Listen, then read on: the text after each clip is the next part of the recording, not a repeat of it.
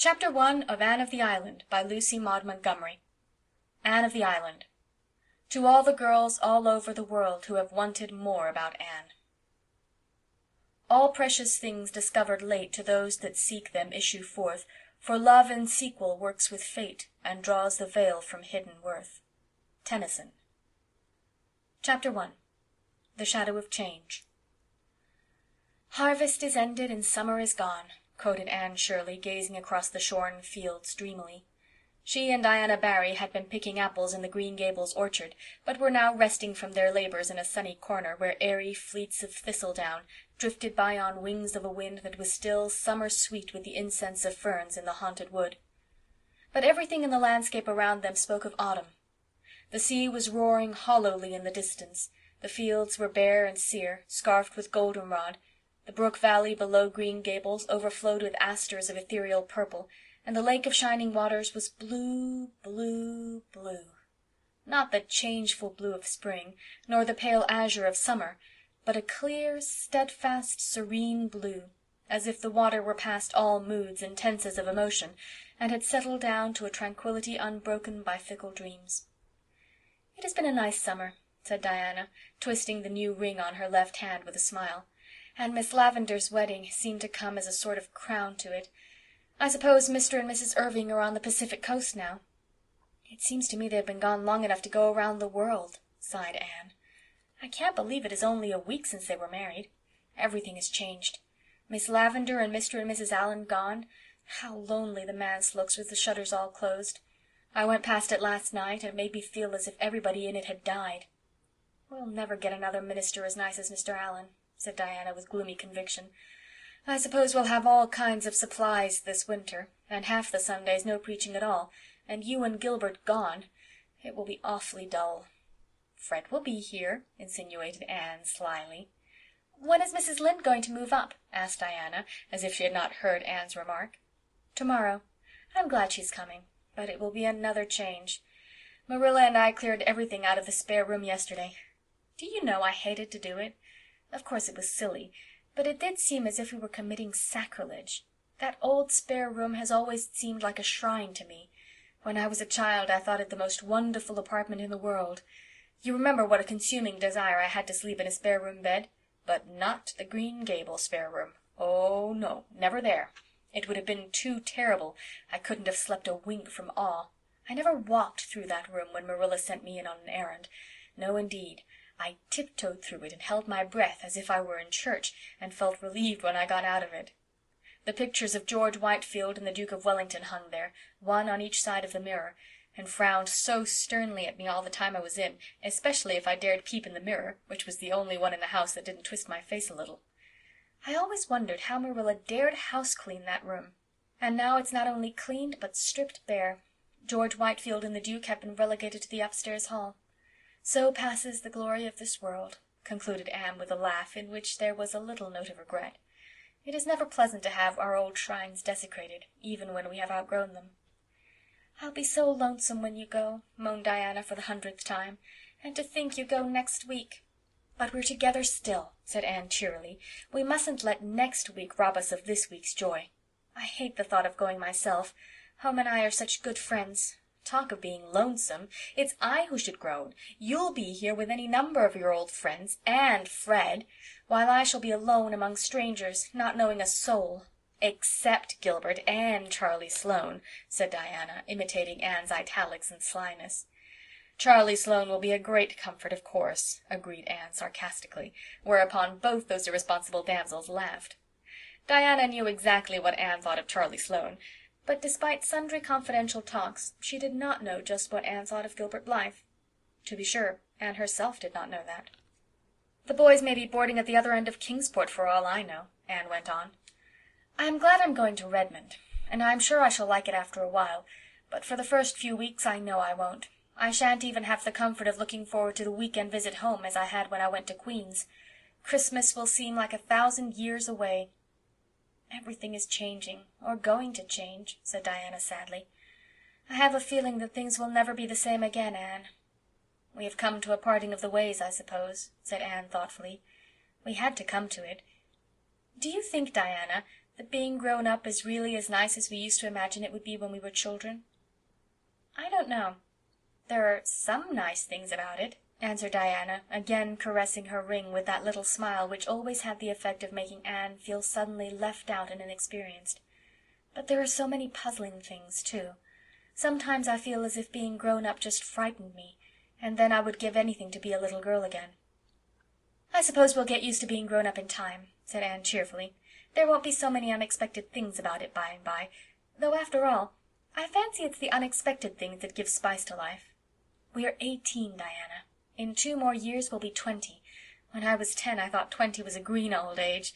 In no time you'll be a staid, middle-aged matron, and I shall be nice old maid Aunt Anne, coming to visit you on vacations. You'll always keep a corner for me, won't you, Di, darling? Not the spare room, of course. Old maids can't aspire to spare rooms. And I shall be as humble as Uriah Heep, and quite content with a little over the porch or off the parlour cubbyhole." "What nonsense you do talk, Anne," laughed Diana. "You'll marry somebody splendid and handsome and rich, and no spare room in Avonlea will be half gorgeous enough for you, and you'll turn up your nose at all the friends of your youth." "That would be a pity. My nose is quite nice, but I fear turning it up would spoil it," said Anne, patting that shapely organ. "I haven't so many good features that I could afford to spoil those I have. So, even if I should marry the King of the Cannibal Islands, I promise you I won't turn up my nose at you, Diana." With another gay laugh the girls separated, Diana to return to Orchard Slope, Anne to walk to the post office. She found a letter awaiting her there, and when Gilbert Blythe overtook her on the bridge over the Lake of Shining Waters, she was sparkling with the excitement of it. "Priscilla Grant is going to Redmond too," she exclaimed. "Isn't that splendid? I hoped she would, but she didn't think her father would consent. He has, however, and we're to board together. I feel that I can face an army with banners, or all the professors of Redmond, in one fell phalanx, with a chum like Priscilla by my side." "I think we'll like Kingsport," said Gilbert. "It's a nice old burg, they tell me, and has the finest natural park in the world. I've heard that the scenery in it is magnificent." "I wonder if it can be any more beautiful than this," murmured Anne, looking around her with the loving, enraptured eyes of those to whom home must always be the loveliest spot in the world, no matter what fairer lands may lie under alien stars. They were leaning on the bridge of the old pond, drinking deep of the enchantment of the dusk, just at the spot where Anne had climbed from her sinking dory on the day Elaine floated down to Camelot. The fine empurpling dye of sunset still stained the western skies, but the moon was rising, and the water lay like a great silver dream in her light. Remembrance wove a sweet and subtle spell over the 2 young creatures. "You're very quiet, Anne," said Gilbert at last. "I'm afraid to speak or move for fear all this wonderful beauty will vanish just like a broken silence," breathed Anne. Gilbert suddenly laid his hand over the slender white one lying on the rail of the bridge.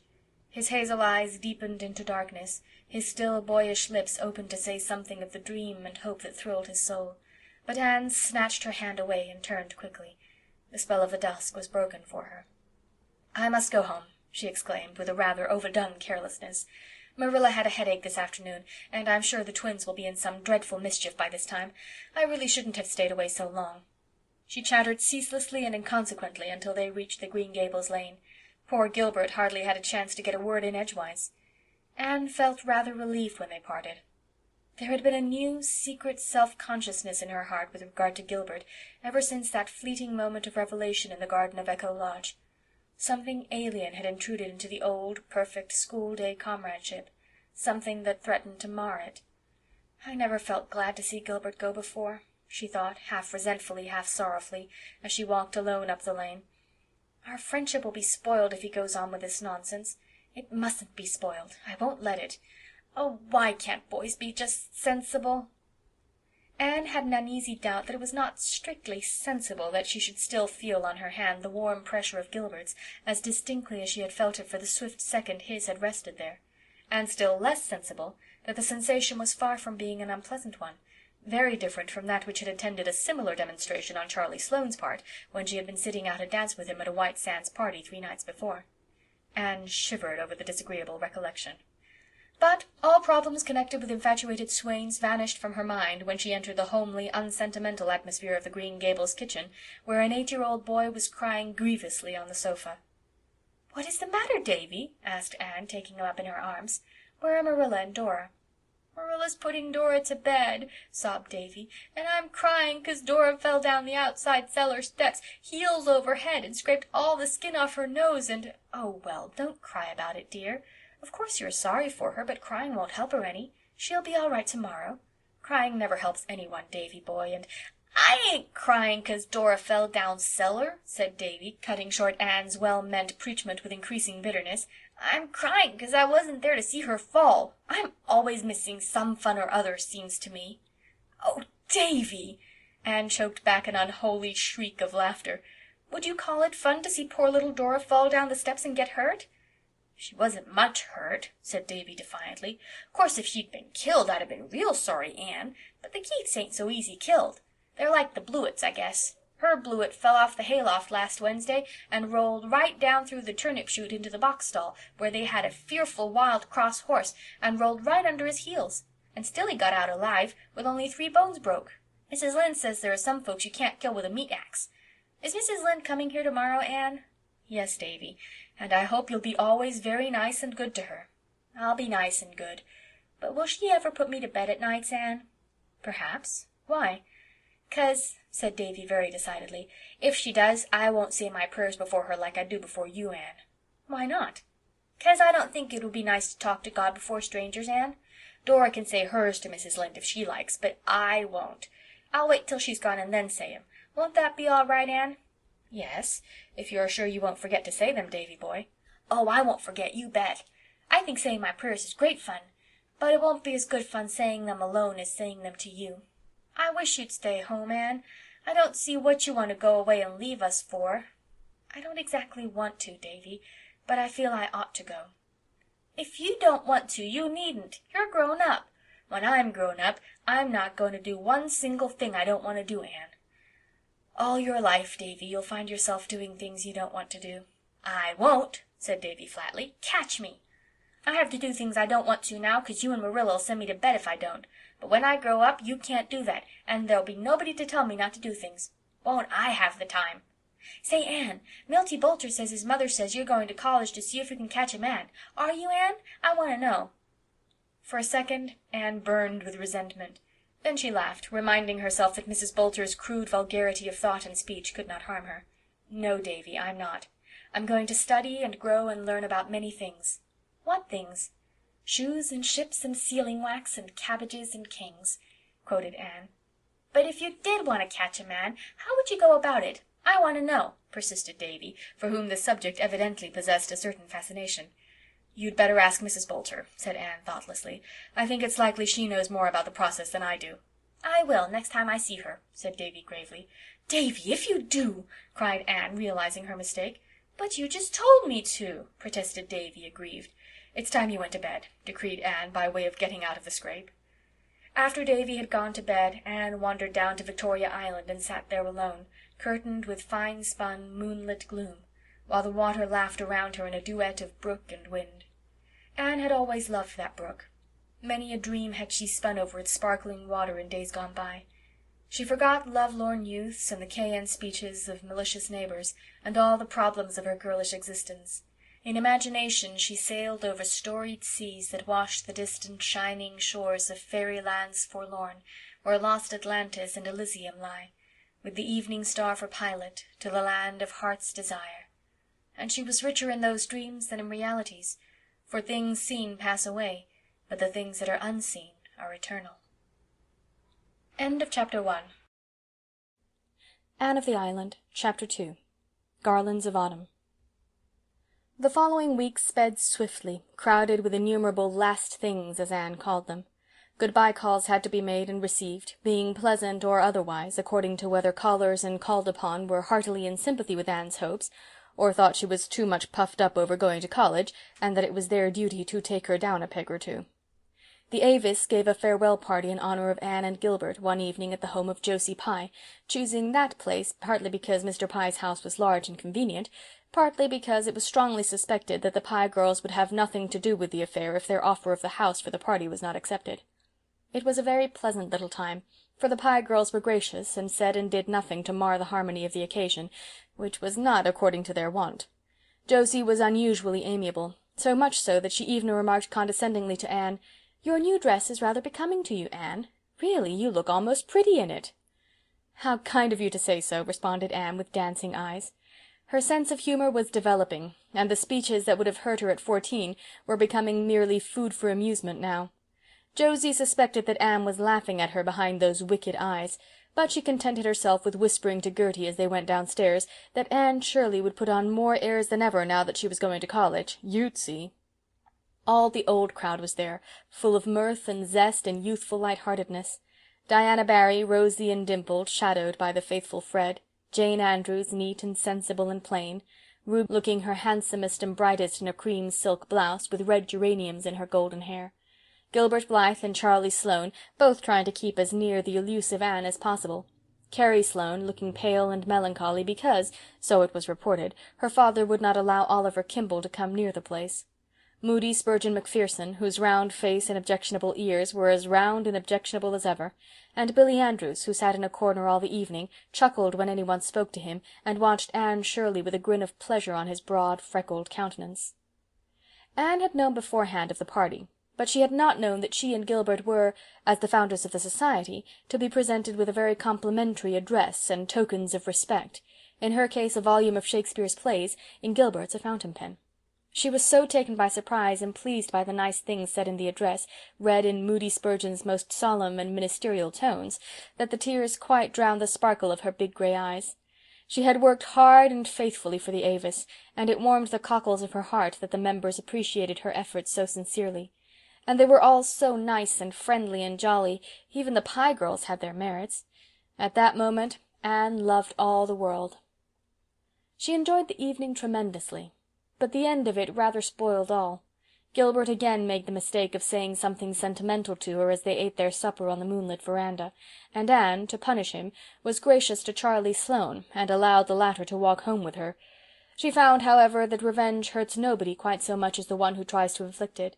Gilbert walked airily off with Ruby Gillis, and Anne could hear them laughing and talking gaily as they loitered along in the still, crisp autumn air. They were evidently having the best of good times, while she was horribly bored by Charlie Sloane, who talked unbrokenly on, and never, even by accident, said one thing that was worth listening to. Anne gave an occasional absent yes or no, and thought how beautiful Ruby had looked that night, how very goggly Charlie's eyes were in the moonlight, worse even than by daylight, and that the world, somehow, wasn't quite such a nice place as she had believed it to be earlier in the evening. "I'm just tired out. That is what is the matter with me," she said, when she thankfully found herself alone in her own room. And she honestly believed it was. But a certain little gush of joy, as from some secret unknown spring, bubbled up in her heart the next evening when she saw Gilbert striding down through the haunted wood and crossing the old log bridge with that firm, quick step of his. So Gilbert was not going to spend this last evening with Ruby Gillis after all. "You look tired, Anne," he said. "I am tired, and worse than that, I'm disgruntled. I'm tired because I've been packing my trunk and sewing all day, but I'm disgruntled because 6 women have been here to say good-bye to me, and every one of the 6 managed to say something that seemed to take the color right out of life and leave it as gray and dismal and cheerless as a November morning." "Spiteful old cats," was Gilbert's elegant comment. "Oh, no, they weren't," said Anne seriously. "That is just the trouble. If they had been spiteful cats, I wouldn't have minded them, but they are all nice, kind, motherly souls who like me and whom I like, and that is why what they said, or hinted, had such undue weight with me. They let me see they thought I was crazy going to Redmond and trying to take a B.A., and ever since I've been wondering if I am. Mrs. Peter Sloane sighed and said she hoped my strength would hold out till I got through, and at once I saw myself a hopeless victim of nervous prostration at the end of my 3rd year. Mrs. Eben Wright said it must cost an awful lot to put in 4 years at Redmond, and I felt all over me that it was unpardonable of me to squander Marilla's money and my own on such a folly. Mrs. Jasper Bell said she hoped I wouldn't let college spoil me, as it did some people, and I felt in my bones that the end of my 4 Redmond years would see me a most insufferable creature, thinking I knew it all and looking down on everything and everybody in Avonlea. Mrs. Elisha Wright said she understood that Redmond girls, especially those who belonged to Kingsport, were dreadfully dressy and stuck up, and she guessed I wouldn't feel much at home among them, and I saw myself a snubbed, dowdy, humiliated country girl, shuffling through Redmond's classic halls in copper-toned boots. Anne ended with a laugh and a sigh commingled. With her sensitive nature all disapproval had weight, even the disapproval of those for whose opinions she had scant respect. For the time being, life was savourless, and ambition had gone out like a snuffed candle. "You surely don't care for what they said," protested Gilbert. "You know exactly how narrow their outlook on life is, excellent creatures though they are. To do anything they have never done is anathema maranatha. You are the first Avonlea girl who has ever gone to college, and you know that all pioneers are considered to be afflicted with moonstruck madness." "Oh, I know. But feeling is so different from knowing. My common sense tells me all you can say, but there are times when common sense has no power over me. Common nonsense takes possession of my soul. Really, after Mrs. Elisha went away, I hardly had the heart to finish packing." "You're just tired, Anne. Come, forget it all and take a walk with me, a ramble back through the woods beyond the marsh. There should be something there I want to show you." "Should be? Don't you know if it is there?" "No, I only know it should be from something I saw there in spring. Come on, we'll pretend we are two children again, and we'll go the way of the wind." They started gaily off. Anne, remembering the unpleasantness of the preceding evening, was very nice to Gilbert, and Gilbert, who was learning wisdom, took care to be nothing save the schoolboy comrade again. Mrs. Lynde and Marilla watched them from the kitchen window. "That'll be a match some day," Mrs. Lynde said approvingly. Marilla winced slightly. In her heart she hoped it would, but it went against her grain to hear the matter spoken of in Mrs. Lynde's gossipy, matter-of-fact way. "They're only children yet," she said shortly. Mrs. Lynde laughed good-naturedly. "Anne is 18. I was married when I was that age. We old folks, Marilla, are too much given to thinking children never grow up, that's what. Anne is a young woman, and Gilbert's a man, and he worships the ground she walks on, as any one can see. He's a fine fellow, and Anne can't do better. I hope she won't get any romantic nonsense into her head at Redmond. I don't approve of them coeducational places, and never did, that's what. I don't believe," concluded Mrs. Lynde solemnly, "that the students at such colleges ever do much else than flirt." "They must study a little," said Marilla with a smile. "Precious little," sniffed Mrs. Rachel. "However, I think Anne will. She never was flirtatious. But she doesn't appreciate Gilbert at his full value, that's what. Oh, I know girls. Charlie Sloane is wild about her too, but I'd never advise her to marry a Sloane. The Sloanes are good, honest, respectable people, of course, but when all's said and done, they're Sloanes." Marilla nodded. To an outsider the statement that Sloanes were Sloanes might not be very illuminating, but she understood. Every village has such a family. Good, honest, respectable people they may be, but Sloanes they are and must ever remain, though they speak with the tongues of men and angels. Gilbert and Anne, happily unconscious that their future was thus being settled by Mrs. Rachel, were sauntering through the shadows of the haunted wood. Beyond, the harvest hills were basking in an amber sunset radiance under a pale, aerial sky of rose and blue. The distant spruce groves were burnished bronze, and their long shadows barred the upland meadows. But around them a little wind sang among the fir tassels, and in it there was the note of autumn. "This wood really is haunted now, by old memories," said Anne, stooping to gather a spray of ferns, bleached to waxen whiteness by frost. "It seems to me that the little girls Diana and I used to be play here still, and sit by the Dryad's Bubble in the twilights, trysting with the ghosts. Do you know, I can never go up this path in the dusk without feeling a bit of the old fright and shiver. There was one especially horrifying phantom which we created, the ghost of the murdered child that crept up behind you and laid cold fingers on yours. I confess that to this day I cannot help fancying its little furtive footsteps behind me when I come here after nightfall. I'm not afraid of the White Lady, or the headless man, or the skeletons, but I wish I had never imagined that baby's ghost into existence. How angry Marilla and Mrs. Barry were over that affair," concluded Anne with reminiscent laughter. The woods around the head of the marsh were full of purple vistas threaded with gossamers. Past a dour plantation of gnarled spruces and a maple-fringed, sun-warm valley, they found the something Gilbert was looking for. "Ah, here it is," he said with satisfaction. "An apple tree! And away back here?" exclaimed Anne delightedly. "Yes, a veritable apple-bearing apple tree, too, here in the very midst of pines and beeches, a mile away from any orchard. I was here one day last spring and found it all white with blossom, so I resolved I'd come again in the fall and see if it had been apples. See, it's loaded. They look good, too, tawny as russets, but with a dusky red cheek. Most wild seedlings are green and uninviting." "I suppose it sprang years ago from some chance-sown seed," said Anne dreamily. "And how it has grown and flourished and held its own here all alone among aliens, The brave, determined thing. Here's a fallen tree with a cushion of moss. Sit down, Anne. It will serve for a woodland throne. I'll climb for some apples. They all grow high. The tree had to reach up to the sunlight." The apples proved to be delicious. Under the tawny skin was a white flesh, faintly veined with red, and besides their own proper apple taste, they had a certain wild, delightful tang no orchard-grown apple ever possessed. "The fatal apple of Eden couldn't have had a rarer flavour," commented Anne. "But it's time we were going home. See, it was twilight 3 minutes ago, and now it's moonlight. What a pity we couldn't have caught the moment of transformation. But such moments never are caught, I suppose. Let's go back around the marsh and home by way of Lover's Lane. Do you feel as disgruntled now as when you started out, Anne?" "Not I. Those apples have been as manna to a hungry soul. I feel that I shall love Redmond and have a splendid 4 years there." "And after those 4 years, what?" "Oh, there's another bend in the road at their end," answered Anne lightly. "I've no idea what may be around it. I don't want to have. It's nicer not to know."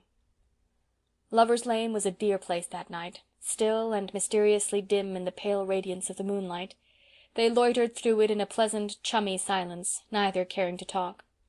"If Gilbert were always as he has been this evening, how nice and simple everything would be," reflected Anne. Gilbert was looking at Anne as she walked along. In her light dress, with her slender delicacy, she made him think of a white iris. "I wonder if I can ever make her care for me," he thought, with a pang of self-distrust. Chapter 2. Anne of the Island, Chapter 3. Greeting and Farewell. Charlie Sloane, Gilbert Blythe, and Anne Shirley left Avonlea the following Monday morning. Anne had hoped for a fine day. Diana was to drive her to the station, and they wanted this, their last drive together for some time, to be a pleasant one. But when Anne went to bed Sunday night, the east wind was moaning around Green Gables with an ominous prophecy which was fulfilled in the morning. Anne awoke to find raindrops pattering against her window, and shadowing the pond's grey surface with widening rings. Hills and sea were hidden in mist, and the whole world seemed dim and dreary. Anne dressed in the cheerless grey dawn, for an early start was necessary to catch the boat train. She struggled against the tears that would well up in her eyes in spite of herself. She was leaving the home that was so dear to her, and something told her that she was leaving it forever, save as a holiday refuge. Things would never be the same again. Coming back for vacations would not be living there.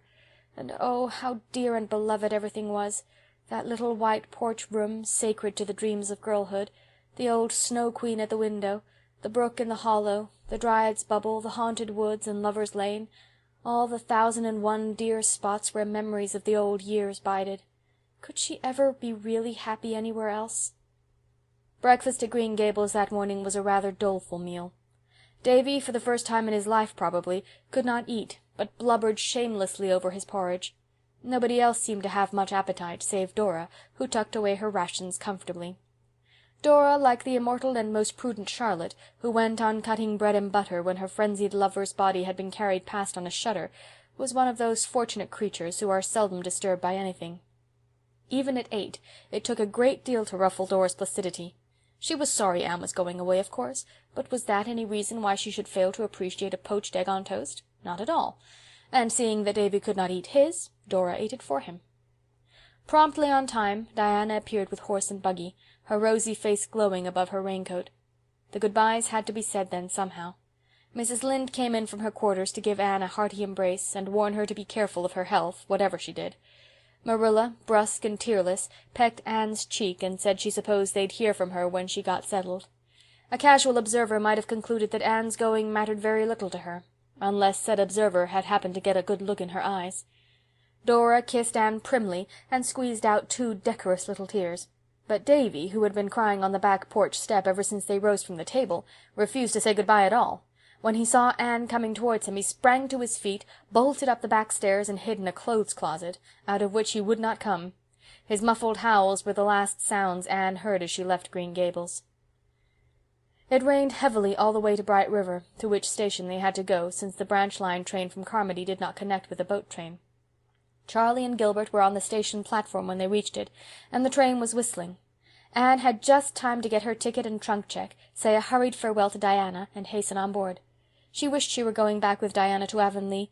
She knew she was going to die of homesickness, And oh, if only that dismal rain would stop pouring down as if the whole world were weeping over summer vanished and joys departed. Even Gilbert's presence brought her no comfort, for Charlie Sloane was there too, and Sloanishness could be tolerated only in fine weather. It was absolutely insufferable in rain. But when the boat steamed out of Charlottetown harbor, things took a turn for the better. The rain ceased, and the sun began to burst out goldenly now and again between the rents in the clouds, burnishing the grey seas with copper-hued radiance, and lighting up the mists that curtained the island's red shores with gleams of gold, foretokening a fine day after all. Besides, Charlie Sloane promptly became so seasick that he had to go below, and Anne and Gilbert were left alone on deck. "I am very glad that all Sloanes get seasick as soon as they go on water," thought Anne mercilessly. "I am sure I couldn't take my farewell look at the old sod, with Charlie standing there pretending to look sentimentally at it too."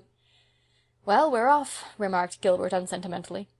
"Yes, I feel like Byron's Childe Harold, only it isn't really my native shore that I'm watching," said Anne, winking her grey eyes vigorously. "Nova Scotia is that, I suppose. But one's native shore is the land one loves the best, and that's good old PEI for me. I can't believe I didn't always live here. Those 11 years before I came seem like a bad dream. It's 7 years since I crossed on this boat, the evening Mrs. Spencer brought me over from Hopetown. I can see myself, in that dreadful old wincey dress and faded sailor hat, exploring decks and cabins with enraptured curiosity. It was a fine evening, and how those red island shores did gleam in the sunshine. Now I'm crossing the strait again. Oh, Gilbert, I do hope I'll like Redmond and Kingsport, but I'm sure I won't. Where's all your philosophy gone, Anne? It's all submerged under a great, swamping wave of loneliness and homesickness. I've longed for 3 years to go to Redmond, and now I'm going, and I wish I weren't. Never mind, I shall be cheerful and philosophical again after I have just one good cry. I must have that as a went, and I'll have to wait until I get into my boarding-house bed tonight, wherever it may be, before I can have it. Then Anne will be herself again. I wonder if Davy has come out of the closet yet." It was 9 that night when their train reached Kingsport, and they found themselves in the blue-white glare of the crowded station. Anne felt horribly bewildered, but a moment later she was seized by Priscilla Grant, who had come to Kingsport on Saturday. "Here you are, beloved, and I suppose you're as tired as I was when I got here Saturday night." "Tired? Priscilla, don't talk of it. I'm tired and green and provincial, and only about 10 years old. For pity's sake, take your poor broken-down chum to some place where she can hear herself think. I'll take you right up to our boarding-house. I've a cab ready outside." "It's such a blessing you're here, Prissy. If you weren't, I think I should just sit down on my suitcase here and now and weep bitter tears. What a comfort one familiar face is in a howling wilderness of strangers." "Is that Gilbert Blythe over there, Anne? How he has grown up this past year! He was only a schoolboy when I taught in Carmody. And of course that's Charlie Sloane. He hasn't changed. Couldn't. He looked just like that when he was born, and he'll look like that when he's 80. This way, dear. We'll be home in 20 minutes. "Home?" groaned Anne. "You mean we'll be in some horrible boarding-house in a still more horrible hall bedroom looking out on a dingy backyard." "It isn't a horrible boarding-house, Anne girl. Here's our cab. Hop in. The driver will get your trunk. Oh, yes, the boarding-house. It's really a very nice place of its kind, as you'll admit tomorrow morning when a good night's sleep has turned your blues rosy pink. It's a big, old-fashioned grey stone house on St. John Street, just a nice little constitutional from Redmond. It used to be the residence of great folk, but fashion has deserted St. John Street, and its houses only dream now of better days. They're so big that people living in them have to take boarders just to fill up. At least, that is the reason our landladies are very anxious to impress on us. They're delicious, Anne. Our landladies, I mean." "How many are there?" "2. Miss Hannah Harvey and Miss Ada Harvey. They were born twins about 50 years ago." "I can't get away from twins, it seems," smiled Anne. "Wherever I go they confront me. Oh, they're not twins now, dear. After they reached the age of 30 they were never twins again. Miss Hannah has grown old, not too gracefully, and Miss Ada has stayed 30, less gracefully still. I don't know whether Miss Hannah can smile or not. I've never caught her at it so far, but Miss Ada smiles all the time, and that's worse. However, they're nice, kind souls, and they take 2 boarders every year because Miss Hannah's economical soul cannot bear to waste room space, not because they need to or have to, as Miss Ada has told me 7 times since Saturday night. As for our rooms, I admit they are hall bedrooms, and mine does look out on the backyard. Your room is a front one, and looks out on Old St. John's graveyard, which is just across the street." "That sounds gruesome," shivered Anne. "I think I'd rather have the backyard view." "Oh, no, you wouldn't. Wait and see. Old St. John's is a darling place. It's been a graveyard so long that it's ceased to be one, and has become one of the sights of Kingsport. I was all through it yesterday for a pleasure exertion. There's a big stone wall and a row of enormous trees all around it, and rows of trees all through it, and the queerest old tombstones with the queerest and quaintest inscriptions. You'll go there to study, Anne, see if you don't. Of course, nobody is ever buried there now, but a few years ago they put up a beautiful monument to the memory of Nova Scotian soldiers who fell in the Crimean War. It is just opposite the entrance gates, and there's scope for imagination in it, as you used to say. Here's your trunk at last, and the boy's coming to say good night. Must I really shake hands with Charlie Sloane, Anne? His hands are always so cold and fishy-feeling. We must ask them to call occasionally. Miss Hannah gravely told me we could have young gentlemen callers 2 evenings in the week, if they went away at a reasonable hour. And Miss Ada asked me, smiling, please to be sure they didn't sit on her beautiful cushions. I promised to see to it, but goodness knows where else they can sit, unless they sit on the floor, for there are cushions on everything. Miss Ada even has an elaborate Battenberg one on top of the piano. Anne was laughing by this time. Priscilla's gay chatter had the intended effect of cheering her up. Homesickness vanished for the time being, and did not even return in full force when she finally found herself alone in her little bedroom. She went to her window and looked out. The street below was dim and quiet. Across it the moon was shining above the trees in old St. John's, just behind the great dark head of the lion on the monument. Anne wondered if it could have been only that morning that she had left Green Gables. She had the sense of a long passage of time which one day of change and travel gives. I suppose that very moon is looking down on Green Gables now, she mused. But I won't think about it. That way homesickness lies. I'm not even going to have my good cry. I'll put that off to a more convenient season, and just now I'll go calmly and sensibly to bed and to sleep. End of Chapter 3. Anne of the Island, Chapter 4. April's Lady. Kingsport is a quaint old town, harking back to early colonial days, and wrapped in its ancient atmosphere as some fine old dame in garments fashioned like those of her youth. Here and there it sprouts out into modernity, but at heart it is still unspoiled. It is full of curious relics, and haloed by the romance of many legends of the past. Once it was a mere frontier station on the fringe of the wilderness, and those were the days when Indians kept life from being monotonous to the settlers. Then it grew to be a bone of contention between the British and the French, being occupied now by the one and now by the other, emerging from each occupation with some fresh scar of battling nations branded on it. It has in its park a Martello Tower, autographed all over by tourists, a dismantled old French fort on the hills beyond the town, and several antiquated cannon in its public squares. It has other historic spots also, which may be hunted out by the curious, and none is more quaint and delightful than old St. John's Cemetery at the very core of the town, with streets of quiet old-time houses on 2 sides, and busy, bustling, modern thoroughfares on the others. Every citizen of Kingsport feels a thrill of possessive pride in old St. John's, for if he be of any pretensions at all, he has an ancestor buried there, with a queer, crooked slab at his head, or else sprawling protectively over the grave, on which all the main facts of his history are recorded. For the most part, no great art or skill was lavished on those old tombstones. The larger number are of roughly chiselled brown or grey native stone, and only in a few cases is there any attempt at ornamentation. Some are adorned with skull and crossbones, and this grisly decoration is frequently coupled with a cherub's head. Many are prostrate and in ruins. Into almost all Time's tooth has been gnawing, until some inscriptions have been completely effaced, and others can only be deciphered with difficulty.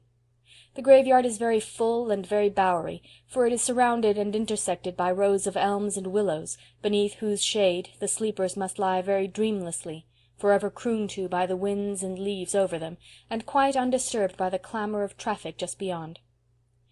Anne took the first of many rambles in old St. John's the next afternoon. She and Priscilla had gone to Redmond in the forenoon and registered as students, after which there was nothing more to do that day. The girls gladly made their escape, for it was not exhilarating to be surrounded by crowds of strangers, most of whom had a rather alien appearance, as if not quite sure where they belonged. The freshettes stood about in detached groups of 2 or 3, looking askance at each other. The freshies, wiser in their day and generation, had banded themselves together on the big staircase of the entrance hall, where they were shouting out glees with all the vigour of youthful lungs, as a species of defiance to their traditional enemies, the sophomores, a few of whom were prowling loftily about, looking properly disdainful of the unlicked cubs on the stairs. Gilbert and Charlie were nowhere to be seen. "Little did I think the day would ever come when I'd be glad at the sight of a Sloane," said Priscilla, as they crossed the campus. "But I'd welcome Charlie's goggle eyes almost ecstatically. At least they'd be familiar eyes." "Oh," sighed Anne, "I can't describe how I felt when I was standing there waiting my turn to be registered, as insignificant as the teeniest drop in a most enormous bucket. It's bad enough to feel insignificant, but it's unbearable to have it grained into your soul that you will never, can never, be anything but insignificant, and that is how I did feel, as if I were invisible to the naked eye, and some of those Sophs might step on me. I knew I would go down to my grave unwept, unhonored, and unsung." "Wait till next year," comforted Priscilla. "Then we'll be able to look as bored and sophisticated as any sophomore of them all. No doubt it is rather dreadful to feel insignificant, but I think it's better than to feel as big and awkward as I did, as if I were sprawled all over Redmond. That's how I felt, I suppose because I was a good 2 inches taller than anyone else in the crowd. I wasn't afraid a soph might walk over me. I was afraid they'd take me for an elephant or an overgrown sample of a potato-fed islander. I suppose the trouble is we can't forgive big Redmond for not being little Queen's," said Anne, gathering about her the shreds of her old cheerful philosophy to cover her nakedness of spirit. "When we left Queen's we knew everybody and had a place of our own. I suppose we have been unconsciously expecting to take life up at Redmond just where we left off at Queen's, and now we feel as if the ground had slipped from under our feet. I'm thankful that neither Mrs. Lynde nor Mrs. Elisha Wright know or ever will know my state of mind at present.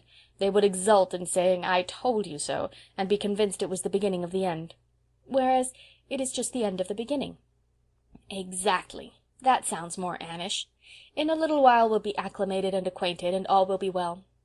Anne, did you notice the girl who stood alone just outside the door of the co-ed's dressing room all morning? The pretty one with the brown eyes and crooked mouth?" "Yes, I did. I noticed her particularly because she seemed the only creature there who looked as lonely and friendless as I felt. I had you, but she had no one. I think she felt pretty all by herselfish too. Several times I saw her make a motion as if to cross over to us, but she never did it. Too shy, I suppose. I wished she would come. If I hadn't felt so much like the aforesaid elephant, I'd have gone to her, but I couldn't lumber across that big hall with all those boys howling on the stairs. She was the prettiest freshette I saw today, but probably favor is deceitful, and even beauty is vain on your first day at Redmond," concluded Priscilla with a laugh. "I'm going across to old St. John's after lunch," said Anne. "I don't know that a graveyard is a very good place to go to get cheered up, but it seems the only get-at-able place where there are trees, and trees I must have. I'll sit on one of those old slabs and shut my eyes and imagine I'm in the Avonlea woods." Anne did not do that, however, for she found enough of interest in old St. John's to keep her eyes wide open. They went in by the entrance gates, past the simple, massive stone arch surmounted by the great Lion of England. "And on Inkerman yet the wild bramble is gory, and those bleak heights henceforth shall be famous in story," quoted Anne, looking at it with a thrill. They found themselves in a dim, cool, green place where winds were fond of purring. Up and down the long grassy aisles they wandered, reading the quaint, voluminous epitaphs carved in an age that had more leisure than our own. "Here lieth the body of Albert Crawford, Esquire," read Anne from a worn, grey slab. "For many years keeper of His Majesty's ordnance at Kingsport. He served in the army till the peace of 1763, when he retired from bad health. He was a brave officer, the best of husbands, the best of fathers, the best of friends. He died October 29th, 1792, aged 84 years. There's an epitaph for you, Prissy. There is certainly some scope for imagination in it. How full such a life must have been of adventure!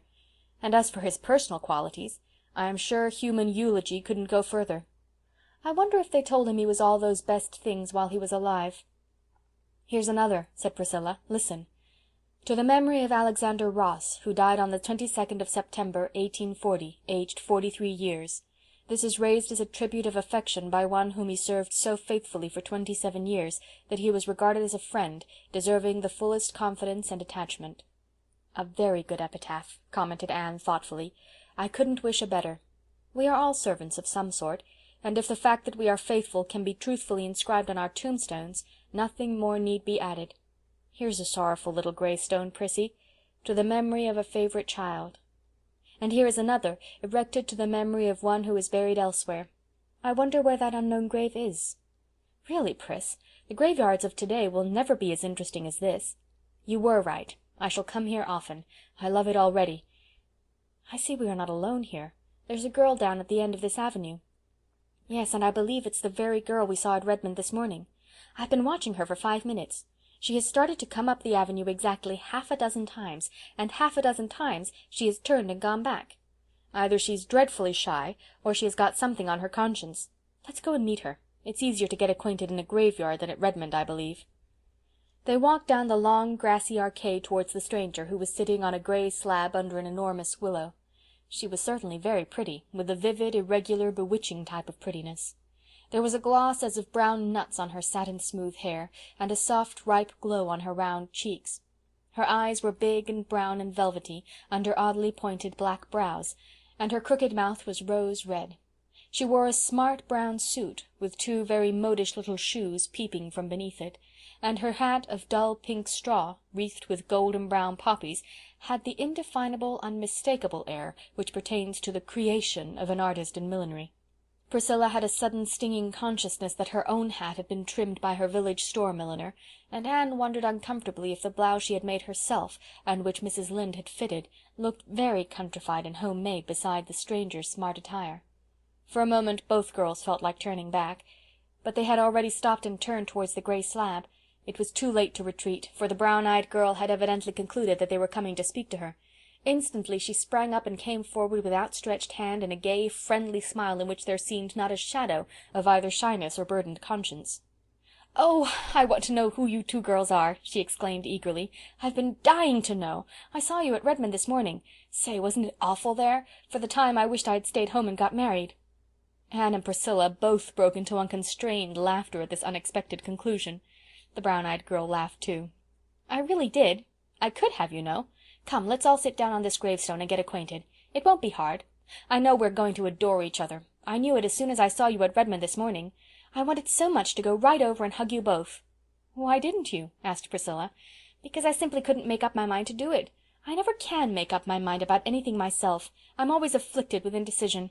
Just as soon as I decide to do something, I feel in my bones that another course would be the correct one. It's a dreadful misfortune, but I was born that way, and there is no use in blaming me for it, as some people do. So I couldn't make up my mind to go and speak to you, much as I wanted to." "We thought you were too shy," said Anne. "No, no, dear. Shyness isn't among the many failings, or virtues, of Philippa Gordon. Phil for short. Do call me Phil right off. Now, what are your handles?" "She's Priscilla Grant," said Anne, pointing. "And she's Anne Shirley," said Priscilla, pointing in turn. "And we're from the island," said both together. "I hail from Bolingbroke, Nova Scotia," said Philippa. "Bolingbroke!" exclaimed Anne. "Why, that is where I was born." "Do you really mean it? Why, that makes you a Bluenose after all." "No, it doesn't," retorted Anne. "Wasn't it Dan O'Connell who said that if a man was born in a stable it didn't make him a horse? I'm Island to the core.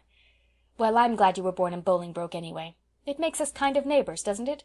And I like that, because when I tell you secrets it won't be as if I were telling them to a stranger. I have to tell them. I can't keep secrets. It's no use to try. That's my worst failing, that and indecision, as aforesaid. Would you believe it? It took me half an hour to decide which hat to wear when I was coming here, to a graveyard.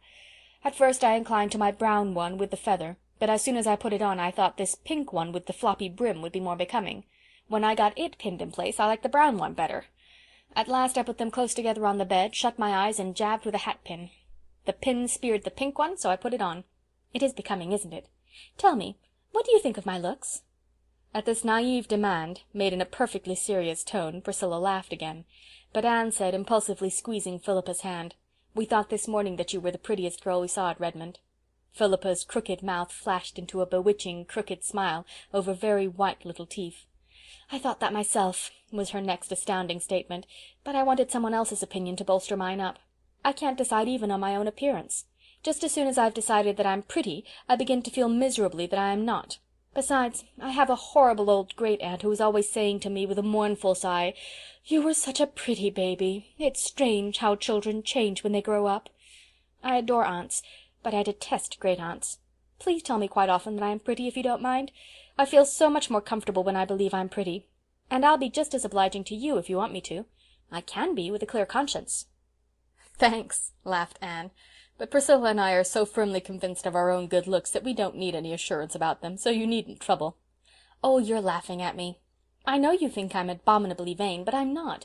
There really isn't one spark of vanity in me. And I'm never a bit grudging about paying compliments to other girls when they deserve them.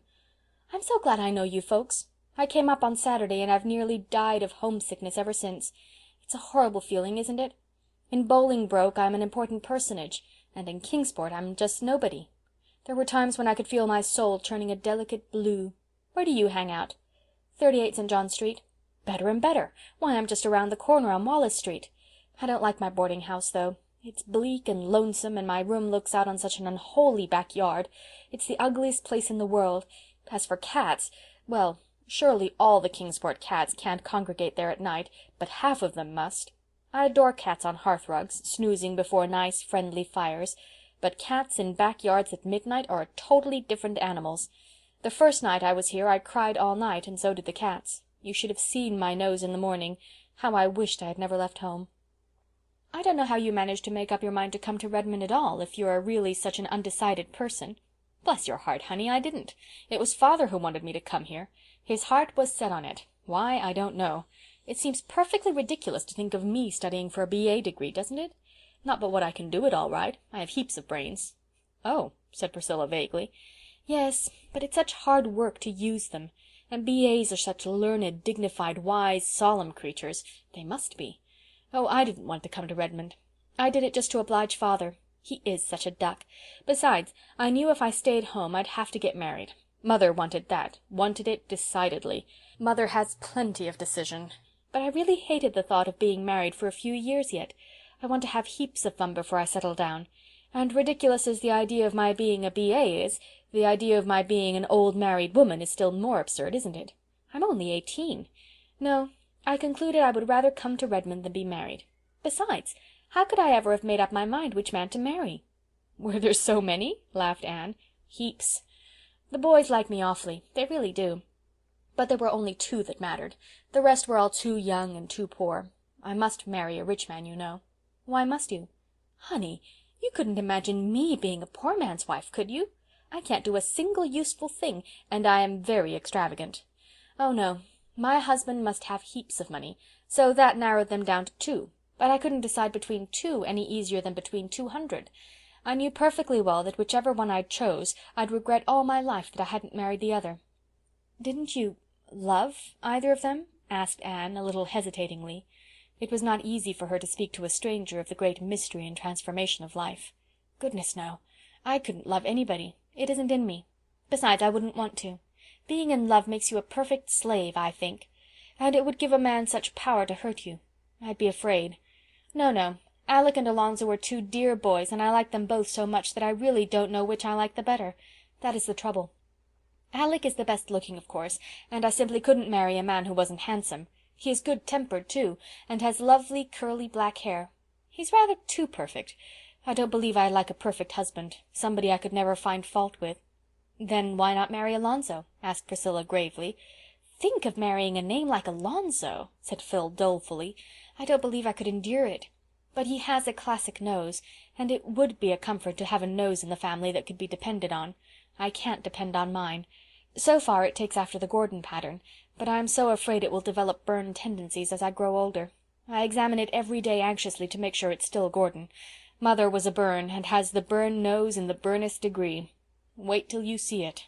I adore nice noses. Your nose is awfully nice, Anne Shirley. Alonzo's nose nearly turned the balance in his favor, but Alonzo— No, I couldn't decide. If I could have done as I did with the hats, stood them both up together, shut my eyes, and jabbed with a hatpin, it would have been quite easy. What did Alec and Alonzo feel like when you came away? Queried Priscilla. Oh, they still have hope. I told them they'd have to wait till I could make up my mind. They're quite willing to wait. They both worship me, you know. Meanwhile, I intend to have a good time. I expect I shall have heaps of beaux at Redmond. I can't be happy unless I have, you know. But don't you think the freshmen are fearfully homely? I saw only one really handsome fellow among them. He went away before you came. I heard his chum call him Gilbert. His chum had eyes that stuck out that far. But you're not going yet, girls. Don't go yet. I think we must, said Anne rather coldly. It's getting late and I've some work to do. But you'll both come to see me, won't you? Asked Philippa, getting up and putting an arm around each. And let me come to see you. I want to be chummy with you. I've taken such a fancy to you both. And I haven't quite disgusted you with my frivolity, have I? "Not quite," laughed Anne, responding to Phil's squeeze with a return of cordiality. "Because I'm not half so silly as I seem on the surface, you know. You just accept Philippa Gordon as the Lord made her, with all her faults, and I believe you'll come to like her.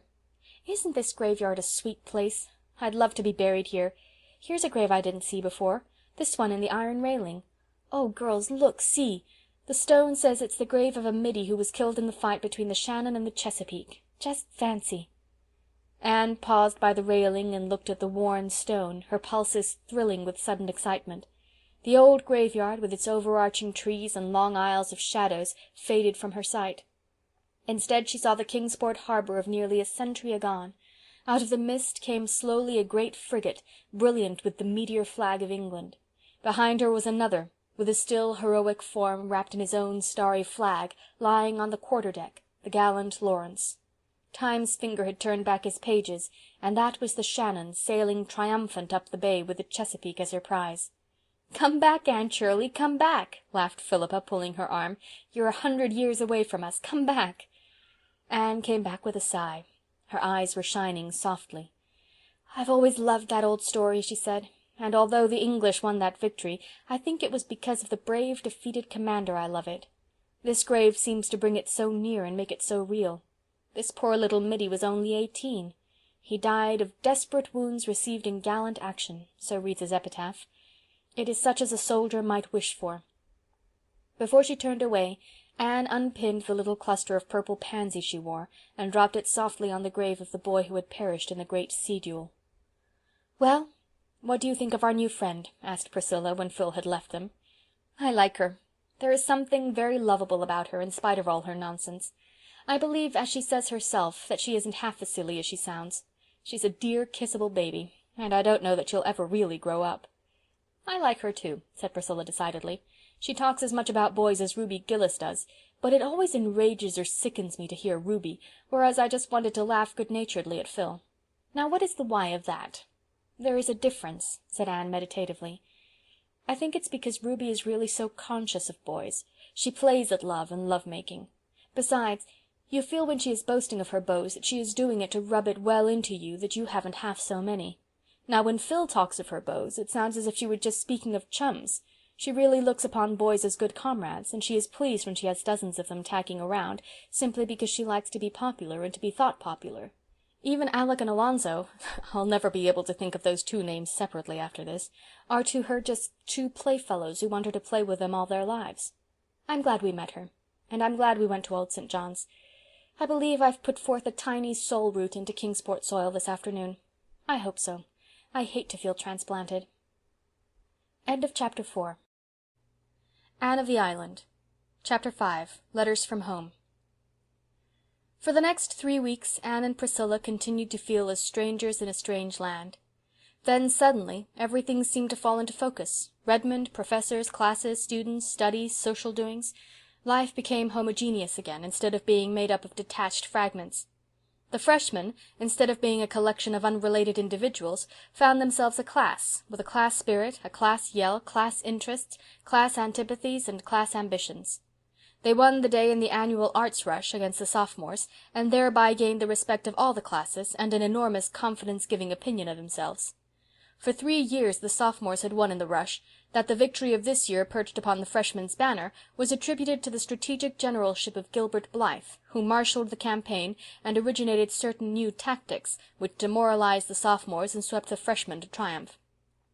As a reward of merit he was elected president of the freshman class, a position of honor and responsibility, from a freshman point of view at least, coveted by many.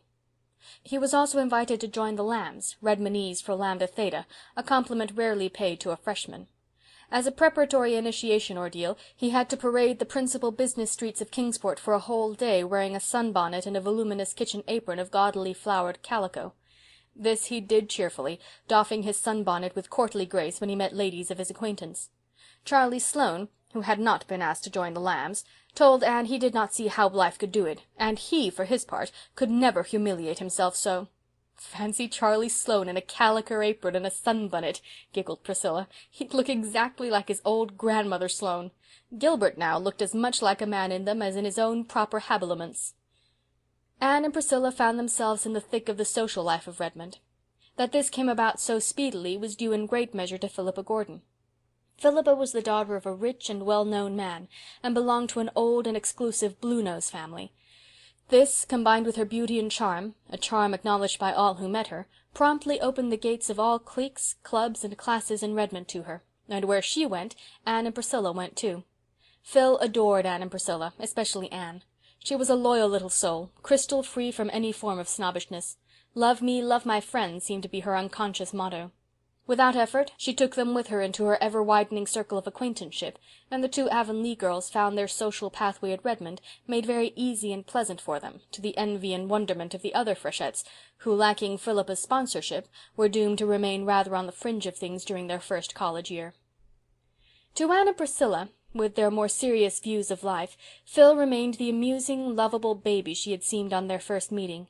Yet, as she said herself, she had heaps of brains. When or where she found time to study was a mystery, for she seemed always in demand for some kind of fun, and her home evenings were crowded with callers.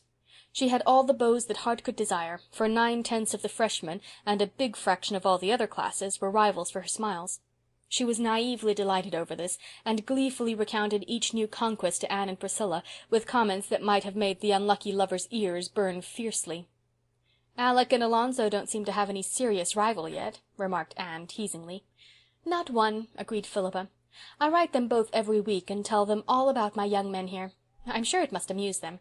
But of course the one I like best I can't get. Gilbert Blythe won't take any notice of me, except to look at me as if I were a nice little kitten he'd like to pat. Too well I know the reason. I owe you a grudge, Queen Anne. I really ought to hate you, and instead I love you madly, and I'm miserable if I don't see you every day. You're different from any girl I ever knew before. When you look at me in a certain way I feel what an insignificant, frivolous little beast I am, and I long to be better and wiser and stronger. And then I make good resolutions, but the first nice-looking manny who comes my way knocks them all out of my head. Isn't college life magnificent? It's so funny to think I hated it that first day. But if I hadn't I might never got really acquainted with you. Anne, please tell me over again that you like me a little bit. I yearn to hear it." "I like you a big bit, and I think you're a dear, sweet, adorable, velvety, clawless little kitten," laughed Anne. "But I don't see when you ever get time to learn your lessons." Phil must have found time, for she held her own in every class of her year. Even the grumpy old professor of mathematics, who detested co-eds and had bitterly opposed their admission to Redmond, couldn't floor her. She led the Freshettes everywhere, except in English, where Anne Shirley left her far behind. Anne herself found the studies of her freshman year very easy, thanks in great part to the steady work she and Gilbert had put in during those 2 past years in Avonlea. This left her more time for a social life which she thoroughly enjoyed. But never for a moment did she forget Avonlea and the friends there. To her the happiest moments in each week were those in which letters came from home. It was not until she had got her first letters that she began to think she could ever like Kingsport or feel at home there. Before they came, Avonlea had seemed thousands of miles away. Those letters brought it near, and linked the old life to the new so closely that they began to seem one and the same, instead of 2 hopelessly segregated existences. The first batch contained 6 letters, from Jane Andrews, Ruby Gillis, Diana Barry, Marilla, Mrs. Lynde, and Davy. Jane's was a copperplate production, with every T nicely crossed and every I precisely dotted, and not an interesting sentence in it. She never mentioned the school, concerning which Anne was avid to hear. She never answered one of the questions Anne had asked in her letter. But she told Anne how many yards of lace she had recently crocheted, and the kind of weather they were having in Avonlea, and how she intended to have her new dress made, and the way she felt when her head ached. Ruby Gillis wrote a gushing epistle deploring Anne's absence, assuring her she was horribly missed in everything, asking what the Redmond fellows were like, and filling the rest with accounts of her own harrowing experiences with her numerous admirers. It was a silly, harmless letter, and Anne would have laughed over it had it not been for the postscript. "Gilbert seems to be enjoying Redmond, judging from his letters," wrote Ruby. "I don't think Charlie is so stuck on it." So Gilbert was writing to Ruby. Very well. He had a perfect right to, of course. Only Anne did not know that Ruby had written the first letter, and that Gilbert had answered it from mere courtesy. She tossed Ruby's letter aside contemptuously. But it took all Diana's breezy, newsy, delightful epistle to banish the sting of Ruby's postscript. Diana's letter contained a little too much Fred, but was otherwise crowded and crossed with items of interest, and Anne almost felt herself back in Avonlea while reading it. Marilla's was a rather prim and colourless epistle, severely innocent of gossip or emotion. yet somehow it conveyed to Anne a whiff of the wholesome, simple life at Green Gables, with its savour of ancient peace and the steadfast abiding love that was there for her. Mrs. Lynde's letter was full of church news. Having broken up housekeeping, Mrs. Lynde had more time than ever to devote to church affairs, and had flung herself into them heart and soul. She was at present much worked up over the poor supplies they were having in the vacant Avonlea pulpit. "I don't believe any but fools enter the ministry nowadays," she wrote bitterly. "Such candidates as they have sent us, and such stuff as they preach. Half of it ain't true, and what's worse, it ain't sound doctrine. The one we have now is the worst of the lot. He mostly takes a text and preaches about something else. And he says he doesn't believe all the heathen will be eternally lost. The idea! If they won't, all the money we've been giving to foreign missions will be clean wasted, that's what. Last Sunday night he announced that next Sunday he'd preach on the axe head that swam. I think he'd better confine himself to the Bible and leave sensational subjects alone. Things have come to a pretty pass if a minister can't find enough in Holy Writ to preach about, that's what. What church do you attend, Anne? I hope you go regularly. People are apt to get so careless about church going away from home, and I understand college students are great sinners in this respect. I'm told many of them actually study their lessons on Sunday. I hope you'll never sink that low, Anne. Remember how you were brought up, and be very careful what friends you make. You never know what sort of creatures are in them colleges. Outwardly they may be as white as sepulchres, and inwardly as ravening wolves, that's what. You'd better not have anything to say to any young man who isn't from the island. I forgot to tell you what happened the day the minister called here. It was the funniest thing I ever saw. I said to Marilla, if Anne had been here, wouldn't she have had a laugh? Even Marilla laughed. You know he's a very short, fat little man with bow legs.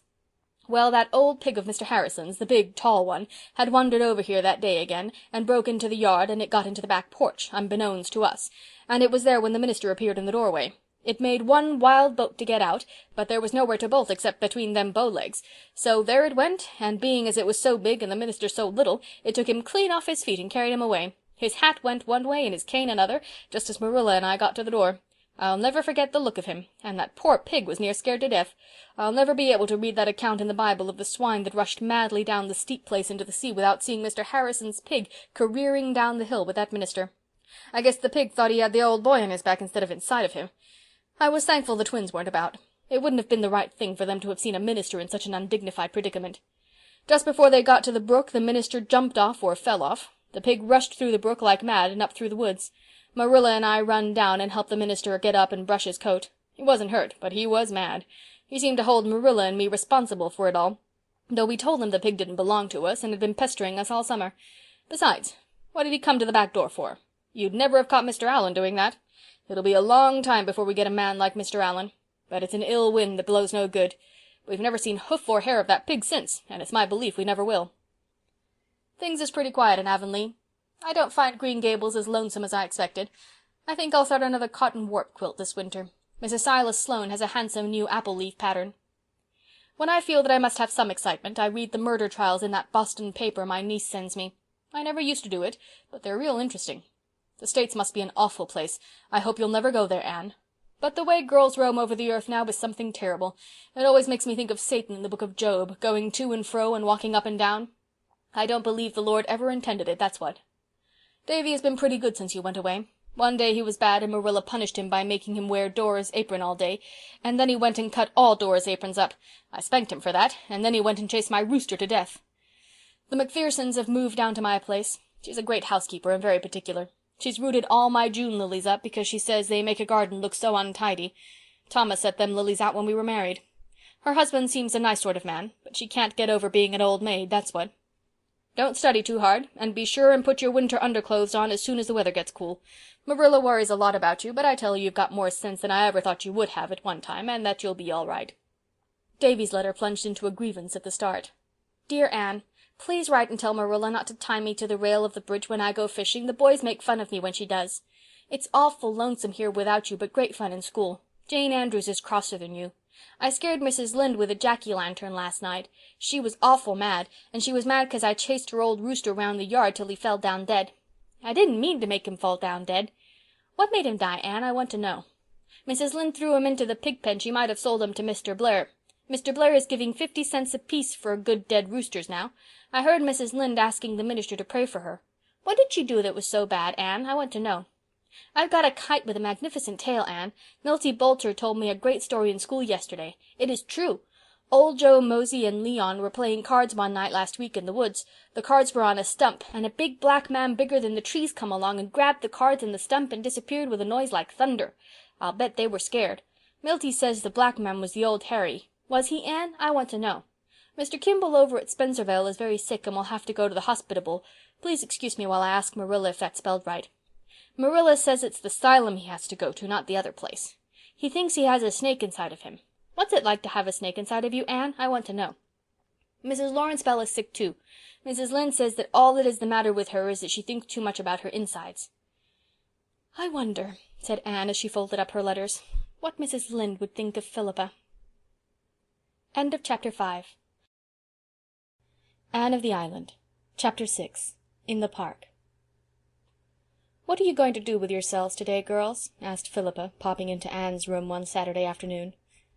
"We are going for a walk in the park," answered Anne. "I ought to stay in and finish my blouse, but I couldn't sew on a day like this. There's something in the air that gets into my blood and makes a sort of glory in my soul. My fingers would twitch and I'd sew a crooked seam. So it's ho for the park and the pines." "Does 'we' include anyone but yourself and Priscilla?" "Yes, it includes Gilbert and Charlie, and we'll be very glad if it will include you also." "But," said Philippa dolefully, "if I go I'll have to be gooseberry, and that will be a new experience for Philippa Gordon." "Well, new experiences are broadening. Come along, and you'll be able to sympathize with all poor souls who have to play gooseberry often. But where are all the victims?" "Oh, I was tired of them all and simply couldn't be bothered with any of them today. Besides, I've been feeling a little blue, just a pale, elusive azure. It isn't serious enough for anything darker. I wrote Alec and Alonzo last week. I put the letters into envelopes and dressed them, but I didn't seal them up. That evening something funny happened. That is, Alec would think it funny, but Alonzo wouldn't be likely to. I was in a hurry, so I snatched Alec's letter, as I thought, out of the envelope and scribbled down a postscript. Then I mailed both letters. I got Alonzo's reply this morning. Girls, I had put that postscript to his letter, and he was furious. Of course he'll get over it, and I don't care if he doesn't, but it spoiled my day. So I thought I'd come to you, darlings, to get cheered up. After the football season opens, I won't have any spare Saturday afternoons. I adore football. I've got the most gorgeous cap and sweater striped in Redmond colors to wear to the games. To be sure, a little way off I look like a walking barber's pole. Do you know that Gilbert of yours has been elected captain of the freshman football team? Yes, he told us so last evening, said Priscilla, seeing that outraged Anne would not answer. He and Charlie were down. We knew they were coming, so we painstakingly put out of sight or out of reach all Miss Ada's cushions. That very elaborate one with the raised embroidery I dropped on the floor in the corner behind the chair it was on. I thought it would be safe there. But would you believe it? Charlie Sloane made for that chair, noticed the cushion behind it, solemnly fished it up, and sat on it the whole evening. Such a wreck of a cushion as it was. Poor Miss Ada asked me today, still smiling, but oh, so reproachfully, why I had allowed it to be sat upon. I told her I hadn't, that it was a matter of predestination coupled with inveterate Sloanishness, and I wasn't a match for both combined. Miss Ada's cushions are really getting on my nerves, said Anne. She finished 2 new ones last week, stuffed and embroidered within an inch of their lives. There being absolutely no other cushionless place to put them, she stood them up against the wall on the stair landing. They topple over half the time, and if we come up or down the stairs in the dark, we fall over them. Last Sunday, when Mr. Davis prayed for all those exposed to the perils of the sea, I added in thought, and for all those who live in houses where cushions are loved, not wisely, but too well. There, we're ready, and I see the boys coming through Old St. John's. Do you cast in your lot with us, Phil? I'll go, if I can walk with Priscilla and Charlie. That will be a bearable degree of gooseberry. That Gilbert of yours is a darling, Anne, but why does he go around so much with goggle eyes? Anne stiffened. She had no great liking for Charlie Sloane, but he was of Avonlea, so no outsider had any business to laugh at him. Charlie and Gilbert have always been friends, she said coldly. Charlie is a nice boy. He's not to blame for his eyes. Don't tell me that. He is. He must have done something dreadful in a previous existence to be punished with such eyes. Pris and I are going to have such sport with him this afternoon. We'll make fun of him to his face, and he'll never know it. Doubtless the abandoned peas, as Anne called them, did carry out their amiable intentions. But Sloane was blissfully ignorant. He thought he was quite a fine fellow to be walking with 2 such co-eds, especially Philippa Gordon, the class beauty and belle. It must surely impress Anne. She would see that some people appreciated him at his real value. Gilbert and Anne loitered a little behind the others, enjoying the calm, still beauty of the autumn afternoon under the pines of the park, on the road that climbed and twisted round the harbour shore. "The silence here is like a prayer, isn't it?" said Anne, her face upturned to the shining sky. "How I love the pines! They seem to strike their roots deep into the romance of all the ages. It is so comforting to creep away now and then for a good talk with them. I always feel so happy out here. And so in the mountain solitudes o'ertaken, as by some spell divine, their cares drop from them like the needles shaken from out the gusty pine," quoted Gilbert. "They make our little ambitions seem rather petty, don't they, Anne?" "I think if ever any great sorrow came to me, I would come to the pines for comfort," said Anne dreamily. "I hope no great sorrow ever will come to you, Anne," said Gilbert, who could not connect the idea of sorrow with the vivid, joyous creature beside him, unwitting that those who can soar to the highest heights can also plunge to the deepest depths, and that the natures which enjoy most keenly are those which also suffer most sharply. "But there must, sometime," mused Anne. "Life seems like a cup of glory held to my lips just now, but there must be some bitterness in it. There is in every cup.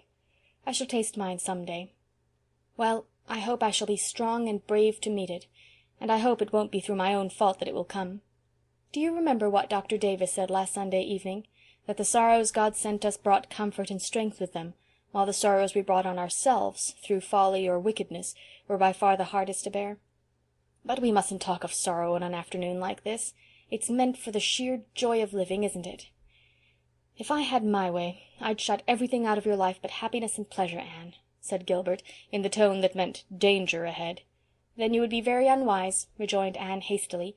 "I'm sure no life can be properly developed and rounded out without some trial and sorrow, though I suppose it is only when we are pretty comfortable that we admit it. Come, the others have got to the pavilion and are beckoning to us." They all sat down in the little pavilion to watch an autumn sunset of deep red fire and pallid gold. To their left lay Kingsport, its roofs and spires dim in their shroud of violet smoke. To their right lay the harbour, taking on tints of rose and copper as it stretched out into the sunset. Before them the water shimmered, satin smooth and silver grey, and beyond, clean-shaven William's Island loomed out of the mist, guarding the town like a sturdy bulldog. Its lighthouse beacon flared through the mist like a baleful star, and was answered by another in the far horizon. "Did you ever see such a strong-looking place?" asked Philippa. "I don't want William's Island especially, but I'm sure I couldn't get it if I did. Look at that sentry on the summit of the fort, right beside the flag. Doesn't he look as if he had stepped out of a romance?" "Speaking of romance," said Priscilla, "we've been looking for heather, but of course we couldn't find any. It's too late in the season, I suppose." "Heather!" exclaimed Anne. "Heather doesn't grow in America, does it?" "There are just 2 patches of it in the whole continent," said Phil. "One right here in the park, and one somewhere else in Nova Scotia, I forget where. The famous Highland regiment, the Black Watch, camped here one year, and when the men shook out the straw of their beds in the spring, some seeds of heather took root." "Oh, how delightful!" said enchanted Anne. "Let's go home around by Spofford Avenue," suggested Gilbert. "We can see all the handsome houses where the wealthy nobles dwell. Spofford Avenue is the finest residential street in Kingsport. Nobody can build on it unless he's a millionaire." "Oh, do," said Phil. "There's a perfectly killing little place I want to show you, Anne. It wasn't built by a millionaire. It's the first place after you leave the park, and must have grown while Spofford Avenue was still a country road. It did grow, it wasn't built. I don't care for the houses on the avenue. They're too brand new and plate glassy. But this little spot is a dream, and its name— oh, but wait till you see it." They saw it as they walked up the pine-fringed hill from the park. Just on the crest, where Spofford Avenue petered out into a plain road, was a little white frame house with groups of pines on either side of it, stretching their arms protectingly over its low roof. It was covered with red and gold vines, through which its green-shuttered windows peeped. Before it was a tiny garden, surrounded by a low stone wall.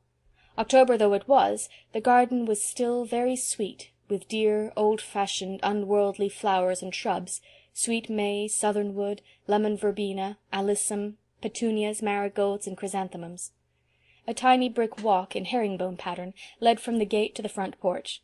The whole place might have been transplanted from some remote country village, yet there was something about it that made its nearest neighbour, the big lawn-encircled palace of a tobacco king, look exceedingly crude and showy and ill-bred by contrast. As Phil said, it was the difference between being born and being made. "It's the dearest place I ever saw," said Anne delightedly. It gives me one of my old, delightful, funny aches. It's dearer and quainter than even Miss Lavendar's stone house." "It's the name I want you to notice especially," said Phil. "Look, in white letters around the archway over the gate. Patty's Place. Isn't that killing? Especially on this avenue of Pinehurst and Elmwolds and Cedarcrofts. Patty's Place, if you please.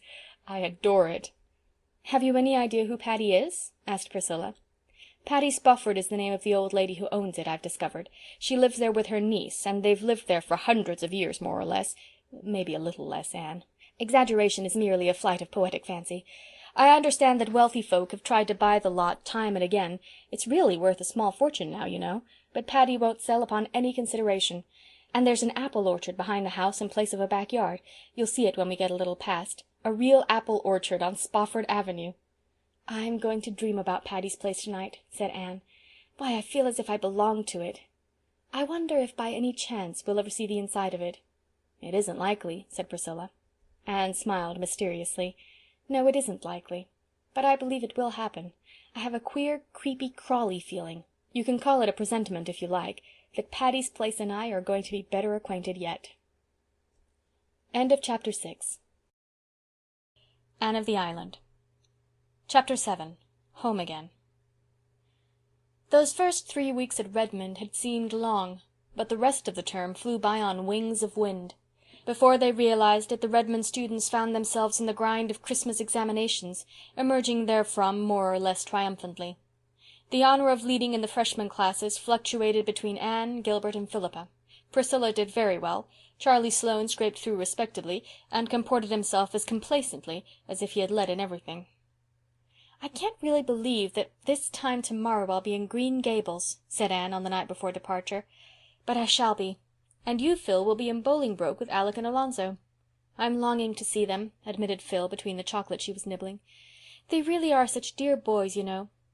There's to be no end of dances and drives and general jamborees. I shall never forgive you, Queen Anne, for not coming home with me for the holidays." "Never means 3 days with you, Phil. It was dear of you to ask me, and I'd love to go to Bolingbroke some day, but I can't go this year. I must go home. You don't know how my heart longs for it." "You won't have much of a time," said Phil scornfully. "There'll be 1 or 2 quilting parties, I suppose, and all the old gossips will talk you over to your face and behind your back. You'll die of lonesomeness, child." "In Avonlea," said Anne, highly amused. "Now, if you'd come with me, you'd have a perfectly gorgeous time. Bolingbroke would go wild over you, Queen Anne. Your hair and your style and, oh, everything. You're so different. You'd be such a success, and I would bask in reflected glory. Not the rose, but near the rose. Do come after all, Anne." "Your picture of social triumphs is quite fascinating, Phil, but I'll paint one to offset it. I'm going home to an old country farmhouse, once green, rather faded now, set among leafless apple orchards. There is a brook below and a December fir wood beyond, where I've heard harps swept by the fingers of rain and wind. There is a pond nearby that will be gray and brooding now. There will be 2 oldish ladies in the house, one tall and thin, one short and fat, and there will be 2 twins, one a perfect model, the other what Mrs. Lynde calls a holy terror. There will be a little room upstairs over the porch, where old dreams hang thick, and a big, fat, glorious feather-bed, which will almost seem the height of luxury after a boarding-house mattress. How do you like my picture, Phil?" "It seems a very dull one," said Phil with a grimace. "Oh, but I've left out the transforming thing," said Anne softly. "There'll be love there, Phil. Faithful, tender love, such as I'll never find anywhere else in the world. Love that's waiting for me. That makes my picture a masterpiece, doesn't it? Even if the colors are not very brilliant." Phil silently got up, tossed her box of chocolates away, went up to Anne and put her arms about her. "Anne, I wish I was like you," she said soberly. Diana met Anne at the Carmody station the next night, and they drove home together under silent, star-sown depths of sky. Green Gables had a very festal appearance as they drove up the lane. There was a light in every window, the glow breaking out through the darkness like flame-red blossoms swung against the dark background of the haunted wood. And in the yard was a brave bonfire with 2 gay little figures dancing around it, one of which gave an unearthly yell as the buggy turned in under the poplars. "Davy means that for an Indian war-whoop," said Diana. "Mr. Harrison's hired boy taught it to him, and he's been practicing it up to welcome you with. Mrs. Lynde says it has worn her nerves to a frazzle. He creeps up behind her, you know, and then lets go. He was determined to have a bonfire for you, too. He's been piling up branches for a fortnight and pestering Marilla to be let pour some kerosene oil over it before setting it on fire. I guess she did by the smell, though Mrs. Lynde said up to the last that Dave would blow himself and everybody else up if he was let. Anne was out of the buggy by this time, and Davy was rapturously hugging her knees, while even Dora was clinging to her hand. "Isn't that a bully bonfire, Anne? Just let me show you how to poke it. See the sparks? I did it for you, Anne, 'cause I was so glad you were coming home." The kitchen door opened, and Marilla's spare form darkened against the inner light. She preferred to meet Anne in the shadows, for she was horribly afraid that she was going to cry with joy. She, stern, repressed Marilla, who thought all display of deep emotion unseemly. Mrs. Lynde was behind her, sonsy, kindly, matronly as of yore. The love that Anne had told Phil was waiting for her surrounded her and enfolded her with its blessing and its sweetness. Nothing, after all, could compare with old ties, old friends, and old Green Gables. How starry Anne's eyes were as they sat down to the loaded supper table, how pink her cheeks, how silver clear her laughter. And Diana was going to stay all night, too. How like the dear old times it was. And the rosebud tea set graced the table. With Marilla the force of nature could no further go.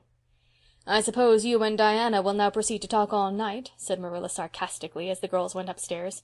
Marilla was always sarcastic after any self-betrayal. "Yes," agreed Anne gaily, "but I'm going to put Davy to bed first. He insists on that." "You bet," said Davy, as they went along the hall. "I want somebody to say my prayers to again. It's no fun saying them alone." "You don't say them alone, Davy. God is always with you to hear you." "Well, I can't see him," objected Davy. "I want to pray to somebody I can see. But I won't say them to Mrs. Lynde or Marilla. There now." Nevertheless, when Davy was garbed in his gray flannel nightie, he did not seem in a hurry to begin. He stood before Anne, shuffling one bare foot over the other, and looked undecided. "Come, dear, kneel down," said Anne. Davy came and buried his head in Anne's lap, but he did not kneel down. "Anne," he said in a muffled voice, "I don't feel like praying after all. I haven't felt like it for a week now. I didn't pray last night, nor the night before." "Why not, Davy?" asked Anne gently. You won't be mad if I tell you?" implored Davy. Anne lifted the little gray-flanneled body on her knee and cuddled his head on her arm. "Do I ever get mad when you tell me things, Davy?" "No, you never do. But you get sorry, and that's worse. You'll be awful sorry when I tell you this, Anne, and you'll be ashamed of me, I suppose. Have you done something naughty, Davy, and is that why you can't say your prayers?" "No, I haven't done anything naughty yet. But I want to do it." "What is it, Davy?" I want to say a bad word, Anne," blurted out Davy with a desperate effort. "I heard Mr. Harrison's hired boy say it one day last week, and ever since I've been wanting to say it all the time, even when I'm saying my prayers." "Say it then, Davy." Davy lifted his flushed face in amazement. "But, Anne, it's an awful bad word." "Say it." Davy gave her another incredulous look. Then in a low voice he said the dreadful word. The next minute his face was burrowing against her. "Oh, Anne, I'll never say it again, never. I'll never want to say it again. I knew it was bad, but I didn't suppose it was I didn't suppose it was like that." "No, I don't think you'll ever want to say it again, Davy, or think it either. And I wouldn't go about much with Mr. Harrison's hired boy if I were you." "He can make bully war whoops," said Davy a little regretfully. "But you don't want your mind filled with bad words, do you, Davy? Words that will poison it and drive out all that is good and manly?" "No," said Davy, owl-eyed with introspection. "Then don't go with those people who use them. And now do you feel as if you could say your prayers, Davy?" "Oh, yes," said Davy, eagerly wriggling down on his knees. "I can say them now all right.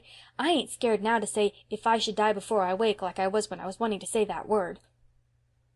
Probably Anne and Diana did empty out their souls to each other that night, but no record of their confidences has been preserved. They both looked as fresh and bright-eyed at breakfast as only youth can look after unlawful hours of revelry and confession. There had been no snow up to this time, but as Diana crossed the old log bridge on her homeward way, the white flakes were beginning to flutter down over the fields and woods, russet and gray in their dreamless sleep. Soon the far-away slopes and hills were dim and wraith-like through their gauzy scarfing, as if pale autumn had flung a misty bridal veil over her hair and was waiting for her wintry bridegroom. So they had a white Christmas after all, and a very pleasant day it was. In the forenoon letters and gifts came from Miss Lavendar and Paul. Anne opened them in the cheerful Green Gables kitchen, which was filled with what Davy, sniffing in ecstasy, called pretty smells. "Miss Lavendar and Mr. Irving are settled in their new home now," reported Anne. "I'm sure Miss Lavendar is perfectly happy. I know it by the general tone of her letter. But there's a note from Charlotta the Fourth. She doesn't like Boston at all, and she is fearfully homesick. Miss Lavendar wants me to go through to Echo Lodge some day while I'm home and light a fire to air it, and see that the cushions aren't getting mouldy. I think I'll get Diana to go over with me next week, and we can spend the evening with Theodora Dix. I want to see Theodora. By the way, is Ludovic Speed still going to see her?" "They say so," said Marilla, "and he's likely to continue it. Folks have given up expecting that courtship will ever arrive anywhere." "I'd hurry him up a bit if I was Theodora, that's what," said Mrs. Lynde, and there is not the slightest doubt but that she would. There was also a characteristic scrawl from Philippa, full of Alec and Alonzo, what they said and what they did and how they looked when they saw her. "But I can't make up my mind yet which to marry," wrote Phil. "I do wish you had come with me to decide for me. Someone will have to. When I saw Alec my heart gave a great thump and I thought he might be the right one. And then when Alonzo came, thump went my heart again, so that's no guide, though it should be according to all the novels I've ever read. Now, Anne, your heart wouldn't thump for anybody but the genuine Prince Charming, would it? There must be something radically wrong with mine. But I'm having a perfectly gorgeous time. How I wish you were here. It's snowing today and I'm rapturous. I was so afraid we'd have a green Christmas and I loathe them. You know, when Christmas is a dirty, grey, browny affair, looking as if it had been left over 100 years ago and had been in soak ever since, it is called a green Christmas. Don't ask me why. As Lord Dundreary says, there are some things no fellow can understand. Anne, did you ever get on a streetcar and then discover that you hadn't any money with you to pay your fare? I did the other day. It's quite awful. I had a nickel with me when I got on the car. I thought it was in the left pocket of my coat. When I got settled down comfortably, I felt for it. It wasn't there. I had a cold chill. I felt in the other pocket. Not there. I had another chill. Then I felt in a little inside pocket. All in vain. I had 2 chills at once. I took off my gloves, laid them on the seat, and went all over my pockets again. It was not there. I stood up and shook myself, and then looked on the floor. The car was full of people who were going home from the opera, and they all stared at me. But I was past caring for a little thing like that. But I could not find my fare. I concluded I must have put it in my mouth and swallowed it inadvertently. I didn't know what to do. Would the conductor, I wondered, stop the car and put me off in ignominy and shame? Was it possible that I could convince him that I was merely the victim of my own absent-mindedness, and not an unprincipled creature trying to obtain a ride upon false pretenses? How I wished that Alec or Alonzo were there, but they weren't, because I wanted them. If I hadn't wanted them, they would have been there by the dozen. And I couldn't decide what to say to the conductor when he came around. As soon as I got one sentence of explanation mapped out in my mind, I felt nobody could believe it, and I must compose another. It seemed there was nothing to do but trust in Providence, and for all the comfort that gave me, I might as well have been the old lady who, when told by the captain during a storm that she must put her trust in the Almighty, exclaimed, "Oh, Captain, is it as bad as that?" Just at the conventional moment, when all hope had fled, and the conductor was holding out his box to the passenger next to me, I suddenly remembered where I had put that wretched coin of the realm. I hadn't swallowed it after all. I meekly fished it out of the index finger of my glove and poked it in the box. I smiled at everybody and felt that it was a beautiful world. The visit to Echo Lodge was not the least pleasant of many pleasant holiday outings. Anne and Diana went back to it by the old way of the beech woods, carrying a lunch-basket with them. Echo Lodge, which had been closed ever since Miss Lavendar's wedding, was briefly thrown open to wind and sunshine once more, and firelight glimmered again in the little rooms. The perfume of Miss Lavendar's rose bowl still filled the air. It was hardly possible to believe that Miss Lavendar would not come tripping in presently, with her brown eyes a-star with welcome, and that Charlotta the Fourth, blue of bow and wide of smile, would not pop through the door. Paul, too, seemed hovering around with his fairy fancies. "It really makes me feel a little bit like a ghost revisiting the old-time glimpses of the moon," laughed Anne. "Let's go out and see if the Echoes are at home. Bring the old horn, it is still behind the kitchen door." The Echoes were at home, over the white river, as silver-clear and multitudinous as ever. And when they had ceased to answer, the girls locked up Echo Lodge again, and went away in the perfect half-hour that follows the rose and saffron of a winter sunset. End of Chapter 7. Anne of the Island, Chapter 8. Anne's First Proposal. The old year did not slip away in a green twilight, with a pinky yellow sunset. Instead it went out with a wild, white bluster and blow. It was one of the nights when the storm wind hurtles over the frozen meadows and black hollows, and moans around the eaves like a lost creature, and drives the snow sharply against the shaking panes. "Just the sort of night people like to cuddle down between their blankets and count their mercies," said Anne to Jane Andrews, who had come up to spend the afternoon and stay all night. But when they were cuddled between their blankets, in Anne's little porch room, it was not her mercies of which Jane was thinking. "Anne," she said very solemnly, "I want to tell you something. May I?" Anne was feeling rather sleepy after the party Ruby Gillis had given the night before. She would much rather have gone to sleep than listen to Jane's confidences, which she was sure would bore her. She had no prophetic inkling of what was coming. Probably Jane was engaged too. Rumour averred that Ruby Gillis was engaged to the Spencervale schoolteacher, about whom all the girls were said to be quite wild. "I'll soon be the only fancy-free maiden of our old quartet," thought Anne drowsily. Aloud she said, "Of course." "Anne," said Jane, still more solemnly, "what do you think of my brother Billy?" Anne gasped over this unexpected question, and floundered helplessly in her thoughts. Goodness! What did she think of Billy Andrews? She had never thought anything about him. Round-faced, stupid, perpetually smiling, good-natured Billy Andrews. Did anybody ever think about Billy Andrews? I don't understand, Jane," she stammered. "What do you mean, exactly?" "Do you like Billy?" asked Jane bluntly. Why, yes, I like him, of course," gasped Anne, wondering if she were telling the literal truth. Certainly she did not dislike Billy. But could the indifferent tolerance with which she regarded him when he happened to be in her range of vision be considered positive enough for liking? What was Jane trying to elucidate? "Would you like him for a husband?" asked Jane calmly. A husband? Anne had been sitting up in bed the better to wrestle with the problem of her exact opinion of Billy Andrews. Now she fell flatly back on her pillows, the very breath gone out of her. "Whose husband?" "Yours, of course," answered Jane. "Billy wants to marry you. He's always been crazy about you, and now father has given him the upper farm in his own name, and there's nothing to prevent him from getting married. But he's so shy he couldn't ask you himself if you'd have him, so he got me to do it. I'd rather not have, but he gave me no peace till I said I would if I got a good chance. What do you think about it, Anne?" Was it a dream? Was it one of those nightmare things in which you find yourself engaged or married to someone you hate or don't know without the slightest idea of how it ever came about? No. She, Anne Shirley, was lying there wide awake in her own bed, and Jane Andrews was beside her, calmly proposing for her brother Billy. Anne did not know whether she wanted to writhe or laugh, but she could do neither, for Jane's feelings must not be hurt.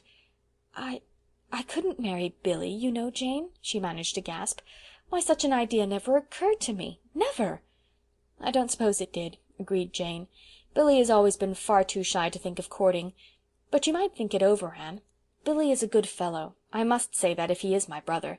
He has no bad habits, and he's a great worker, and you can depend on him.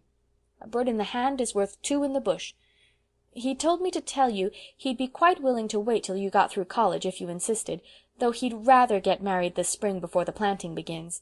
He'd always be very good to you, I'm sure, and you know, Anne, I'd love to have you for a sister." "I can't marry Billy," said Anne decidedly. She had recovered her wits, and was even feeling a little angry. It was all so ridiculous. "There is no use thinking of it, Jane. I don't care anything for him in that way, and you must tell him so." "Well, I didn't suppose you would," said Jane with a resigned sigh, feeling that she had done her best. "I told Billy I didn't believe it was a bit of use to ask you, but he insisted." "Well, you've made your decision, Anne, and I hope you won't regret it." Jane spoke rather coldly. She had been perfectly sure that the enamored Billy had no chance at all of inducing Anne to marry him. Nevertheless, she felt a little resentment that Anne Shirley, who was, after all, merely an adopted orphan without kith or kin, should refuse her brother, one of the Avonlea Andrews. Well, pride sometimes goes before a fall, Jane reflected ominously. Anne permitted herself to smile in the darkness over the idea that she might ever regret not marrying Billy Andrews. "I hope Billy won't feel very badly over it," she said nicely. Jane made a movement as if she were tossing her head on her pillow. "Oh, he won't break his heart. Billy has too much good sense for that. He likes Nettie Blewett pretty well, too, and mother would rather he married her than any one. She's such a good manager and saver. I think when Billy is once sure you won't have him, he'll take Nettie. Please don't mention this to anyone, will you, Anne?" "Certainly not," said Anne, who had no desire whatever to publish abroad the fact that Billy Andrews wanted to marry her, preferring her, when all was said and done, to Nettie Blewett. Nettie Blewett! "And now I suppose we'd better go to sleep," suggested Jane. To sleep went Jane easily and speedily. But though very unlike Macbeth in most respects, she had certainly contrived to murder sleep for Anne. That proposed-to damsel lay on a wakeful pillow until the wee sma's, but her meditations were far from being romantic. It was not, however, until the next morning that she had an opportunity to indulge in a good laugh over the whole affair. When Jane had gone home, still with a hint of frost in voice and manner because Anne had declined so ungratefully and decidedly the honour of an alliance with the house of Andrews, Anne retreated to the porch-room, shut the door, and had her laugh out at last. "If I could only share the joke with someone," she thought, "but I can't. Diana is the only one I'd want to tell, and even if I hadn't sworn secrecy to Jane, I can't tell Diana things now. She tells everything to Fred, I know she does. Well, I've had my first proposal. I supposed it would come some day, but I certainly never thought it would be by proxy. It's awfully funny, and yet there's a sting in it too, somehow." Anne knew quite well wherein the sting consisted, though she did not put it into words. She had had her secret dreams of the first time someone would ask her the great question, and it had, in those dreams, always been very romantic and beautiful, and the someone was to be very handsome and dark-eyed and distinguished-looking and eloquent, whether he were Prince Charming to be enraptured with yes, or one to whom a regretful, beautifully worded, but hopeless refusal must be given.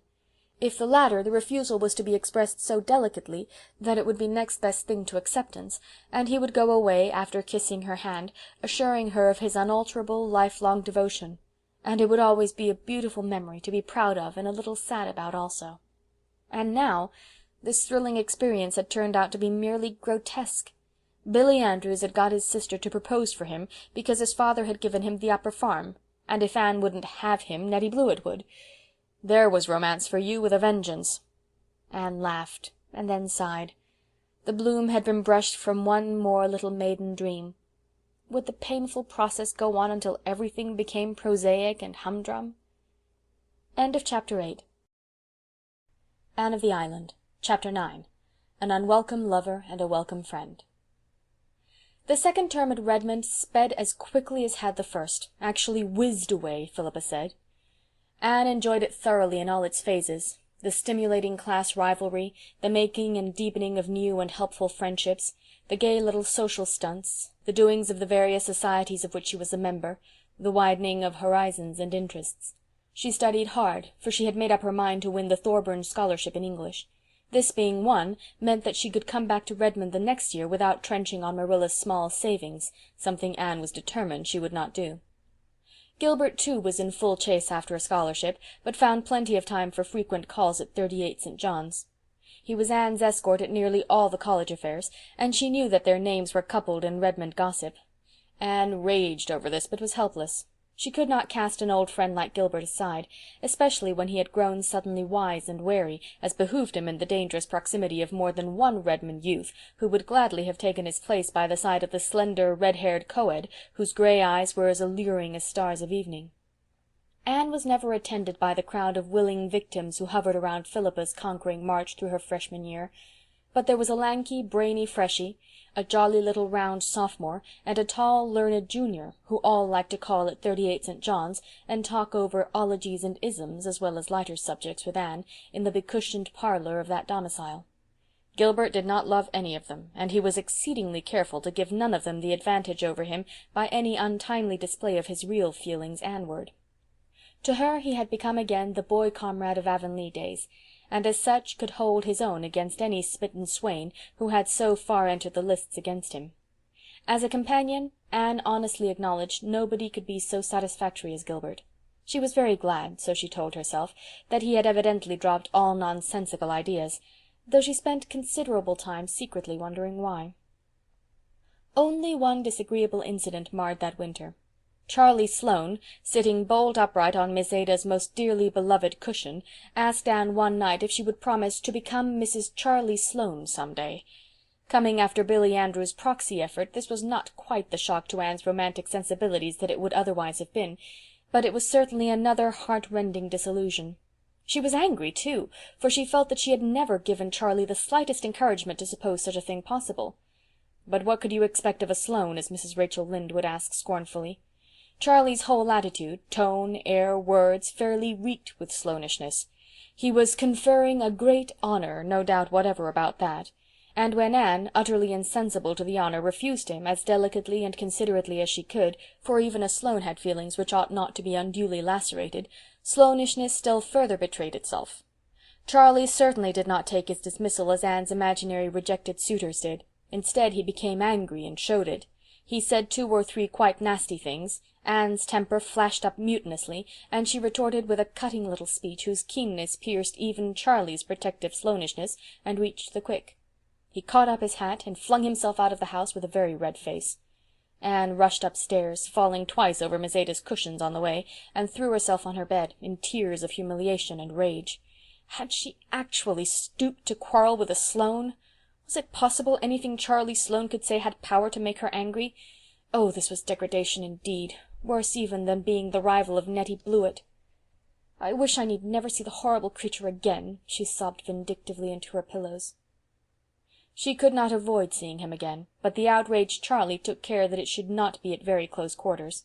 Miss Ada's cushions were henceforth safe from his depredations, and when he met Anne on the street, or in Redmond's halls, his bow was icy in the extreme.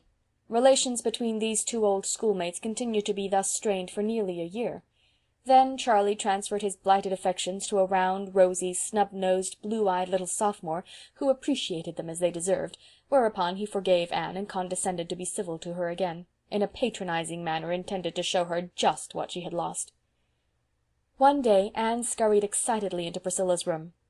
"Read that," she cried, tossing Priscilla a letter. "It's from Stella, and she's coming to Redmond next year. And what do you think of her idea? I think it's a perfectly splendid one, if we can only carry it out. Do you suppose we can, Pris?" "I'll be better able to tell you when I find out what it is," said Priscilla, casting aside a Greek lexicon and taking up Stella's letter. Stella Maynard had been one of their chums at Queen's Academy, and had been teaching school ever since. "But I'm going to give it up, Anne dear," she wrote, "and go to college next year. As I took the 3rd year at Queen's, I can enter the sophomore year. I'm tired of teaching in a back country school. Some day I'm going to write a treatise on The Trials of a Country Schoolmarm. It will be a harrowing bit of realism.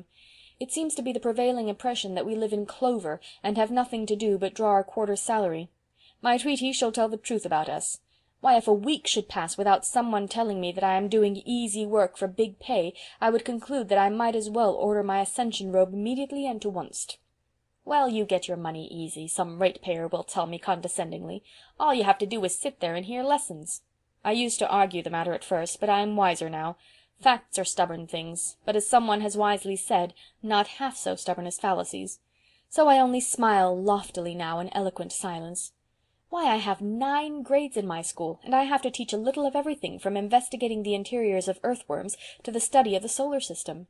My youngest pupil is 4. His mother sends him to school to get him out of the way, and my oldest 20. It suddenly struck him that it would be easier to go to school and get an education than follow the plough any longer. In the wild effort to cram all sorts of research into 6 hours a day, I don't wonder if the children feel a little like the boy who was taken to see the Biograph. "I have to look for what's coming next before I know what went last," he complained. "I feel like that myself. And the letters I get, Anne! Tommy's mother writes me that Tommy is not coming on in arithmetic as fast as she would like. He is only in simple reduction yet, and Johnny Johnson is in fractions, and Johnny isn't half as smart as her Tommy, and she can't understand it. And Susie's father wants to know why Susie can't write a letter without misspelling half the words, and Dick's aunt wants me to change his seat because that bad brown boy he is sitting with is teaching him to say naughty words.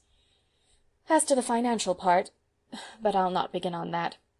Those whom the gods wish to destroy they first make country schoolmarms. There, I feel better after that growl. After all, I've enjoyed these past 2 years. But I'm coming to Redmond. And now, Anne, I've a little plan. You know how I loathe boarding. I've boarded for 4 years, and I'm so tired of it. I don't feel like enduring 3 years more of it. Now, why can't you and Priscilla and I club together, rent a little house somewhere in Kingsport, and board ourselves? It would be cheaper than any other way. Of course we would have to have a housekeeper, and I have one ready on the spot. You've heard me speak of Aunt Jamesina? She's the sweetest aunt that ever lived, in spite of her name. She can't help that. She was called Jamesina because her father, whose name was James, was drowned at sea a month before she was born. I always call her Aunt Jimsy. Well, her only daughter has recently married and gone to the foreign mission field. Aunt Jamesina is left alone in a great big house, and she is horribly lonesome. She will come to Kingsport and keep house for us if we want her, and I know you'll both love her. The more I think of the plan, the more I like it. We could have such good independent times.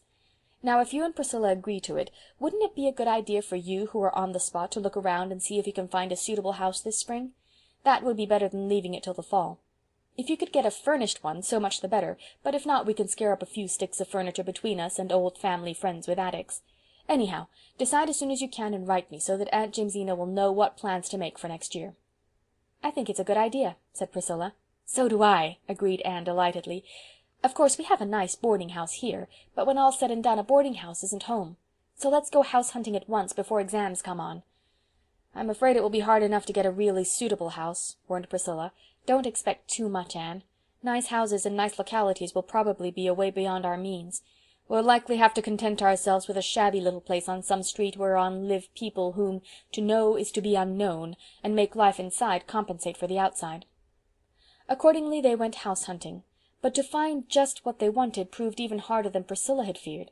Houses there were galore, furnished and unfurnished, but one was too big, another too small, this one too expensive, that one too far from Redmond. Exams were on and over. The last week of the term came, and still their house o' dreams, as Anne called it, remained a castle in the air. "We shall have to give up and wait till the fall, I suppose," said Priscilla wearily, as they rambled through the park on one of April's daring days of breeze and blue, when the harbour was creaming and shimmering beneath the pearl-hued mists floating over it. "We may find some shack to shelter us then, and if not, boarding-houses we shall have always with us." "I'm not going to worry about it just now, anyway, and spoil this lovely afternoon," said Anne, gazing around her with delight. The fresh, chill air was faintly charged with the aroma of pine balsam, and the sky above was crystal clear and blue, a great inverted cup of blessing. "Spring is singing in my blood today, and the lure of April is abroad on the air. I'm seeing visions and dreaming dreams, Pris. That's because the wind is from the west. I do love the west wind. It sings of hope and gladness, doesn't it? When the east wind blows, I always think of sorrowful rain on the eaves and sad waves on a grey shore. When I get old I shall have rheumatism when the wind is east." "And isn't it jolly when you discard furs and winter garments for the first time and sally forth like this in spring attire?" laughed Priscilla. "Don't you feel as if you had been made over new?" "Everything is new in the spring," said Anne. "Springs themselves are always so new too. No spring is ever just like any other spring. It always has something of its own to be its own peculiar sweetness. See how green the grass is around that little pond, and how the willow buds are bursting. And exams are over and gone. The time of convocation will come soon, next Wednesday. This day next week we'll be home." "I'm glad," said Anne dreamily. "There are so many things I want to do. I want to sit on the back porch steps and feel the breeze blowing down over Mr. Harrison's fields. I want to hunt ferns in the haunted wood and gather violets in Violet Vale. Do you remember the day of our golden picnic, Priscilla? I want to hear the frogs singing and the poplars whispering. But I've learned to love Kingsport too, and I'm glad I'm coming back next fall. If I hadn't won the Thorburn I don't believe I could have. I couldn't take any of Marilla's little hoard." "If we could only find a house," sighed Priscilla. "Look over there at Kingsport, Anne. Houses, houses everywhere, and not one for us." "Stop it, Pris. The best is yet to be. Like the old Roman, we'll find a house or build one. On a day like this there's no such word as fail in my bright lexicon." They lingered in the park until sunset, living in the amazing miracle and glory and wonder of the springtide, and they went home as usual by way of Spofford Avenue, that they might have the delight of looking at Patty's Place. "I feel as if something mysterious were going to happen right away, by the pricking of my thumbs," said Anne, as they went up the slope. "It's a nice story-bookish feeling. Why, Priscilla Grant, look over there and tell me if it is true, or am I seeing things?" Priscilla looked. Anne's thumbs and eyes had not deceived her. Over the arched gateway of Patty's Place dangled a little modest sign. It said, "To let, furnished, inquire within." "Priscilla," said Anne in a whisper, Do you suppose it's possible that we could rent Patty's Place?" "No, I don't," averred Priscilla. "It would be too good to be true. Fairy tales don't happen nowadays." "I won't hope, Anne. The disappointment would be too awful to bear. They're sure to want more for it than we can afford. Remember, it's on Spofford Avenue." "We must find out, anyhow," said Anne resolutely. "It's too late to call this evening, but we'll come tomorrow. Oh, Pris, if we can get this darling spot! I've always felt that my fortunes were linked with Patty's Place ever since I saw it first." End of Chapter 9. Anne of the Island. Chapter 10. Patty's Place. The next evening found them treading resolutely the herringbone walk through the tiny garden.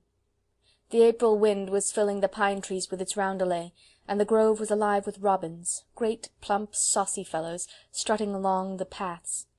The girls rang rather timidly, and were admitted by a grim and ancient handmaiden.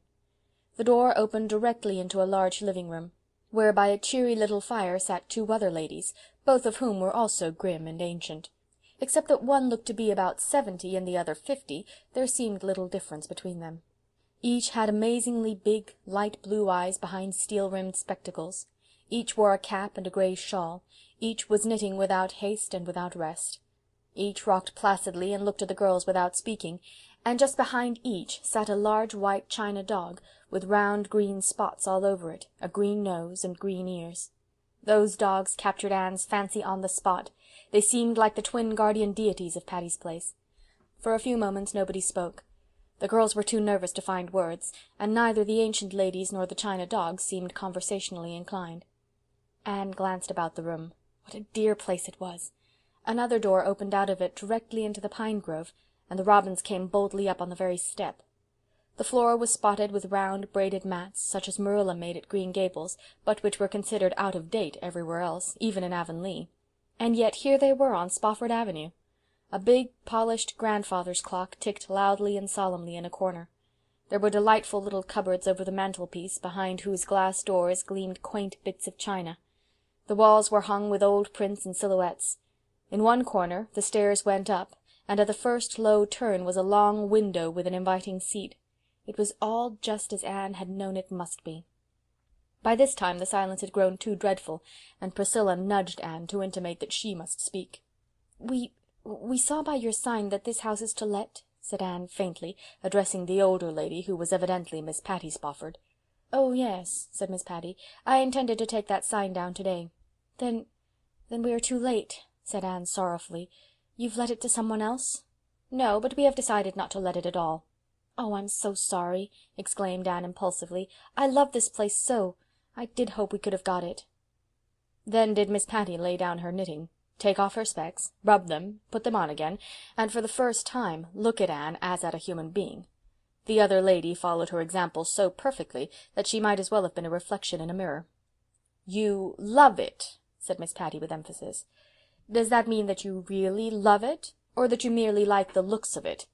The girls nowadays indulge in such exaggerated statements that one never can tell what they do mean. It wasn't so in my young days. Then a girl did not say she loved turnips in just the same tone as she might have said she loved her mother or her Saviour." Anne's conscience bore her up. "I really do love it," she said gently. "I've loved it ever since I saw it last fall. My 2 college chums and I want to keep house next year instead of boarding, so we're looking for a little place to rent, and when I saw that this house was to let I was so happy." "If you love it you can have it," said Miss Patty. "Maria and I decided today that we would not let it after all, because we did not like any of the people who have wanted it. We don't have to let it. We can afford to go to Europe even if we don't let it. It would help us out, but not for gold will I let my home pass into the possession of such people as have come here and looked at it. You are different. I believe you do love it and will be good to it. You can have it." If we can afford to pay what you ask for it," hesitated Anne. Miss Patty named the amount required. Anne and Priscilla looked at each other. Priscilla shook her head. "I'm afraid we can't afford quite so much," said Anne, choking back her disappointment. "You see, we are only college girls, and we are poor." "What were you thinking you could afford?" demanded Miss Patty, ceasing not to knit. Anne named her amount. Miss Patty nodded gravely. "That will do. As I told you, it is not strictly necessary that we should let it at all. We are not rich, but we have enough to go to Europe on. I have never been in Europe in my life, and never expected or wanted to go, but my niece there, Maria Spofford, has taken a fancy to go. Now you know a young person like Maria can't go globe-trotting alone." "No, I suppose not," murmured Anne, seeing that Miss Patty was quite solemnly in earnest. "Of course not. So I have to go along to look after her. I expect to enjoy it too. I'm 70 years old, but I'm not tired of living yet. I dare say I'd have gone to Europe before if the idea had occurred to me. We shall be away for 2 years, perhaps 3. We sail in June, and we shall send you the key, and leave all in order for you to take possession when you choose. We shall pack away a few things we prize especially, but all the rest will be left." "Will you leave the china dogs?" asked Anne timidly. "Would you like me to?" "Oh, indeed, yes, they're delightful." A pleased expression came into Miss Patty's face. "I think a great deal of those dogs," she said proudly. "They are over 100 years old, and have sat on either side of this fireplace ever since my brother Aaron brought them from London 50 years ago. Spofford Avenue was called after my brother Aaron." "A fine man he was," said Miss Maria, speaking for the first time. "Ah, you don't see the like of him nowadays." "He was a good uncle to you, Maria," said Miss Patty with evident emotion. "You do well to remember him." "I shall always remember him," said Miss Maria solemnly. "I can see him this minute, standing there before that fire, with his hands under his coat-tails, beaming on us." Miss Maria took out her handkerchief and wiped her eyes, but Miss Patty came resolutely back from the regions of sentiment to those of business. "I shall leave the dogs where they are, if you will promise to be very careful of them," she said. "Their names are Gog and Magog. Gog looks to the right, and Magog to the left. And there's just one thing more. You don't object, I hope, to this house being called Patty's Place?" "No, indeed. We think that is one of the nicest things about it." "You have sense, I see," said Miss Patty in a tone of great satisfaction. "Would you believe it? All the people who came here to rent the house wanted to know if they couldn't take the name off the gate during their occupation of it. I told them roundly that the name went with the house. This has been Patty's Place ever since my brother Aaron left it to me in his will, and Patty's Place it shall remain until I die and Maria dies. After that happens, the next possessor can call it any fool name he likes," concluded Miss Patty, much as she might have said, "After that, the deluge. And now, wouldn't you like to go over the house and see it all before we consider the bargain made?"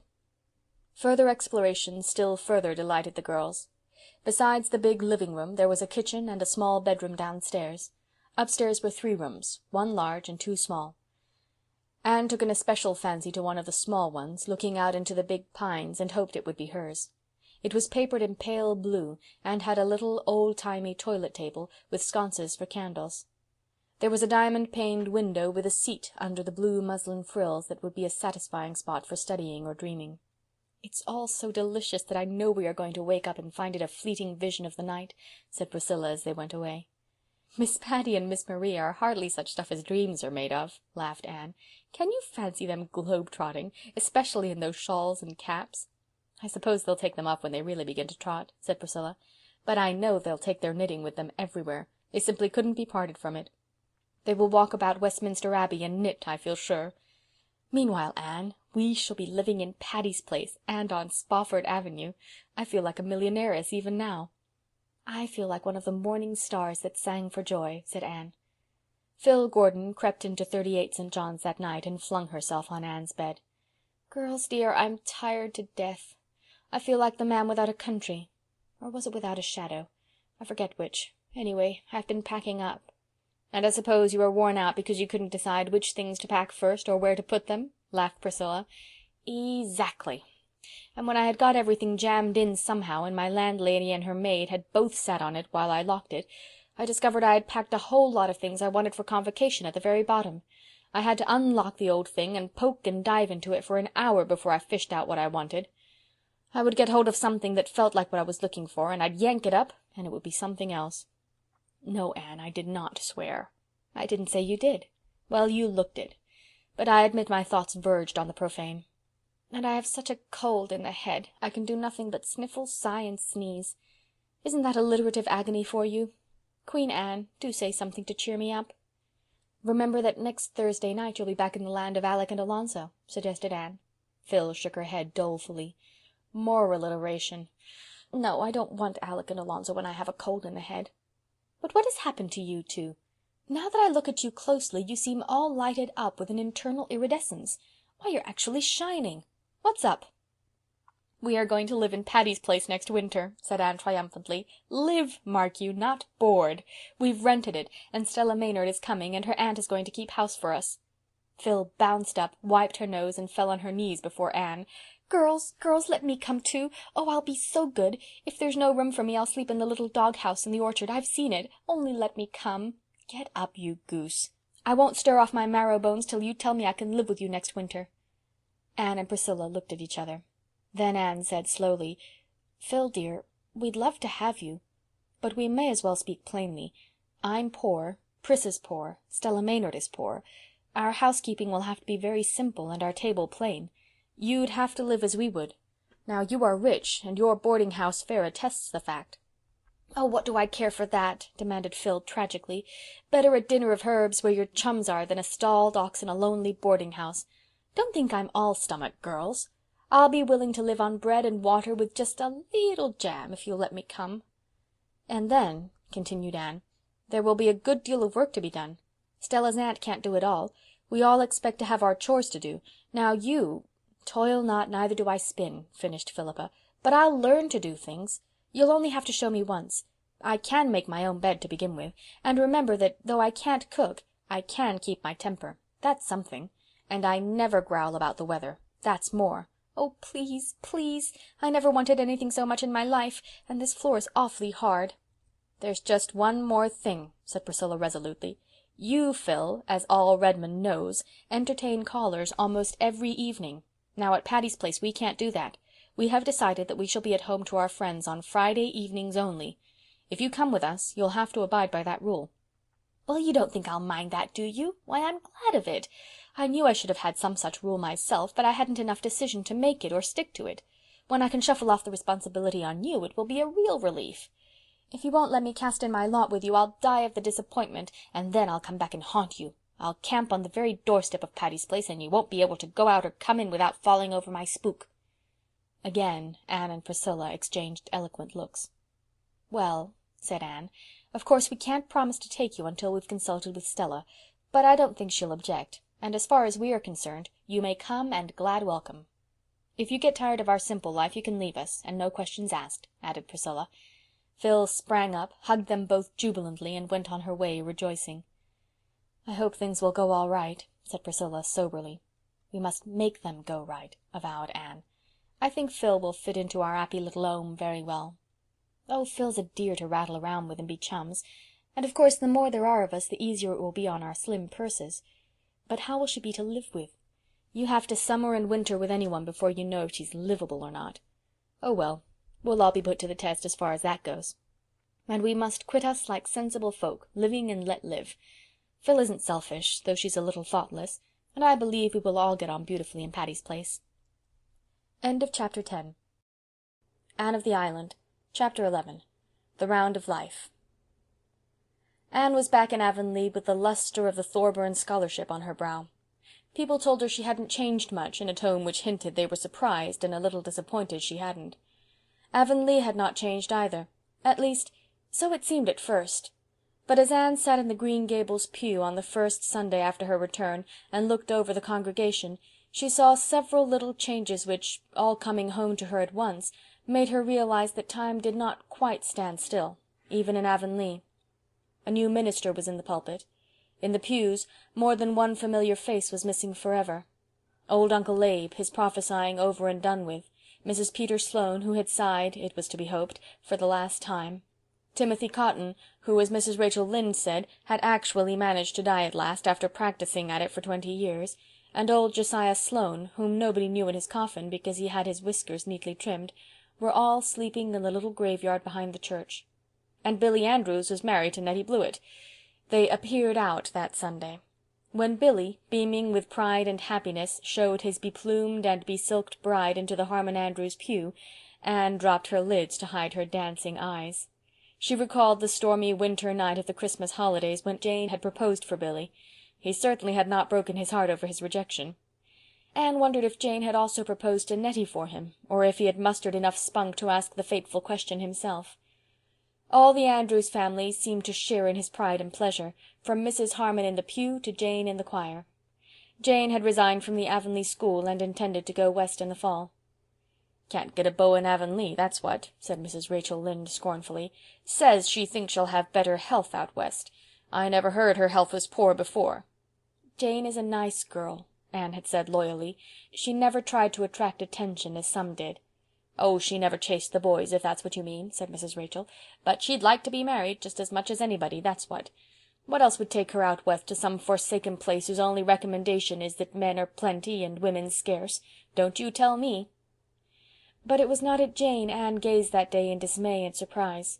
It was at Ruby Gillis, who sat beside her in the choir. What had happened to Ruby? She was even handsomer than ever, but her blue eyes were too bright and lustrous, and the colour of her cheeks was hectically brilliant. Besides, she was very thin.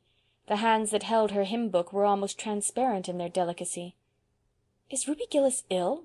Anne asked of Mrs. Lynde as they went home from church. "Ruby Gillis is dying of galloping consumption," said Mrs. Lynde bluntly.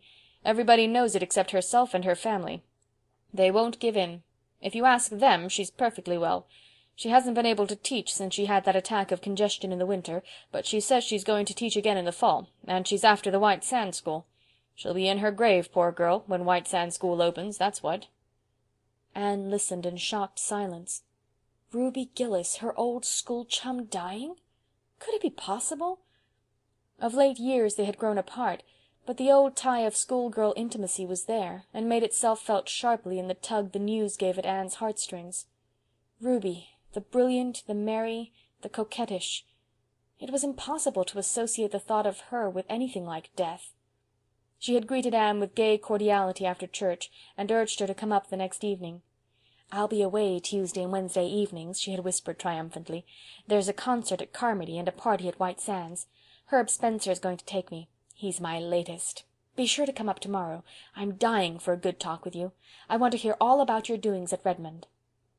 Anne knew that Ruby meant that she wanted to tell Anne all about her own recent flirtations, but she promised to go, and Diana offered to go with her. "I've been wanting to go see Ruby for a long while," she told Anne when they left Green Gables the next evening, "but I really couldn't go alone. It's so awful to hear Ruby rattling on as she does, and pretending there is nothing the matter with her, even when she can hardly speak for coughing. She's fighting so hard for her life, and yet she hasn't any chance at all, they say." The girls walked silently down the red twilight road. The robins were singing vespers in the high tree-tops, filling the golden air with their jubilant voices.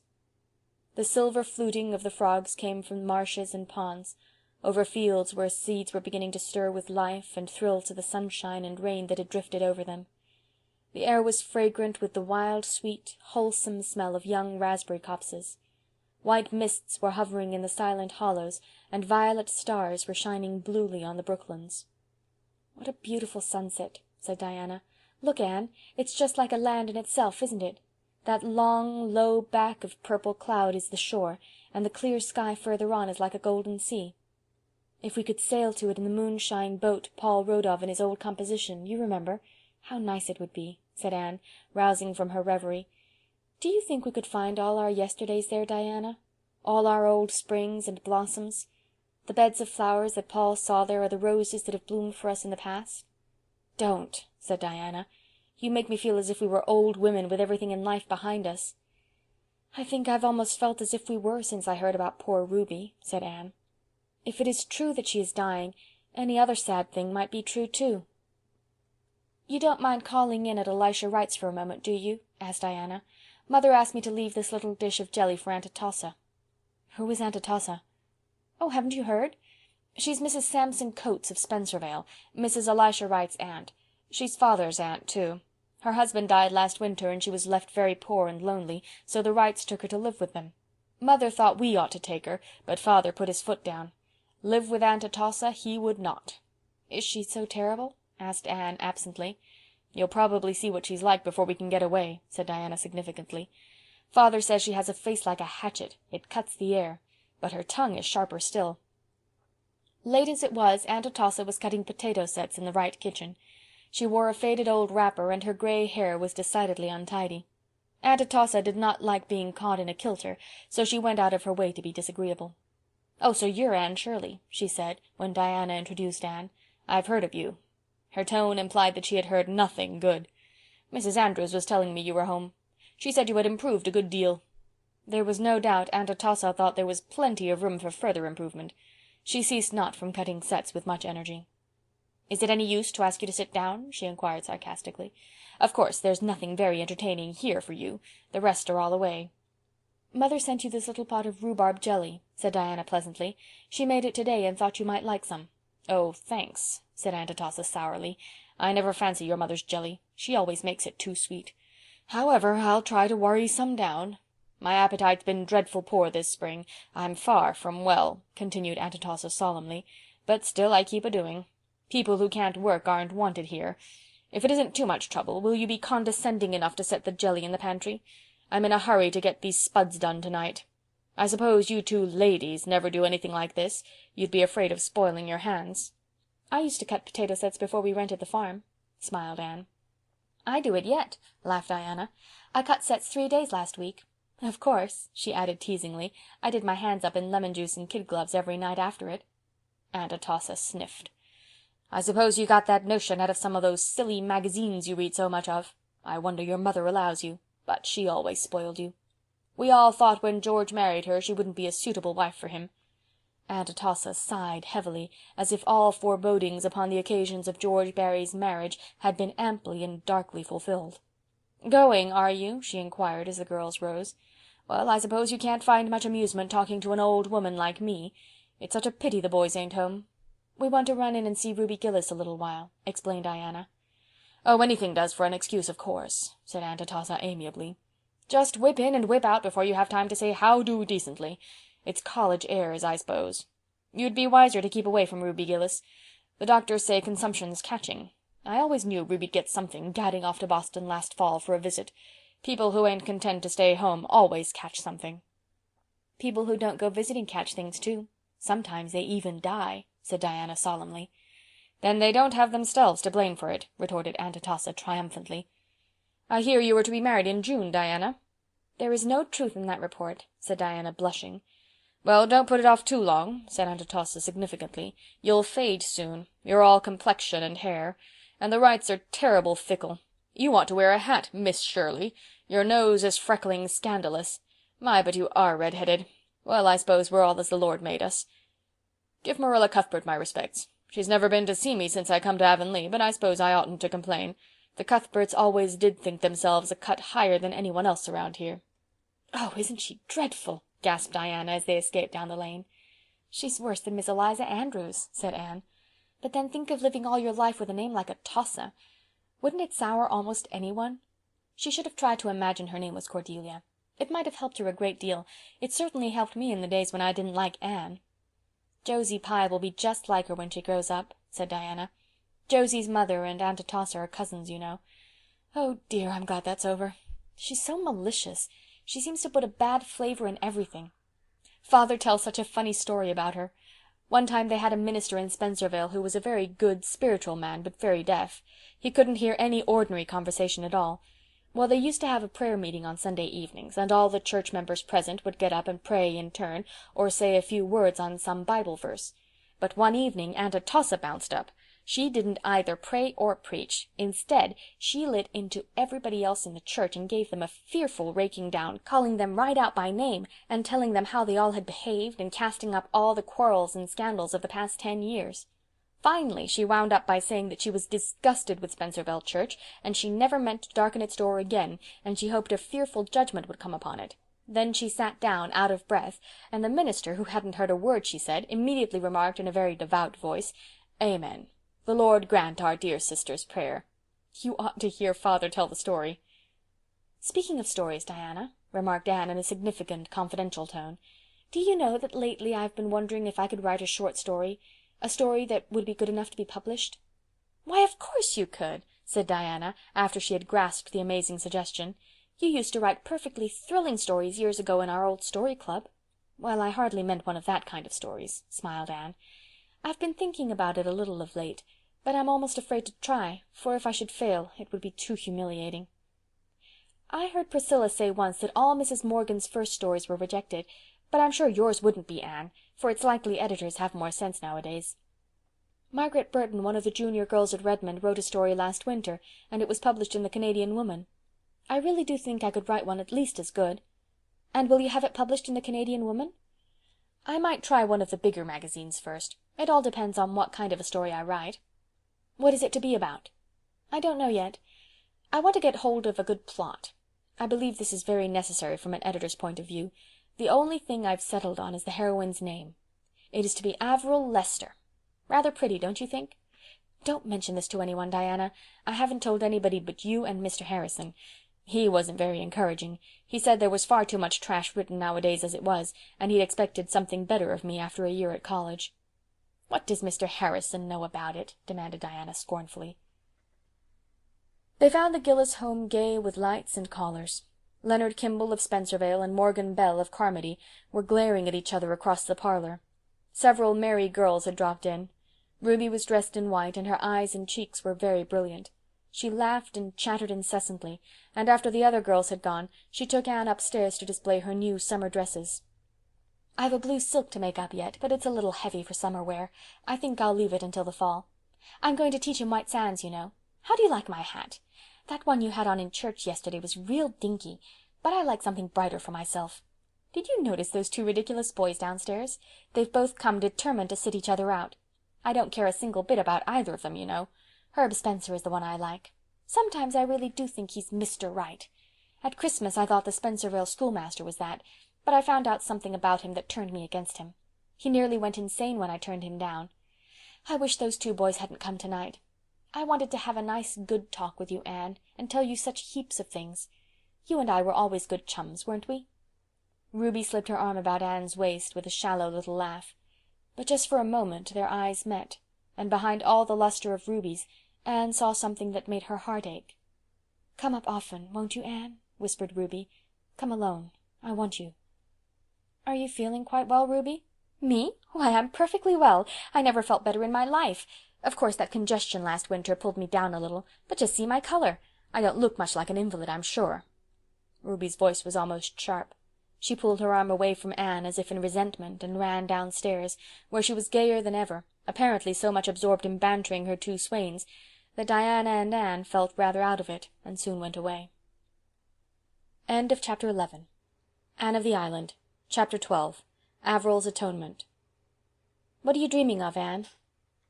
The two girls were loitering one evening in a fairy hollow of the brook. Ferns nodded in it, and little grasses were green, and wild pears hung finely scented white curtains around it. Anne roused herself from her reverie with a happy sigh. "I was thinking out my story, Diana." "Oh, have you really begun it?" cried Diana, all alight with eager interest in a moment. "Yes. I have only a few pages written, but I have it all pretty well thought out. I've had such a time to get a suitable plot. None of the plots that suggested themselves suited a girl named Averil." "Couldn't you have changed her name?" "No, the thing was impossible. I tried to, but I couldn't do it, any more than I could change yours. Averil was so real to me that no matter what other name I tried to give her, I just thought of her as Averil behind it all. But finally I got a plot that matched her. Then came the excitement of choosing names for all my characters. You have no idea how fascinating that is. I've lain awake for hours thinking over those names.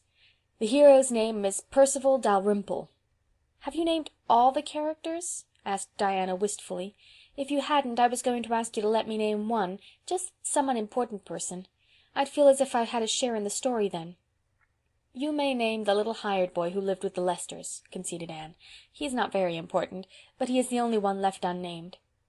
"Call him Raymond Fitzosborne," suggested Diana, who had a store of such names laid away in her memory, relics of the old Story Club, which she and Anne and Jane Andrews and Ruby Gillis had had in their school days. Anne shook her head doubtfully. "I'm afraid that is too aristocratic a name for a chore boy, Diana. I couldn't imagine a Fitzosborne feeding pigs and picking up chips, could you?" Diana didn't see why, if you had an imagination at all, you couldn't stretch it to that extent, but probably Anne knew best, and the chore boy was finally christened Robert Ray, to be called Bobby should occasion require. "How much do you suppose you'll get for it?" asked Diana. But Anne had not thought about this at all. She was in pursuit of fame, not filthy lucre, and her literary dreams were as yet untainted by mercenary considerations. "You'll let me read it, won't you?" pleaded Diana. "When it is finished, I'll read it to you and Mr. Harrison, and I shall want you to criticize it severely. No one else shall see it until it is published." "How are you going to end it, happily or unhappily?" "I'm not sure. I'd like it to end unhappily, because that would be so much more romantic, but I understand editors have a prejudice against sad endings. I heard Professor Hamilton say once that nobody but a genius should try to write an unhappy ending. And," concluded Anne modestly, "I am anything but a genius." "Oh, I like happy endings best. You'd better let him marry her," said Diana, who, especially since her engagement to Fred, thought this was how every story should end. "But you like to cry over stories." "Oh, yes, in the middle of them. But I like everything to come out right at last." "I must have one pathetic scene in it," said Anne thoughtfully. "I might let Robert Ray be injured in an accident and have a death scene." "No, you mustn't kill Bobby off," declared Diana, laughing. "He belongs to me, and I want him to live and flourish. Kill somebody else if you have to." For the next fortnight Anne writhed or revelled, according to mood, in her literary pursuits. Now she would be jubilant over a brilliant idea, now despairing because some contrary character would not behave properly. Diana could not understand this. "Make them do as you want them to," she said. "I can't," mourned Anne. "Avril is such an unmanageable heroine. She will do and say things I never meant her to. Then that spoils everything that went before, and I have to write it all over again." Finally, however, the story was finished, and Anne read it to Diana in the seclusion of the porch gable. She had achieved her pathetic scene without sacrificing Robert Ray, and she kept a watchful eye on Diana as she read it. Diana rose to the occasion and cried properly, but when the end came she looked a little disappointed. "Why did you kill Maurice Lennox?" she asked reproachfully. "He was the villain," protested Anne. "He had to be punished." "I like him best of them all," said unreasonable Diana. "Well, he's dead, and he'll have to stay dead," said Anne rather resentfully. "If I'd let him live he'd have gone on persecuting Avril and Perceval." "Yes, unless you had reformed him." "That wouldn't have been romantic, and besides, it would have made the story too long." "Well, anyway, it's a perfectly elegant story, Anne, and will make you famous, of that I'm sure. Have you got a title for it?" "Oh, I decided on the title long ago. I'll call it Avril's Atonement. Doesn't that sound nice and alliterative? Now, Diana, tell me candidly, do you see any faults in my story?" "Well," hesitated Diana, "that part where Avril makes the cake doesn't seem to me quite romantic enough to match the rest. It's just what anybody might do. Heroines shouldn't do cooking, I think." "Why, that is where the humor comes in, and it is one of the best parts of the whole story," said Anne. And it may be stated that in this she was quite right. Diana prudently refrained from any further criticism, but Mr. Harrison was much harder to please. First he told her there was entirely too much description in the story. "Cut out all those flowery passages," he said unfeelingly. Anne had an uncomfortable conviction that Mr. Harrison was right, and she forced herself to expunge most of her beloved descriptions, though it took 3 rewritings before the story could be pruned down to please the fastidious Mr. Harrison. "I've left out all the descriptions but the sunset," she said at last. "I simply couldn't let it go. It was the best of them all." "It hasn't anything to do with the story," said Mr. Harrison, "and you shouldn't have laid the scene among rich city people. What do you know of them? Why didn't you lay it right here in Avonlea? Changing the name, of course, or else Mrs. Rachel Lynde would probably think she was the heroine." "Oh, that would never have done," protested Anne. "Avonlea is the dearest place in the world, but it isn't quite romantic enough for the scene of a story." "I dare say there's been many a romance in Avonlea, and many a tragedy, too," said Mr. Harrison dryly. "But your folks ain't like real folks anywhere. They talk too much and use too high-flown language. There's one place where that Dalrymple chap talks even on for 2 pages, and never lets the girl get a word in edgewise. If he'd done that in real life, she'd have pitched him." "I don't believe it," said Anne flatly. In her secret soul she thought that the beautiful, poetical things said to Avril would win any girl's heart completely. Besides, it was gruesome to hear of Avril, the stately, queen-like Avril, pitching anyone. Avril declined her suitors. "Anyhow," resumed the merciless Mr. Harrison, "I don't see why Maurice Lennox didn't get her. He was twice the man the other is. He did bad things, but he did them. Perceval hadn't time for anything but mooning." "Mooning? That was even worse than pitching." "Maurice Lennox was the villain," said Anne indignantly. "I don't see why everyone likes him better than Perceval." "Perceval is too good. He's aggravating. Next time you write about a hero, put a little spice of human nature in him." "Avril couldn't have married Maurice. He was bad."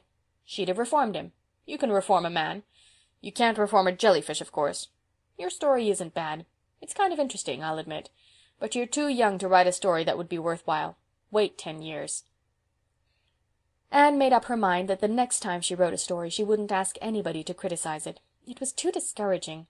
She would not read the story to Gilbert, although she told him about it. If it is a success, you'll see it when it's published, Gilbert, but if it is a failure, nobody shall ever see it." Marilla knew nothing about the venture. In imagination Anne saw herself reading a story out of a magazine to Marilla, entrapping her into praise of it, for in imagination all things are possible, and then triumphantly announcing herself the author. One day Anne took to the post office a long, bulky envelope, addressed, with the delightful confidence of youth and inexperience, to the very biggest of the big magazines. Diana was as excited over it as Anne herself. "How long do you suppose it will be before you hear from it?" she asked. "It shouldn't be longer than a fortnight. Oh, how happy and proud I shall be if it is accepted." "Of course it will be accepted, and they will likely ask you to send them more. You may be as famous as Mrs. Morgan one day, Anne, and then how proud I'll be of knowing you," said Diana, who possessed at least the striking merit of an unselfish admiration of the gifts and graces of her friends. A week of delightful dreaming followed, and then came a bitter awakening. One evening Diana found Anne in the porch gable, with suspicious-looking eyes. On the table lay a long envelope and a crumpled manuscript. "And your story hasn't come back?" cried Diana incredulously. "Yes, it has," said Anne shortly. "Well, that editor must be crazy. What reason did he give?" "No reason at all. There was just a printed slip saying that it wasn't found acceptable." "I never thought much of that magazine anyway," said Diana hotly. "The stories in it are not half as interesting as those in the Canadian Woman, although it costs so much more. I suppose the editor is prejudiced against anyone who isn't a Yankee. Don't be discouraged, Anne. Remember how Mrs. Morgan's stories came back. Send yours to the Canadian Woman." "I believe I will," said Anne, plucking up heart. "And if it is published I'll send that American editor a marked copy. But I'll cut the sunset out. I believe Mr. Harrison was right." Out came the sunset. But in spite of this heroic mutilation, the editor of the Canadian Woman sent Averil's Atonement back so promptly that the indignant Diana declared that it couldn't have been read at all, and vowed she was going to stop her subscription immediately. Anne took this second rejection with the calmness of despair. She locked the story away in the garret trunk where the old Story Club tales reposed, but first she yielded to Diana's entreaties and gave her a copy. "This is the end of my literary ambitions," she said bitterly. She never mentioned the matter to Mr. Harrison, but one evening he asked her bluntly if her story had been accepted. "No, the editor wouldn't take it," she answered briefly. Mr. Harrison looked sideways at the flushed, delicate profile. "Well, I suppose you'll keep on writing them," he said encouragingly. "No, I shall never try to write a story again," declared Anne with the hopeless finality of 19, when a door is shut in its face. "I wouldn't give up altogether," said Mr. Harrison reflectively. "I'd write a story once in a while, but I wouldn't pester editors with it. I'd write of people and places like I knew, and I'd make my characters talk everyday English, and I'd let the sun rise and set in the usual quiet way without much fuss over the fact. If I had to have villains at all, I'd give 'em a chance, Anne. I'd give 'em a chance. There are some terrible bad men in the world, I suppose, but you'd have to go a long piece to find them, though Mrs. Lynde believes we're all bad. But most of us have got a little decency somewhere in us. Keep on writing, Anne." "No, it was very foolish of me to attempt it. When I'm through Redmond I'll stick to teaching. I can teach. I can't write stories." "It'll be time for you to be getting a husband when you're through Redmond," said Mr. Harrison. "I don't believe in putting marrying off too long, like I did." Anne got up and marched home. There were times when Mr. Harrison was really intolerable. Pitching, mooning, and getting a husband. Ow! End of chapter 12. Anne of the Island. Chapter 13. The Way of Transgressors.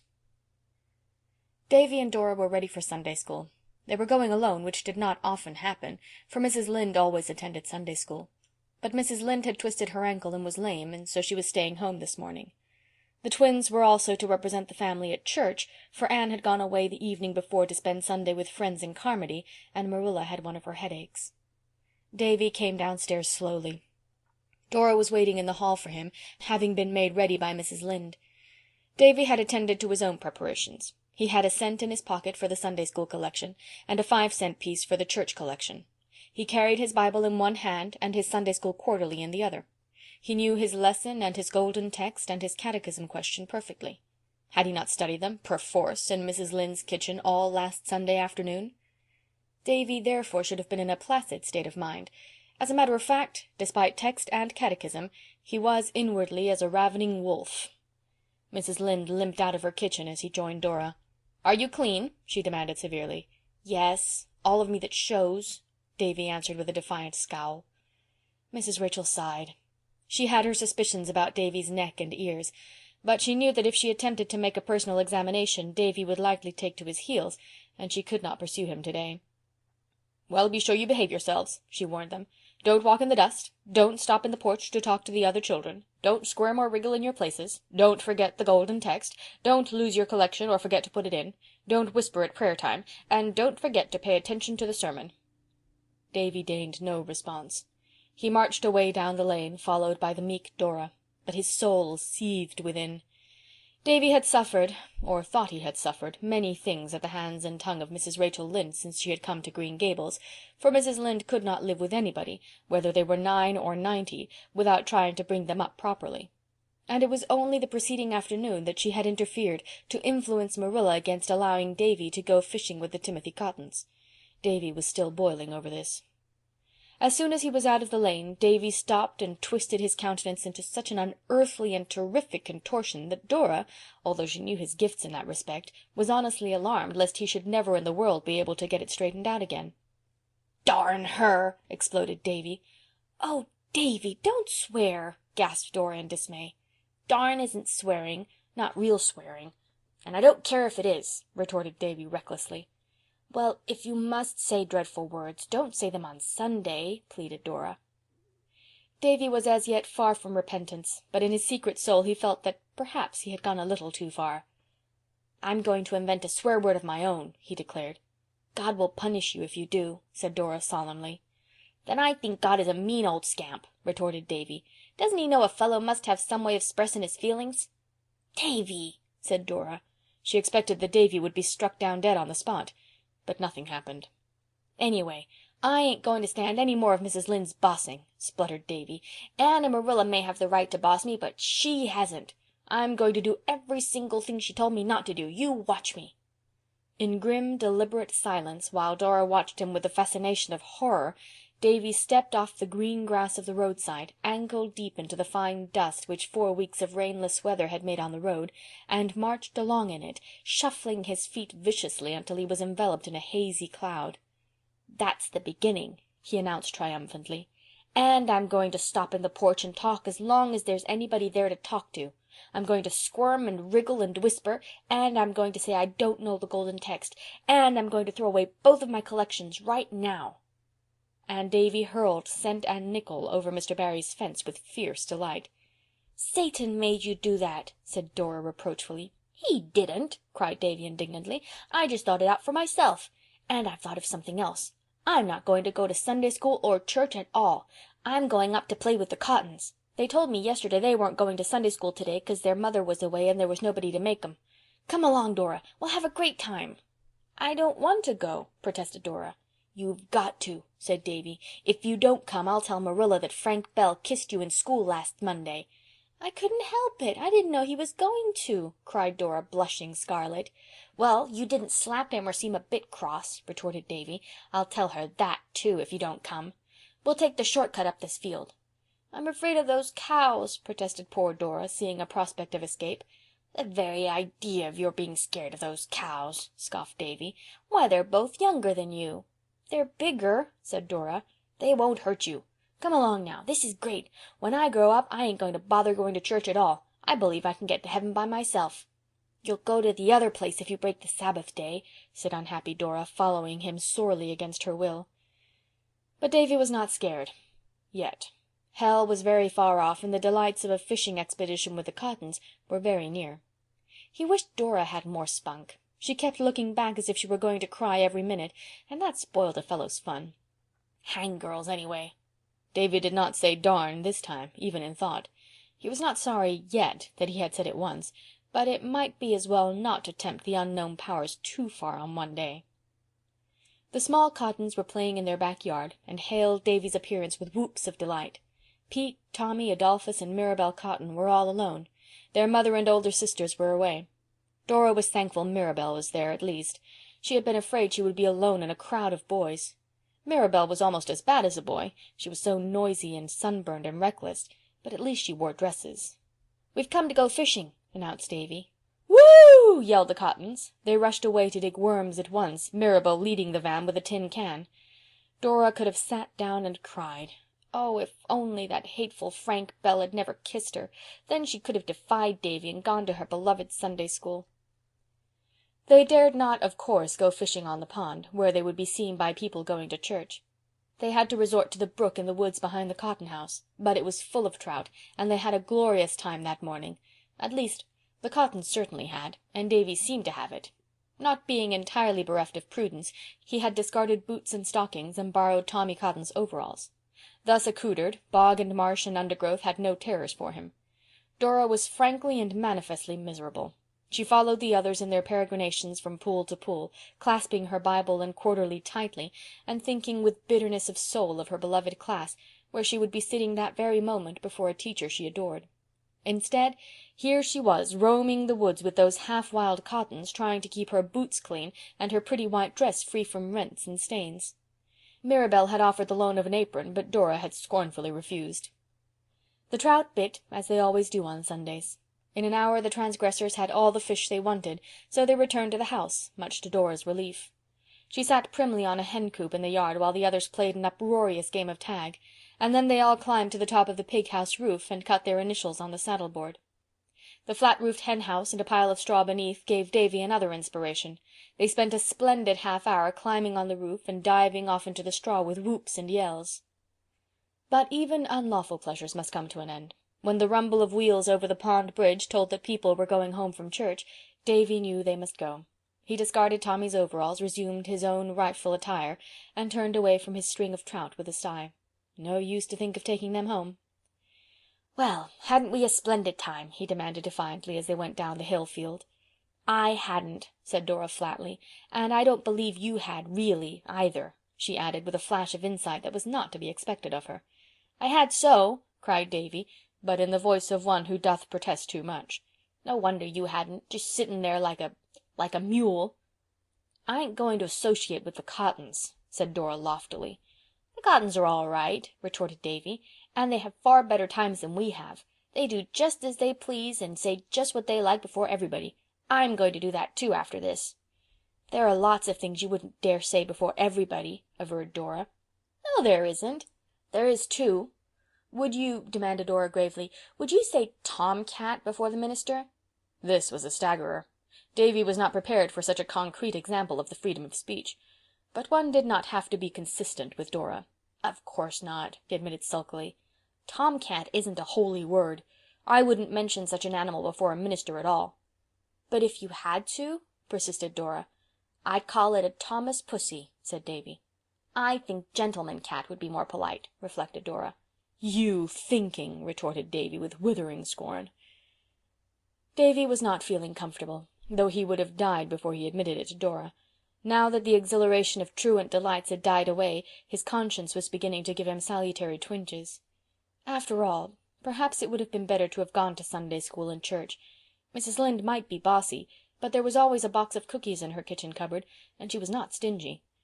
At this inconvenient moment Davy remembered that when he had torn his new school pants the week before, Mrs. Lynde had mended them beautifully and never said a word to Marilla about them. But Davy's cup of iniquity was not yet full. He was to discover that one sin demands another to cover it. They had dinner with Mrs. Lynde that day, and the first thing she asked Davy was, "Were all your class in Sunday school today?" "Yes'm," said Davy with a gulp. "All were there, 'cept one." "Did you say your golden text and catechism?" "Yes'm." "Did you put your collection in?" "Yes'm." "Was Mrs. Malcolm MacPherson in church?" "I don't know." This at least was the truth, thought wretched Davy. "Was the Ladies' Aid announced for next week?" "Yes'm," quakingly. "Was prayer meeting?" I don't know." "You should know. You should listen more attentively to the announcements. What was Mr. Harvey's text?" Davy took a frantic gulp of water and swallowed it and the last protest of conscience together. He glibly recited an old golden text learned several weeks ago. Fortunately Mrs. Lynde now stopped questioning him, but Davy did not enjoy his dinner. He could only eat one helping of pudding. "What's the matter with you?" demanded justly astonished Mrs. Lynde. "Are you sick?" "No," muttered Davy. "You look pale.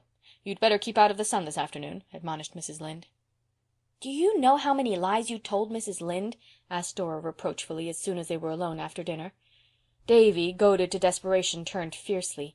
"I don't know and I don't care," he said. "You just shut up, Dora Keith."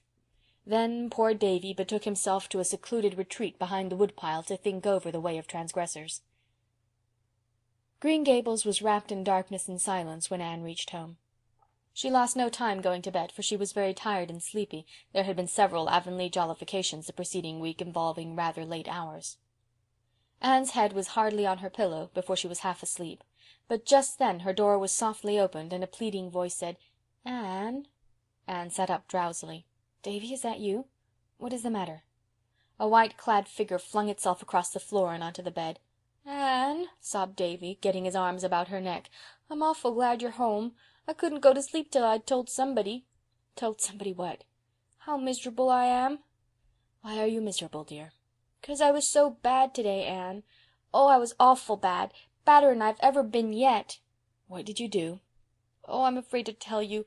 You'll never like me again, Anne. I couldn't say my prayers tonight. I couldn't tell God what I'd done. I was shamed to have him know." "But he knew anyway, Davy." "That's what Dora said. I thought p'raps he mightn't have noticed just at the time. Anyway, I'd rather tell you first." "What is it you did?" Out it all came in a rush. "I run away from Sunday school and went fishing with the Cottons, and I told ever so many whoppers to Mrs. Lynde, oh, most half a dozen, and I said a swear word, Anne, well, pretty near swear word anyhow, and I called God names." There was silence. Davy didn't know what to make of it. Was Anne so shocked that she would never speak to him again? "Anne, what are you going to do to me?" he whispered. "Nothing, dear. You've been punished already, I think." "No, I haven't. Nothing's been done to me." "You've been very unhappy ever since you did wrong, haven't you?" "You bet," said Davy emphatically. "That was your conscience punishing you, Davy." "What's my conscience? I want to know." "It's something in you, Davy, that always tells you when you are doing wrong and makes you unhappy if you persist in doing it. Haven't you noticed that?" "Yes, but I didn't know what it was. I wish I didn't have it. I'd have lots more fun. Where is my conscience, Anne? I want to know. Is it in my stomach?" "No, it's in your soul," answered Anne, thankful for the darkness, since gravity must be preserved in serious matters. "I suppose I can't get clear of it, then," said Davy with a sigh. "Are you going to tell Marilla and Mrs. Lynde on me, Anne?" "No, dear, I'm not going to tell anyone. You are sorry you were naughty, weren't you?" "You bet." "And you'll never be bad like that again?" "No, but," added Davy cautiously, "I might be bad some other way." "You won't say naughty words, or run away on Sundays, or tell falsehoods to cover up your sins?" "Nope, it doesn't pay," said Davy. "Well, Davy, just tell God you are sorry and ask him to forgive you." "Have you forgiven me, Anne?" "Yes, dear." "Then," said Davy joyously, "I don't care much whether God does or not." "Davy!" "Oh, I'll ask him," said Davy quickly, scrambling off the bed, convinced by Anne's tone that he must have said something dreadful. "I don't mind asking him, Anne. Please, God, I'm awfully sorry I behaved bad today, and I'll try to be good on Sundays always, and please forgive me. There now, Anne. Well now, run off to bed like a good boy." "All right. Say, I don't feel miserable any more. I feel fine. Good night." "Good night." Anne slipped down on her pillows with a sigh of relief. Oh, how sleepy she was. In another second— "Anne!" Davy was back again by her bed. Anne dragged her eyes open. "What is it now, dear?" she asked, trying to keep a note of impatience out of her voice. "Anne, have you ever noticed how Mr. Harrison spits? Do you suppose if I practice hard I can learn to spit just like him?" Anne sat up. "Davy Keith," she said, "go straight to your bed and don't let me catch you out of it again tonight. Go, now." Davy went, and stood not upon the order of his going. Chapter 13. Chapter 14. The Summons. Anne was sitting with Ruby Gillis in the Gillis's garden after the day had crept lingeringly through it and was gone. It had been a warm, smoky summer afternoon. The world was in a splendor of outflowering. The idle valleys were full of hazes. The woodways were pranked with shadows, and the fields with the purple of the asters. Anne had given up a moonlight drive to the White Sands beach that she might spend the evening with Ruby. She had so spent many evenings that summer, although she often wondered what good it did anyone, and sometimes went home deciding that she could not go again. Ruby grew paler as the summer waned. The White Sands school was given up. Her father thought it better that she shouldn't teach till New Year's, and the fancy work she loved oftener and oftener fell from hands grown too weary for it. But she was always gay, always hopeful, always chattering and whispering of her beaux and their rivalries and despairs.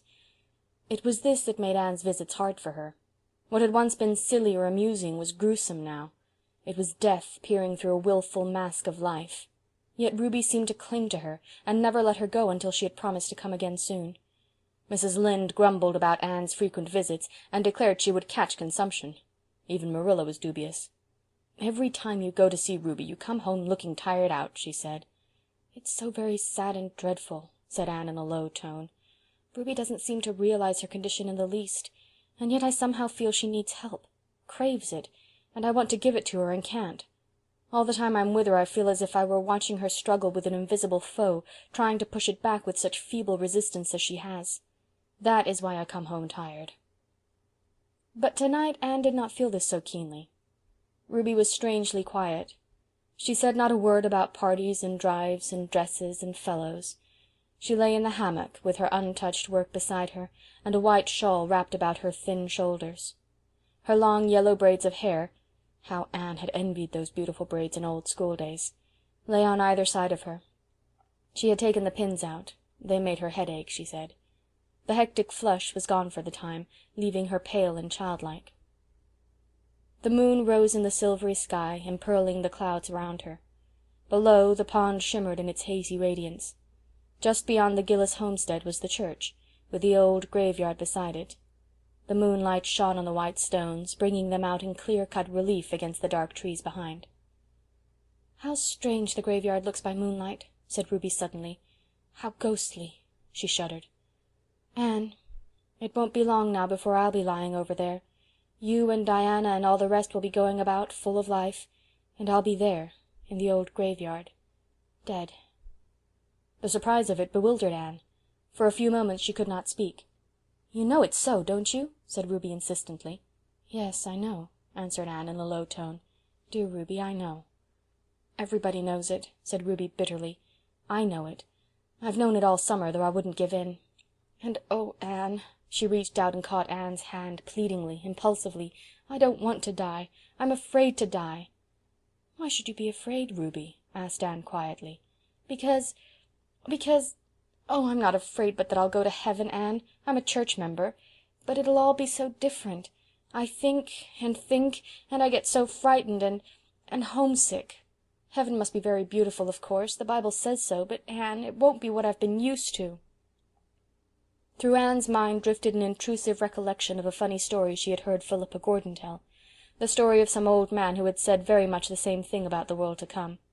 It had sounded funny then. She remembered how she and Priscilla had laughed over it. But it did not seem in the least humorous now, coming from Ruby's pale, trembling lips. It was sad, tragic, and true. Heaven could not be what Ruby had been used to. There had been nothing in her gay, frivolous life, her shallow ideals and aspirations, to fit her for that great change, or make the life to come seem to her anything but alien and unreal and undesirable. Anne wondered helplessly what she could say that would help her.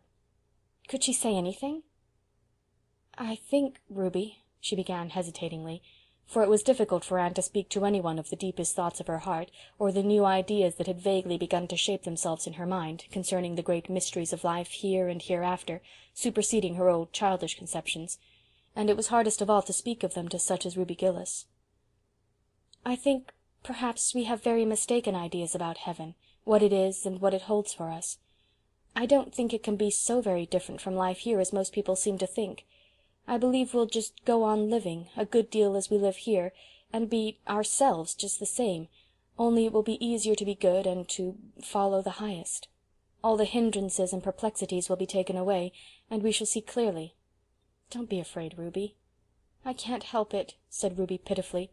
"Even if what you say about heaven is true, and you can't be sure, it may be only that imagination of yours. It won't be just the same. It can't be. I want to go on living here. I'm so young, Anne. I haven't had my life. I've fought so hard to live, and it isn't any use. I have to die, and leave everything I care for." Anne sat in a pain that was almost intolerable. She could not tell comforting falsehoods, and all that Ruby said was so horribly true. She was leaving everything she cared for. She had laid up her treasures on earth only. She had lived solely for the little things of life, the things that pass, forgetting the great things that go onward into eternity, bridging the gulf between the two lives, and making of death a mere passing from one dwelling to the other, from twilight to unclouded day. God would take care of her there, Anne believed. She would learn. But now it was no wonder her soul clung in blind helplessness to the only thing she knew and loved. Ruby raised herself on her arm and lifted her bright, beautiful blue eyes to the moonlit skies. "I want to live," she said in a trembling voice. "I want to live like other girls. I want to be married, Anne, and have little children. You know I always loved babies, Anne. I couldn't say this to anyone but you. I know you understand. And then poor Herb. He loves me, and I love him, Anne. The others meant nothing to me, but he does. And if I could live, I would be his wife and be so happy. Oh, Anne, it's hard." Ruby sank back on her pillows and sobbed convulsively. Anne pressed her hand in an agony of sympathy, silent sympathy, which perhaps helped Ruby more than broken, imperfect words could have done, for presently she grew calmer and her sobs ceased. "I'm glad I've told you this, Anne," she whispered. "It has helped me just to say it all out. I've wanted to all summer, every time you came. I wanted to talk it over with you, but I couldn't. It seemed as if it would make death so sure if I said I was going to die, or if anyone else said it or hinted it. I couldn't say it or even think it. In the daytime, when people were around me and everything was cheerful, it wasn't so hard to keep from thinking of it. But in the night, when I couldn't sleep, it was so dreadful, Anne. I couldn't get away from it then. Death just came and stared me in the face until I got so frightened I could have screamed. But you won't be frightened any more, Ruby, will you? You'll be brave, and believe that all is going to be well with you. I'll try. I'll think over what you have said and try to believe it. And you'll come up as often as you can, won't you, Anne? Yes, dear. It won't be very long now, Anne. I feel sure of that. And I'd rather have you than anyone else. I always liked you best of all the girls I went to school with. You were never jealous or mean like some of them were. Poor Em White was up to see me yesterday. You remember Em and I were such chums for 3 years when we went to school, and then we quarreled the time of the school concert. We've never spoken to each other since. Wasn't it silly? Anything like that seems silly now. But Em and I made up the old quarrel yesterday. She said she'd have spoken years ago, only she thought I wouldn't. And I never spoke to her because I was sure she wouldn't speak to me. Isn't it strange how people misunderstand each other, Anne? Most of the trouble in life comes from misunderstanding, I think, said Anne. I must go now, Ruby. It's getting late, and you shouldn't be out in the damp. You'll come up soon again? Yes, very soon. And if there's anything I can do to help you, I'll be so glad. I know. You have helped me already. Nothing seems quite so dreadful now. Good night, Anne. Good night, dear. Anne walked home very slowly in the moonlight. The evening had changed something for her. Life held a different meaning, a deeper purpose. On the surface it would go on just the same, but the deeps had been stirred. It must not be with her as with poor Butterfly Ruby. When she came to the end of one life, it must not be to face the next with the shrinking terror of something wholly different, something for which accustomed thought and ideal and aspiration had unfitted her. The little things of life, sweet and excellent in their place, must not be the things lived for. The highest must be sought and followed. The life of heaven must be begun here on earth. That good night in the garden was for all time. Anne never saw Ruby in life again. The next night the Avis gave a farewell party to Jane Andrews before her departure for the West, and while light feet danced and bright eyes laughed and merry tongues chattered, there came a summons to a soul in Avonlea that might not be disregarded or evaded. The next morning the word went from house to house that Ruby Gillis was dead. She had died in her sleep, painlessly and calmly, and on her face was a smile, as if, after all, death had come as a kindly friend to lead her over the threshold, instead of the grisly phantom she had dreaded. Mrs. Rachel Lynde said emphatically after the funeral that Ruby Gillis was the handsomest corpse she ever laid eyes on. Her loveliness, as she lay white-clad among the delicate flowers that Anne had placed about her, was remembered and talked of for years in Avonlea. Ruby had always been beautiful, but her beauty had been of the earth, earthy. It had had a certain insolent quality in it, as if it flaunted itself in the beholder's eye. Spirit had never shone through it, intellect had never refined it. But death had touched it and consecrated it, bringing out delicate modellings and purity of outline never seen before, doing what life and love and great sorrow and deep womanhood joys might have done for Ruby. Anne, looking down through a mist of tears at her old playfellow, thought she saw the face God had meant Ruby to have, and remembered it so always. Mrs. Gillis called Anne aside into a vacant room before the funeral procession left the house, and gave her a small packet. "I want you to have this," she sobbed. "Ruby would have liked you to have it. It's the embroidered centerpiece she was working at. It isn't quite finished. The needle is sticking in it just where her poor little fingers put it the last time she laid it down, the afternoon before she died." "There's always a piece of unfinished work left," said Mrs. Lynde with tears in her eyes. "But I suppose there's always someone to finish it." "How difficult it is to realize that one we have always known can really be dead," said Anne as she and Diana walked home. "Ruby is the first of our schoolmates to go. One by one, sooner or later, all the rest of us must follow." "Yes, I suppose so," said Diana uncomfortably. She did not want to talk of that. She would have preferred to have discussed the details of the funeral. The splendid white velvet casket Mr. Gillis had insisted on having for Ruby. "The Gillises must always make a splurge, even at funerals," quoth Mrs. Rachel Lynde. Herb Spencer's sad face, the uncontrolled hysteric grief of one of Ruby's sisters. But Anne would not talk of these things. She seemed wrapped in a reverie in which Diana felt lonesomely that she had neither lot nor part. "Ruby Gillis was a great girl to laugh," said Davy suddenly. "Will she laugh as much in heaven as she did in Avonlea, Anne? I want to know." "Yes, I think she will," said Anne. "Oh, Anne!" protested Diana with a rather shocked smile. "Well, why not, Diana?" asked Anne seriously. "Do you think we'll never laugh in heaven?" "Oh, I don't know," floundered Diana. "It doesn't seem just right, somehow. You know, it's rather dreadful to laugh in church." "But heaven won't be like church all the time," said Anne. "I hope it ain't," said Davy emphatically. "If it is, I don't want to go. Church is awful dull. Anyway, I don't mean to go for ever so long. I mean to live to be 100 years old, like Mr. Thomas Blewett of White Sands. He says he's lived so long 'cause he always smoked tobacco and it killed all the germs. Can I smoke tobacco pretty soon, Anne?" "No, Davy, I hope you'll never use tobacco," said Anne absently. "What do you feel like if the germs kill me then?" demanded Davy. End of chapter 14. Chapter 15. A Dream Turned Upside Down. "Just one more week and we go back to Redmond," said Anne. She was happy at the thought of returning to work, classes, and Redmond friends. Pleasing visions were also being woven around Patty's Place.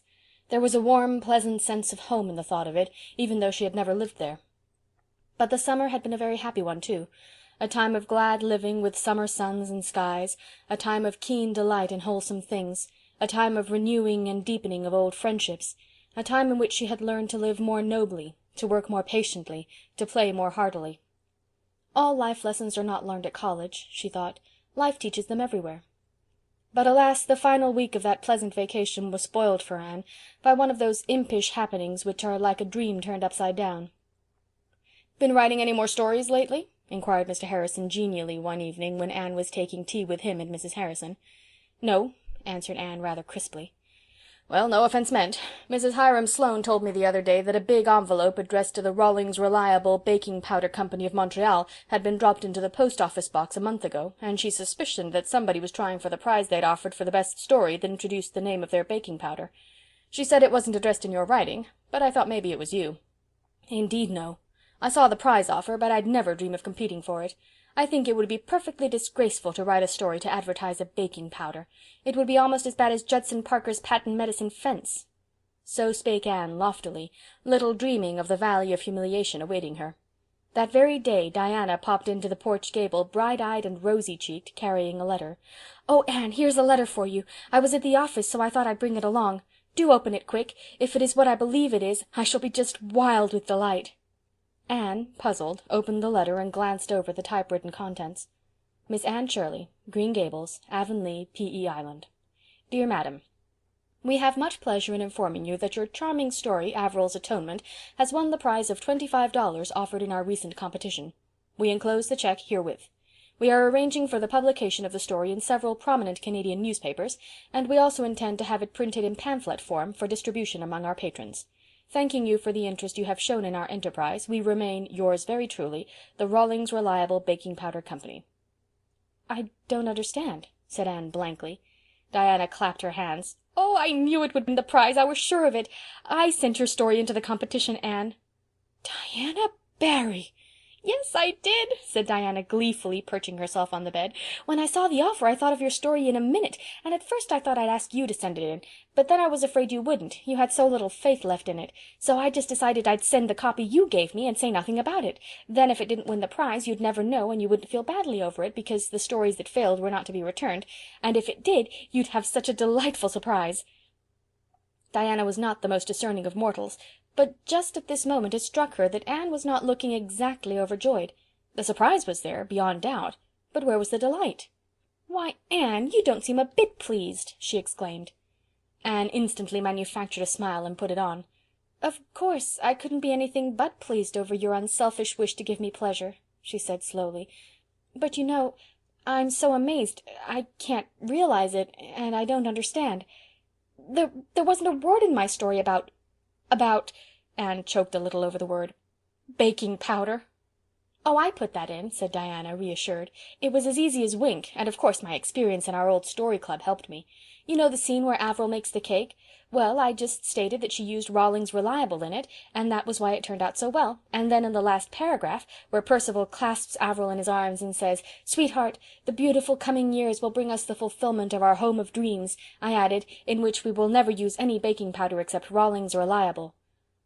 "Oh," gasped poor Anne, as if someone had dashed cold water on her. "And you've won the $25, continued Diana jubilantly. "Why, I heard Priscilla say once that the Canadian Woman only pays $5 for a story." Anne held out the hateful pink slip in shaking fingers. "I can't take it. It's yours by right, Diana. You sent the story in and made the alterations. I would certainly never have sent it, so you must take the check." "I'd like to see myself," said Diana scornfully. "Why, what I did wasn't any trouble. The honor of being a friend of the prize winner is enough for me. Well, I must go. I should have gone straight home from the post office, for we have company, but I simply had to come and hear the news. I'm so glad for your sake, Anne." Anne suddenly bent forward, put her arms about Diana, and kissed her cheek. "I think you are the sweetest and truest friend in the world, Diana," she said, with a little tremble in her voice, "and I assure you I appreciate the motive of what you've done." Diana, pleased and embarrassed, got herself away, and poor Anne, after flinging the innocent check into her bureau drawer as if it were blood money, cast herself on her bed and wept tears of shame and outraged sensibility. Oh, she could never live this down, never! Gilbert arrived at dusk, brimming over with congratulations, for he had called at Orchard Slope and heard the news. But his congratulations died on his lips at the sight of Anne's face. "Why, Anne, what is the matter? I expected to find you radiant over winning Rawlings Reliable prize. Good for you!" "Oh, Gilbert, not you," implored Anne in an et tu Brute tone. "I thought you would understand. Can't you see how awful it is?" "I must confess I can't. What is wrong?" "Everything," moaned Anne. "I feel as if I were disgraced forever. What do you think a mother would feel like if she found her child tattooed over with a baking powder advertisement? I feel just the same. I loved my poor little story, and I wrote it out of the best that was in me. And it is sacrilege to have it degraded to the level of a baking powder advertisement. Don't you remember what Professor Hamilton used to tell us in the literature class at Queen's? He said we were never to write a word for a low or unworthy motive, but always to cling to the very highest ideals. What will he think when he hears I've written a story to advertise Rawlings Reliable? And oh, when it gets out at Redmond, think how I'll be teased and laughed at." "That you won't," said Gilbert, wondering uneasily if it were that confounded junior's opinion in particular over which Anne was worried. "The Reds will think just as I thought, that you, being like 9 out of 10 of us, not overburdened with worldly wealth, had taken this way of earning an honest penny to help yourself through the year. I don't see that there's anything low or unworthy about that, or anything ridiculous either. One would rather write masterpieces of literature, no doubt, but meanwhile board and tuition fees have to be paid." This common-sense, matter-of-fact view of the case cheered Anne a little. At least it removed her dread of being laughed at, though the deeper hurt of an outraged ideal remained. End of chapter 15. Anne of the Island, Chapter 16. Adjusted Relationships. "It's the homiest spot I ever saw. It's homier than home," avowed Philippa Gordon, looking about her with delighted eyes. They were all assembled at twilight in the big living-room at Patty's Place. Anne and Priscilla, Phil and Stella, Aunt Jamesina, Rusty, Joseph, the Sarah cat, and Gog and Magog. The firelight shadows were dancing over the walls, the cats were purring, and a huge bowl of hothouse chrysanthemums, sent to Phil by one of the victims, shone through the golden gloom like creamy moons. It was 3 weeks since they had considered themselves settled, and already all believed the experiment would be a success. The first fortnight after their return had been a pleasantly exciting one. They had been busy setting up their household goods, organizing their little establishment, and adjusting different opinions. Anne was not over sorry to leave Avonlea when the time came to return to college. The last few days of her vacation had not been pleasant. Her prize story had been published in the island papers, and Mr. William Blair had, upon the counter of his store, a huge pile of pink, green, and yellow pamphlets containing it, one of which he gave to every customer. He sent a complimentary bundle to Anne, who promptly dropped them all in the kitchen stove. Her humiliation was the consequence of her own ideals only, for Avonlea folks thought it quite splendid that she should have won the prize. Her many friends regarded her with honest admiration, her few foes with scornful envy. Josie Pye said she believed Anne Shirley had just copied the story. She was sure she remembered reading it in a paper years before. The Sloanes, who had found out or guessed that Charlie had been turned down, said they didn't think it was much to be proud of. Almost anyone could have done it if she tried. Aunt Atossa told Anne she was very sorry to hear she had taken to writing novels. Nobody born and bred in Avonlea would do it. That was what came of adopting orphans from goodness knew where, with goodness knew what kind of parents. Even Mrs. Rachel Lynde was darkly dubious about the propriety of writing fiction, though she was almost reconciled to it by that $25 check. "It is perfectly amazing, the price they pay for such lies, that's what," she said half proudly, half severely. All things considered, it was a relief when going-away time came, and it was very jolly to be back at Redmond, a wise, experienced soph, with hosts of friends to greet on the merry opening day. Pris and Stella and Gilbert were there, Charlie Sloane looking more important than ever a sophomore looked before, Phil, with the Alec and Alonzo question still unsettled, and Moody Spurgeon Macpherson. Moody Spurgeon had been teaching school ever since leaving Queen's, but his mother had concluded it was high time he gave it up and turned his attention to learning how to be a minister. Poor Moody Spurgeon fell on hard luck at the very beginning of his college career. Half a dozen ruthless sophs, who were among his fellow boarders, swooped down on him one night and shaved half of his head. In this guise the luckless Moody Spurgeon had to go about until his hair grew again. He told Anne bitterly that there were times when he had his doubts as to whether he was really called to be a minister. Aunt Jamesina did not come until the girls had Patty's Place ready for her. Miss Patty had sent the key to Anne, with a letter in which she said Gog and Magog were packed in a box under the spare-room bed, but might be taken out when wanted. In a postscript she added that she hoped the girls would be careful about putting up pictures. The living-room had been newly papered 5 years before, and she and Miss Maria did not want any more holes made in that new paper than was absolutely necessary. For the rest, she trusted everything to Anne. How those girls enjoyed putting their nest in order! As Phil said, it was almost as good as getting married. You had the fun of home-making without the bother of a husband. All brought something with them to adorn or make comfortable the little house. Pris and Phil and Stella had knick-knacks and pictures galore, which latter they proceeded to hang according to taste in reckless disregard of Miss Patty's new paper.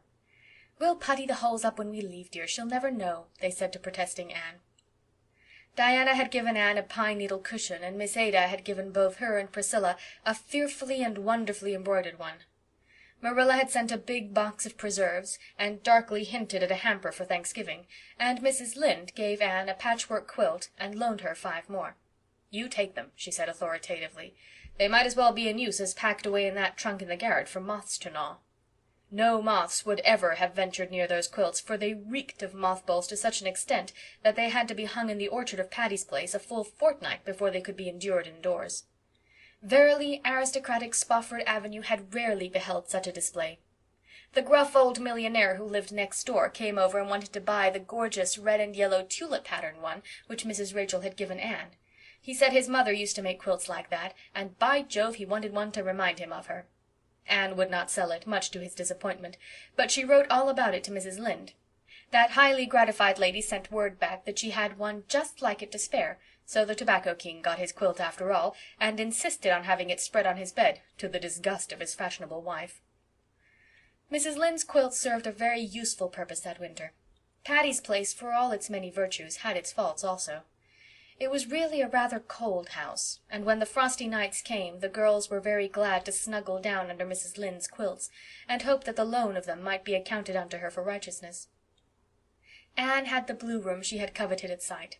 Priscilla and Stella had the large one. Phil was blissfully content with the little one over the kitchen, and Aunt Jamesina was to have the downstairs one off the living-room. Rusty at first slept on the doorstep. Anne, walking home from Redmond a few days after her return, became aware that people she met surveyed her with a covert, indulgent smile. Anne wondered uneasily what was the matter with her. Was her hat crooked? Was her belt loose? Craning her head to investigate, Anne, for the first time, saw Rusty. Trotting along beside her, close to her heels, was quite the most forlorn specimen of the cat tribe she had ever beheld. The animal was well past kittenhood, lank, thin, disreputable-looking. Pieces of both ears were lacking, one eye was temporarily out of repair, and one jowl ludicrously swollen. As for colour, if a once black cat had been well and thoroughly singed, the result would have resembled the hue of this waif's thin, draggled, unsightly fur. Anne shooed, but the cat would not shoo. As long as she stood, he sat back on his haunches and gazed at her reproachfully out of his one good eye. When she resumed her walk, he followed. Anne resigned herself to his company until she reached the gate of Patty's place, which she coldly shut in his face, fondly supposing she had seen the last of him. But when 15 minutes later Phil opened the door, there sat the rusty brown cat on the step. More, he promptly darted in and sprang upon Anne's lap with a half-pleading, half-triumphant meow. "Anne," said Stella severely, "do you own that animal?" "No, I do not," protested disgusted Anne. "The creature followed me home from somewhere. I couldn't get rid of him. Ugh, get down. I like decent cats reasonably well, but I don't like beasties of your complexion." Pussy, however, refused to get down. He coolly curled up in Anne's lap and began to purr. "He has evidently adopted you," laughed Priscilla. "I won't be adopted," said Anne stubbornly. "Poor creature is starving," said Phil pityingly. "Why, his bones are almost coming through his skin." "Well, I'll give him a square meal, and then he must return to whence he came," said Anne resolutely. The cat was fed and put out. In the morning he was still on the doorstep. On the doorstep he continued to sit, bolting in whenever the door was opened. No coolness of welcome had the least effect on him. Of nobody save Anne did he take the least notice.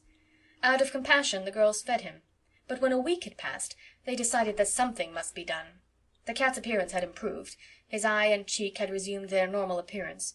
He was not quite so thin, and he had been seen washing his face.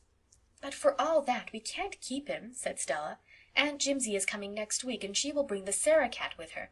We can't keep 2 cats, and if we did, this rusty coat would fight all the time with the Sarah cat. He's a fighter by nature. He had a pitched battle last evening with the Tobacco King's cat and routed him, horse, foot, and artillery." "We must get rid of him," agreed Anne, looking darkly at the subject of their discussion, who was purring on the hearth-rug with an air of lamb-like meekness. "But the question is, how? How can 4 unprotected females get rid of a cat who won't be got rid of?" "We must chloroform him," said Phil briskly. "That is the most humane way." "Who of us knows anything about chloroforming a cat?" demanded Anne gloomily. "I do, honey. It's one of my few, sadly few, useful accomplishments. I've disposed of several at home. You take the cat in the morning and give him a good breakfast. Then you take an old burlap bag, there's one on the back porch, put the cat in it and turn him over a wooden box. Then take a 2-ounce bottle of chloroform, uncork it and slip it under the edge of the box. Put a heavy weight on top of the box and leave it till evening. The cat will be dead, curled up peacefully as if he were asleep. No pain, no struggle." "It sounds easy," said Anne dubiously. "It is easy. Just leave it to me. I'll see to it," said Phil reassuringly. Accordingly the chloroform was procured, and the next morning Rusty was lured to his doom. He ate his breakfast, licked his chops, and climbed into Anne's lap. Anne's heart misgave her. This poor creature loved her, trusted her. How could she be a party to this destruction? "Here, take him," she said hastily to Phil. "I feel like a murderess." "He won't suffer, you know," comforted Phil, but Anne had fled. The fatal deed was done in the back porch. Nobody went near it that day, but at dusk Phil declared that Rusty must be buried. "Pris and Stella must dig his grave in the orchard," declared Phil, "and Anne must come with me to lift the box off. That's the part I always hate." The 2 conspirators tiptoed reluctantly to the back porch. Phil gingerly lifted the stone she had put on the box. Suddenly faint but distinct, sounded an unmistakable meow under the box. He isn't dead," gasped Anne, sitting blankly down on the kitchen doorstep. "He must be," said Phil incredulously. Another tiny meow proved that he wasn't. The two girls stared at each other. "What will we do?" questioned Anne. "Why in the world don't you come?" demanded Stella, appearing in the doorway. "We've got the grave ready. 'What silent still and silent all?'" she quoted teasingly. "Oh, no, the voices of the dead sound like the distant torrent's fall," promptly counter-quoted Anne, pointing solemnly to the box. A burst of laughter broke the tension. "We must leave him here till morning," said Phil, replacing the stone. "He hasn't meowed for 5 minutes. Perhaps the meows we heard were his dying groan.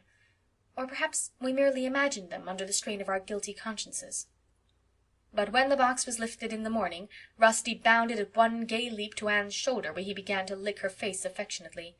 Never was there a cat more decidedly alive. "There's a knot-hole in the box," groaned Phil. "I never saw it. That's why he didn't die. Now we've got to do it all over again." "No, we haven't," declared Anne suddenly. "Rusty isn't going to be killed again. He's my cat, and you've just got to make the best of it." "Oh, well, if you'll settle with Aunt Jimsie and the Sarah cat," said Stella, with the air of one washing her hands of the whole affair. From that time Rusty was one of the family. He slept o' nights on the scrubbing cushion in the back porch, and lived on the fat of the land. By the time Aunt Jamesina came he was plump and glossy and tolerably respectable. But, like Kipling's cat, he walked by himself. His paw was against every cat, and every cat's paw against him. One by one he vanquished the aristocratic felines of Spofford Avenue. As for human beings, he loved Anne and Anne alone. Nobody else even dared stroke him. An angry spit and something that sounded much like very improper language greeted anyone who did. "The airs that cat puts on are perfectly intolerable," declared Stella. "Him was a nice old pussums, him was," vowed Anne, cuddling her pet defiantly. "Well, I don't know how he and the Sarah cat will ever make out to live together," said Stella pessimistically. "Cat fights in the orchard o' nights are bad enough, but cat fights here in the living room are unthinkable." In due time Aunt Jamesina arrived. Anne and Priscilla and Phil had awaited her advent rather dubiously, but when Aunt Jamesina was enthroned in the rocking-chair before the open fire, they figuratively bowed down and worshipped her. Aunt Jamesina was a tiny old woman, with a little, softly triangular face, and large, soft blue eyes that were alight with unquenchable youth, and as full of hopes as a girl's. She had pink cheeks and snow-white hair, which she wore in quaint little puffs over her ears. "It's a very old-fashioned way," she said, knitting industriously at something as dainty and pink as a sunset cloud. "But I am old-fashioned. My clothes are, and it stands to reason my opinions are, too. I don't say they're any the better of that, mind you. In fact, I dare say they're a good deal the worse, but they've worn nice and easy. New shoes are smarter than old ones, but the old ones are more comfortable. I'm old enough to indulge myself in the matter of shoes and opinions. I mean to take it real easy here. I know you expect me to look after you and keep you proper, but I'm not going to do it. You're old enough to know how to behave if you're ever going to be.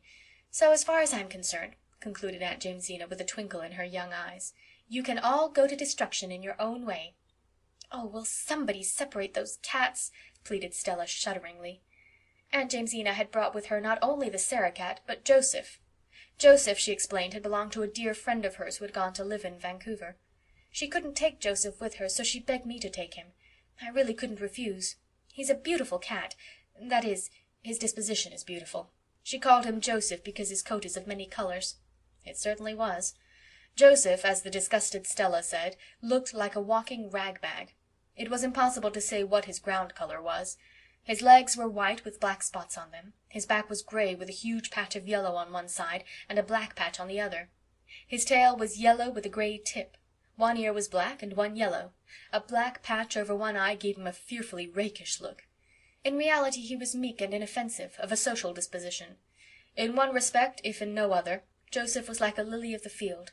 He toiled not, neither did he spin nor catch mice. Yet Solomon in all his glory slept not on softer cushions, or feasted more fully on fat things. Joseph and the Sarah cat arrived by express in separate boxes. After they had been released and fed, Joseph selected the cushion and corner which appealed to him, and the Sarah cat gravely sat herself down before the fire and proceeded to wash her face. She was a large, sleek, grey and white cat, with an enormous dignity which was not at all impaired by any consciousness of her plebeian origin. She had been given to Aunt Jamesina by her washerwoman. "Her name was Sarah, so my husband always called Puss the Sarah cat," explained Aunt Jamesina. "She is 8 years old and a remarkable mouser. Don't worry, Stella. The Sarah cat never fights, and Joseph rarely." "They'll have to fight here in self-defense," said Stella. At this juncture Rusty arrived on the scene. He bounded joyously halfway across the room before he saw the intruders. Then he stopped short. His tail expanded until it was as big as 3 tails. The fur on his back rose up in a defiant arch. Rusty lowered his head, uttered a fearful shriek of hatred and defiance, and launched himself at the Sarah cat. The stately animal had stopped washing her face and was looking at him curiously. She met his onslaught with one contemptuous sweep of her capable paw. Rusty went rolling helplessly over on the rug. He picked himself up dazedly. What sort of a cat was this who had boxed his ears? He looked dubiously at the Sarah cat. Would he, or would he not? The Sarah cat deliberately turned her back on him and resumed her toilet operations. Rusty decided that he would not. He never did. From that time on the Sarah cat ruled the roost. Rusty never again interfered with her. But Joseph rashly sat up and yawned. Rusty, burning to avenge his disgrace, swooped down on him. Joseph, pacific by nature, could fight upon occasion, and fight well. The result was a series of drawn battles. Every day Rusty and Joseph fought at sight. Anne took Rusty's part and detested Joseph. Stella was in despair, but Aunt Jamesina only laughed. "Let them fight it out," she said tolerantly. "They'll make friends after a bit. Joseph needs some exercise. He was getting too fat. And Rusty has to learn he isn't the only cat in the world." Eventually Joseph and Rusty accepted the situation, and from sworn enemies became sworn friends. They slept on the same cushion with their paws about each other, and gravely watched each other's faces. "We've all got used to each other," said Phil, "and I've learned how to wash dishes and sweep a floor." "But you needn't try to make us believe you can chloroform a cat," laughed Anne. "It was all the fault of the knot-hole," protested Phil. "It was a good thing the knot-hole was there," said Aunt Jamesina rather severely. "Kittens have to be drowned, I admit, or the world would be overrun, but no decent grown-up cat should be done to death unless he sucks eggs." "You wouldn't have thought Rusty very decent if you'd seen him when he came here," said Stella. "He positively looked like the old Nick." "I don't believe old Nick can be so very ugly," said Aunt Jamesina reflectively. "He wouldn't do so much harm if he was. I always think of him as a rather handsome gentleman." End of chapter 16. Chapter 17. A Letter from Davy. "It's beginning to snow, girls," said Phil, coming in one November evening, "and there are the loveliest little stars and crosses all over the garden walk. I never noticed before what exquisite things snowflakes really are. One has time to notice things like that in the simple life. Bless you all for permitting me to live it. It's really delightful to feel worried because butter has gone up 5 cents a pound." "Has it?" demanded Stella, who kept the household accounts. "It has, and here's your butter. I'm getting quite expert at marketing. It's better fun than flirting," concluded Phil gravely. "Everything is going up scandalously," sighed Stella. "Never mind. Thank goodness air and salvation are still free," said Aunt Jamesina. "And so is laughter," added Anne. "There's no tax on it yet, and that is well, because you're all going to laugh presently. I'm going to read you Davy's letter. His spelling has improved immensely this past year, though he's not strong on apostrophes, and he certainly possesses the gift of writing an interesting letter. Listen and laugh before we settle down to the evening's study grind. "Dear Anne," ran Davy's letter, "I take my pen to tell you that we are all pretty well and hope this will find you the same. It's snowing some today, and Marilla says the old woman in the sky is shaking her feather beds. Is the old woman in the sky God's wife, Anne? I want to know. Mrs. Lynde has been real sick, but she is better now. She fell down the cellar stairs last week. When she fell she grabbed hold of the shelf with all the milk pails and stew pans on it, and it gave way and went down with her and made a splendid crash. Marilla thought it was an earthquake at first. One of the stew pans was all dinged up, and Mrs. Lynde strained her ribs. The doctor came and gave her medicine to rub on her ribs, but she didn't understand him and took it all inside instead. The doctor said it was a wonder it didn't kill her, but it didn't, and it cured her ribs, and Mrs. Lynde says doctors don't know much anyhow. But we couldn't fix up the stew pan. Marilla had to throw it out. Thanksgiving was last week. There was no school, and we had a great dinner. I ate mince pie and roast turkey and fruit cake and doughnuts and cheese and jam and chocolate cake. Marilla said I'd die, but I didn't. Dora had earache after it, only it wasn't in her ears, it was in her stomach.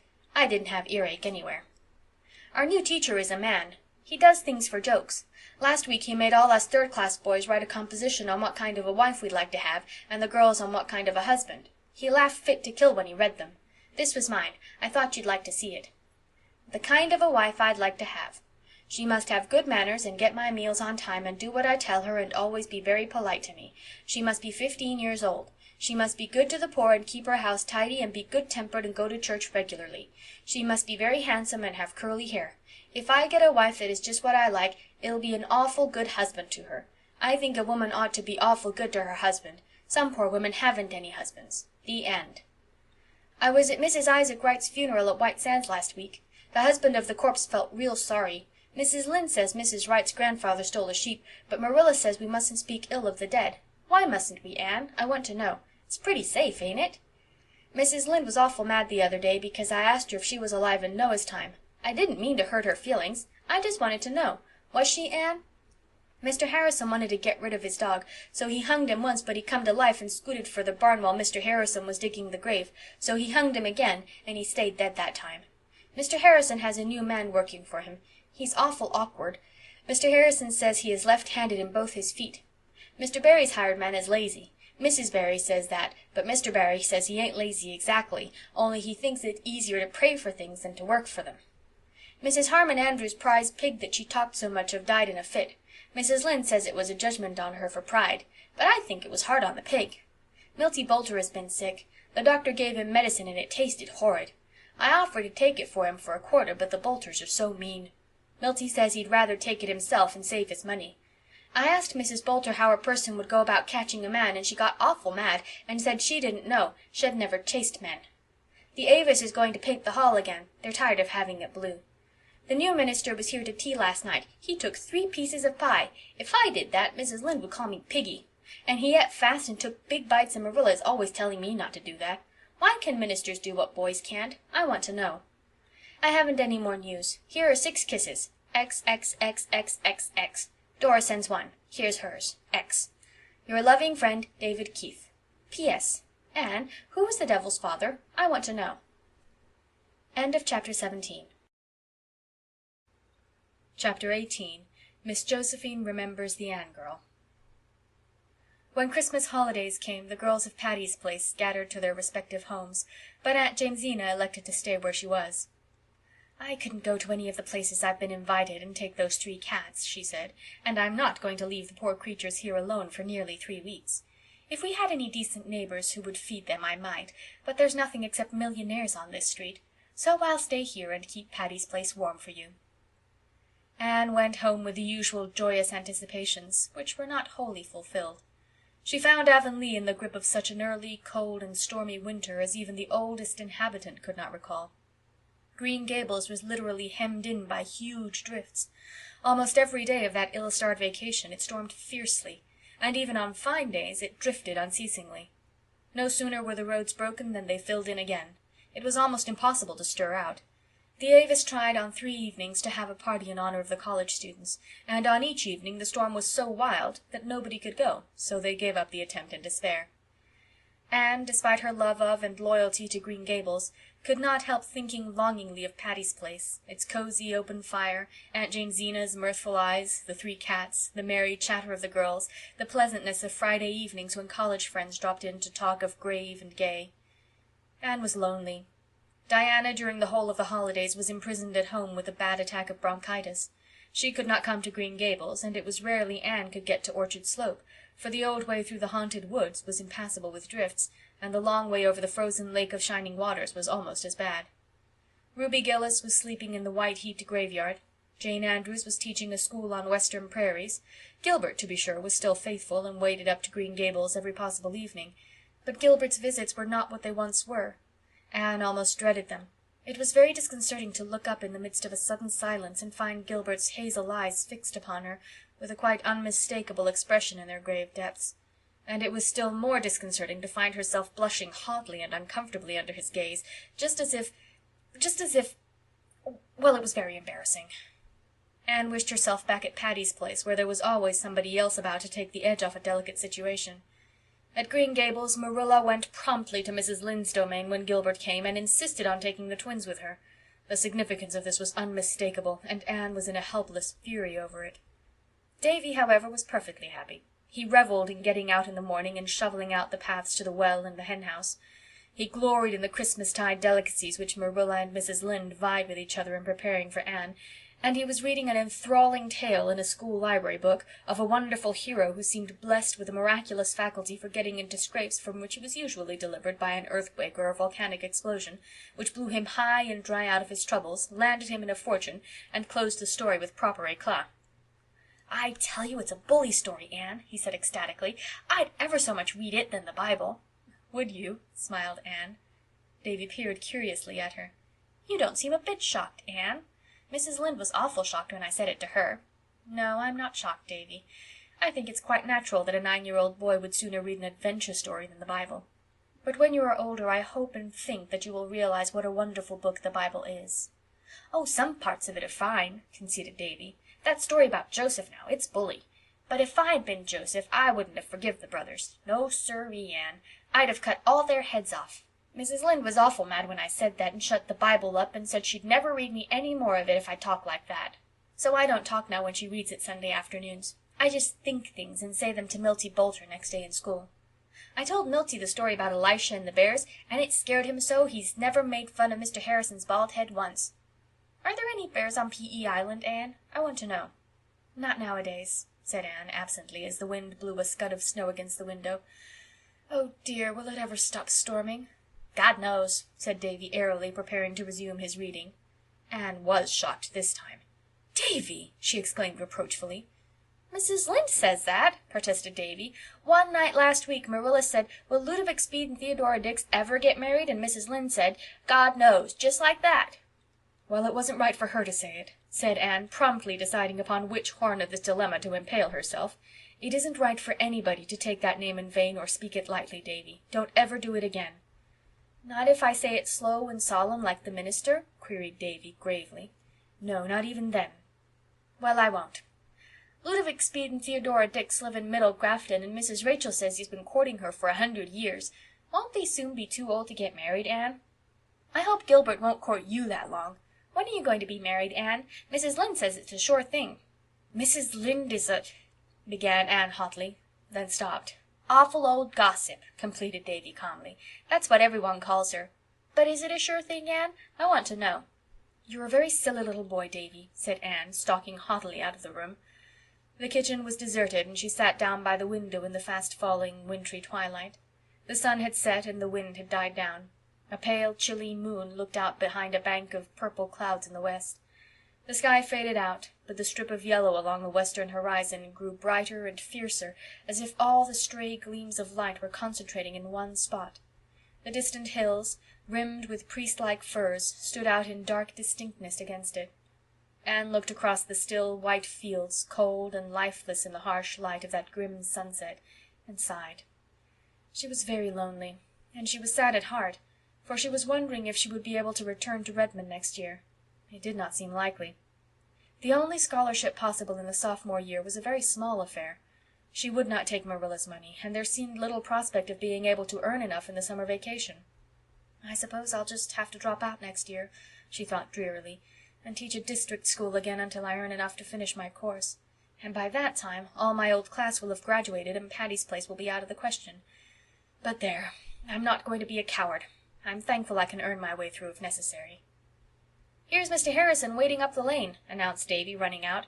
"I hope he's brought the mail. It's 3 days since we got it. I want to see what them pesky Grits are doing. I'm a conservative, Anne, and I tell you, you have to keep your eye on them Grits." Mr. Harrison had brought the mail, and merry letters from Stella and Priscilla and Phil soon dissipated Anne's blues.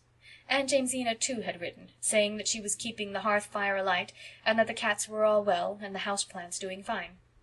"The weather has been real cold," she wrote, "so I let the cats sleep in the house. Rusty and Joseph on the sofa in the living room, and the Sarah cat on the foot of my bed. It's real company to hear her purring when I wake up in the night and think of my poor daughter in the foreign field. If it was anywhere but in India I wouldn't worry, but they say the snakes out there are terrible. It takes all the Sarah cat's purring to drive away the thought of those snakes. I have enough faith for everything but the snakes. I can't think why Providence ever made them. Sometimes I don't think he did. I'm inclined to believe the old Harry had a hand in making them." Anne had left a thin typewritten communication till the last, thinking it unimportant. When she had read it, she sat very still, with tears in her eyes. "What is the matter, Anne?" asked Marilla. Miss Josephine Barry is dead," said Anne in a low tone. "So she is gone at last," said Marilla. "Well, she has been sick for over a year, and the Barrys have been expecting to hear of her death any time. It is well she is at rest, for she has suffered dreadfully, Anne. She was always kind to you." "She has been kind to the last, Marilla. This letter is from her lawyer. She has left me $1,000 in her will." "Gracious, ain't that an awful lot of money?" exclaimed Davy.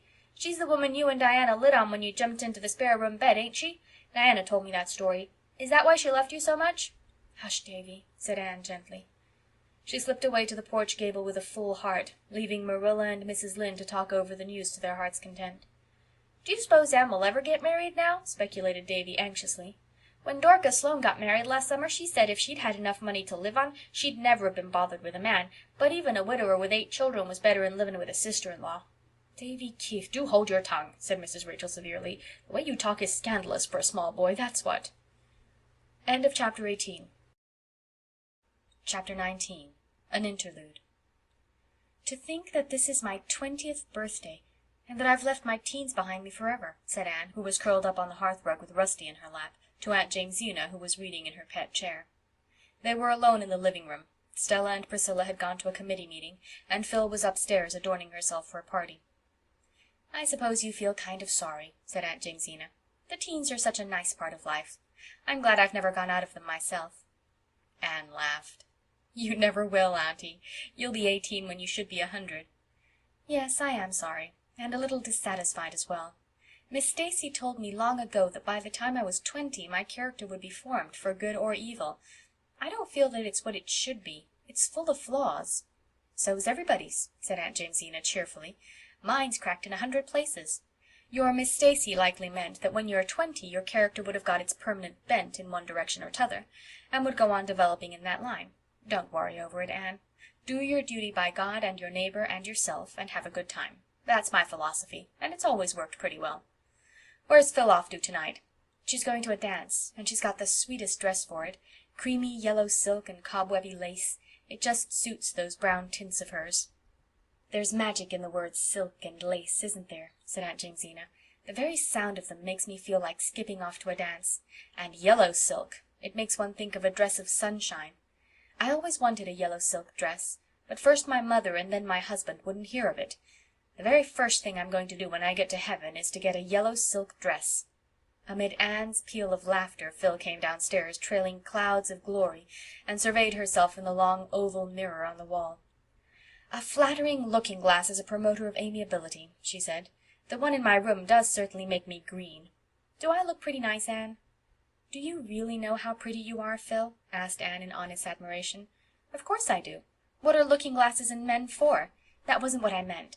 Are all my ends tucked in? Is my skirt straight? And would this rose look better lower down? I'm afraid it's too high. It will make me look lopsided, but I hate things tickling my ears." "Everything is just right, and that southwest dimple of yours is lovely. And there's one thing in particular I like about you. You're so ungrudging. There isn't a particle of envy in you." "Why should she be envious?" demanded Aunt Jamesina. "She's not quite as good-looking as you, maybe, but she's got a far handsomer nose." "I know it," conceded Phil. "My nose always has been a great comfort to me," confessed Anne. "And I love the way your hair grows on your forehead, Anne. And that one wee curl, always looking as if it were going to drop, but never dropping, is delicious. But as for noses, mine is a dreadful worry to me. I know by the time I'm 40 it will be Bernie. What do you think I'll look like when I'm 40, Anne?" "Like an old, matronly married woman," teased Anne. "I won't," said Phil, sitting down comfortably to wait for her escort. "Joseph, you calico beastie, don't you dare jump on my lap. I won't go to a dance all over cat hairs. No, Anne, I won't look matronly, but no doubt I'll be married." "To Alec or Alonzo?" asked Anne. "To one of them, I suppose," sighed Phil, "if I can ever decide which." "It shouldn't be hard to decide," scolded Aunt Jamesina. "I was born a seesaw, Auntie, and nothing can ever prevent me from teetering." "You ought to be more level-headed, Philippa." "It's best to be level-headed, of course," agreed Philippa, "but you miss lots of fun. As for Alec and Alonzo, if you knew them you'd understand why it's difficult to choose between them. They're equally nice." "Then take somebody who is nicer," suggested Aunt Jamesina. "There's that senior who is so devoted to you, Will Leslie. He has such nice, large, mild eyes." "They're a little bit too large and too mild, like a cow's," said Phil cruelly. "What do you say about George Parker?" There's nothing to say about him except that he always looks as if he had just been starched and ironed. Mar Holworthy, then. You can't find a fault with him."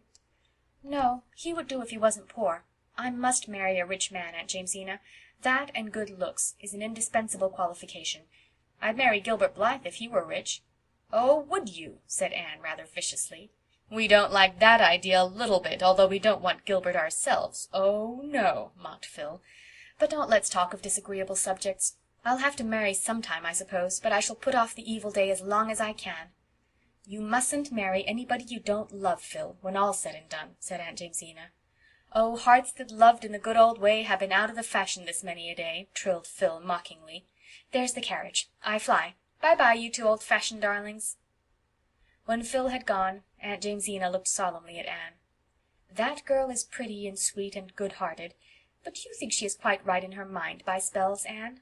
"Oh, I don't think there's anything the matter with Phil's mind," said Anne, hiding a smile. "It's just her way of talking." Aunt Jamesina shook her head. "Well, I hope so, Anne. I do hope so, because I love her. But I can't understand her. She beats me. She isn't like any of the girls I ever knew, or any of the girls I was myself. How many girls were you, Aunt Jimsy?" "About half a dozen, my dear." End of chapter 19. Chapter 20. Gilbert Speaks. "This has been a dull, prosy day," yawned Phil, stretching herself idly on the sofa, having previously dispossessed 2 exceedingly indignant cats. Anne looked up from Pickwick Papers. Now that spring examinations were over, she was treating herself to Dickens. "It has been a prosy day for us," she said thoughtfully, "but to some people it has been a wonderful day. Someone has been rapturously happy in it. Perhaps a great deed has been done somewhere today, or a great poem written, or a great man born. And some heart has been broken, Phil. Why did you spoil your pretty thought by tagging that last sentence on, honey?" grumbled Phil. "I don't like to think of broken hearts, or anything unpleasant." "Do you think you'll be able to shirk unpleasant things all your life, Phil?" "Dear me, no. Am I not up against them now? You don't call Alec and Alonzo pleasant things, do you, when they simply plague my life out?" "You never take anything seriously, Phil." "Why should I? There are enough folks who do. The world needs people like me, Anne, just to amuse it. It would be a terrible place if everybody were intellectual and serious and in deep, deadly earnest. My mission is, as Josiah Allen says, to charm and allure. Confess now. Hasn't life at Patty's Place been really much brighter and pleasanter this past winter because I've been here to leaven you?" "Yes, it has," owned Anne. "And you all love me, even Aunt Jamesina, who thinks I'm stark mad. So why should I try to be different? Oh dear, I'm so sleepy. I was awake until 1 last night, reading a harrowing ghost story. I read it in bed, and after I had finished it, do you suppose I could get out of bed to put the light out? No. And if Stella had not fortunately come in late, that lamp would have burned good and bright till morning. When I heard Stella, I called her in, explained my predicament, and got her to put out the light. If I had got out myself to do it, I knew something would grab me by the feet when I was getting in again. By the way, Anne, has Aunt Jamesina decided what to do this summer?" "Yes, she's going to stay here. I know she's doing it for the sake of those blessed cats, although she says it's too much trouble to open her own house, and she hates visiting." "What are you reading?" "Pickwick." "That's a book that always makes me hungry," said Phil. "There's so much good eating in it. The characters seem always to be revelling on ham and eggs and milk punch. I generally go on a cupboard rummage after reading Pickwick. The mere thought reminds me that I'm starving. Is there any tidbit in the pantry, Queen Anne?" "I made a lemon pie this morning. You may have a piece of it." Phil dashed out to the pantry, and Anne betook herself to the orchard in company with Rusty. It was a moist, pleasantly odorous night in early spring. The snow was not quite all gone from the park. A little dingy bank of it yet lay under the pines of the harbour road, screened from the influence of April's suns. It kept the harbour road muddy and chilled the evening air. But grass was growing green in sheltered spots, and Gilbert had found some pale, sweet arbutus in a hidden corner. He came up from the park, his hands full of it. Anne was sitting on the big grey boulder in the orchard, looking at the poem of a bare birchen bough hanging against the pale red sunset with the very perfection of grace. She was building a castle in air, a wondrous mansion whose sunlit courts and stately halls were steeped in Araby's perfume, and where she reigned queen and chatelaine. She frowned as she saw Gilbert coming through the orchard. Of late she had managed not to be left alone with Gilbert, but he had caught her fairly now, and even Rusty had deserted her. Gilbert sat down beside her on the boulder and held out his mayflowers. "Don't these remind you of home and our old school-day picnics, Anne?" Anne took them and buried her face in them. "I'm in Mr. Silas Sloane's barrens this very minute," she said rapturously. "I suppose you will be there in reality in a few days." "No, not for a fortnight. I'm going to visit Phil in Bolingbroke before I go home. You'll be in Avonlea before I will." "No, I shall not be in Avonlea at all this summer, Anne. I've been offered a job in the Daily News office, and I'm going to take it." "Oh," said Anne vaguely. She wondered what a whole Avonlea summer would be like without Gilbert. Somehow she did not like the prospect. "Well," she concluded flatly, "it is a good thing for you, of course." "Yes, I've been hoping I would get it. It will help me out next year." "You mustn't work too hard," said Anne, without any very clear idea of what she was saying. She wished desperately that Phil would come out. "You've studied very constantly this winter. Isn't this a delightful evening? Do you know, I found a cluster of white violets under that old twisted tree over there today. I felt as if I had discovered a gold mine." "You're always discovering gold mines," said Gilbert, also absently. "Let us go and see if we can find some more," suggested Anne eagerly. "I'll call Phil and—" "Never mind Phil and the violets just now, Anne," said Gilbert quietly, taking her hand in a clasp from which she could not free it. "There is something I want to say to you." "Oh, don't say it," cried Anne pleadingly. "Don't, please, Gilbert." "I must. Things can't go on like this any longer. Anne, I love you. You know I do. I can't tell you how much. Will you promise me that some day you'll be my wife?" I can't," said Anne miserably. "Oh, Gilbert, you've spoiled everything."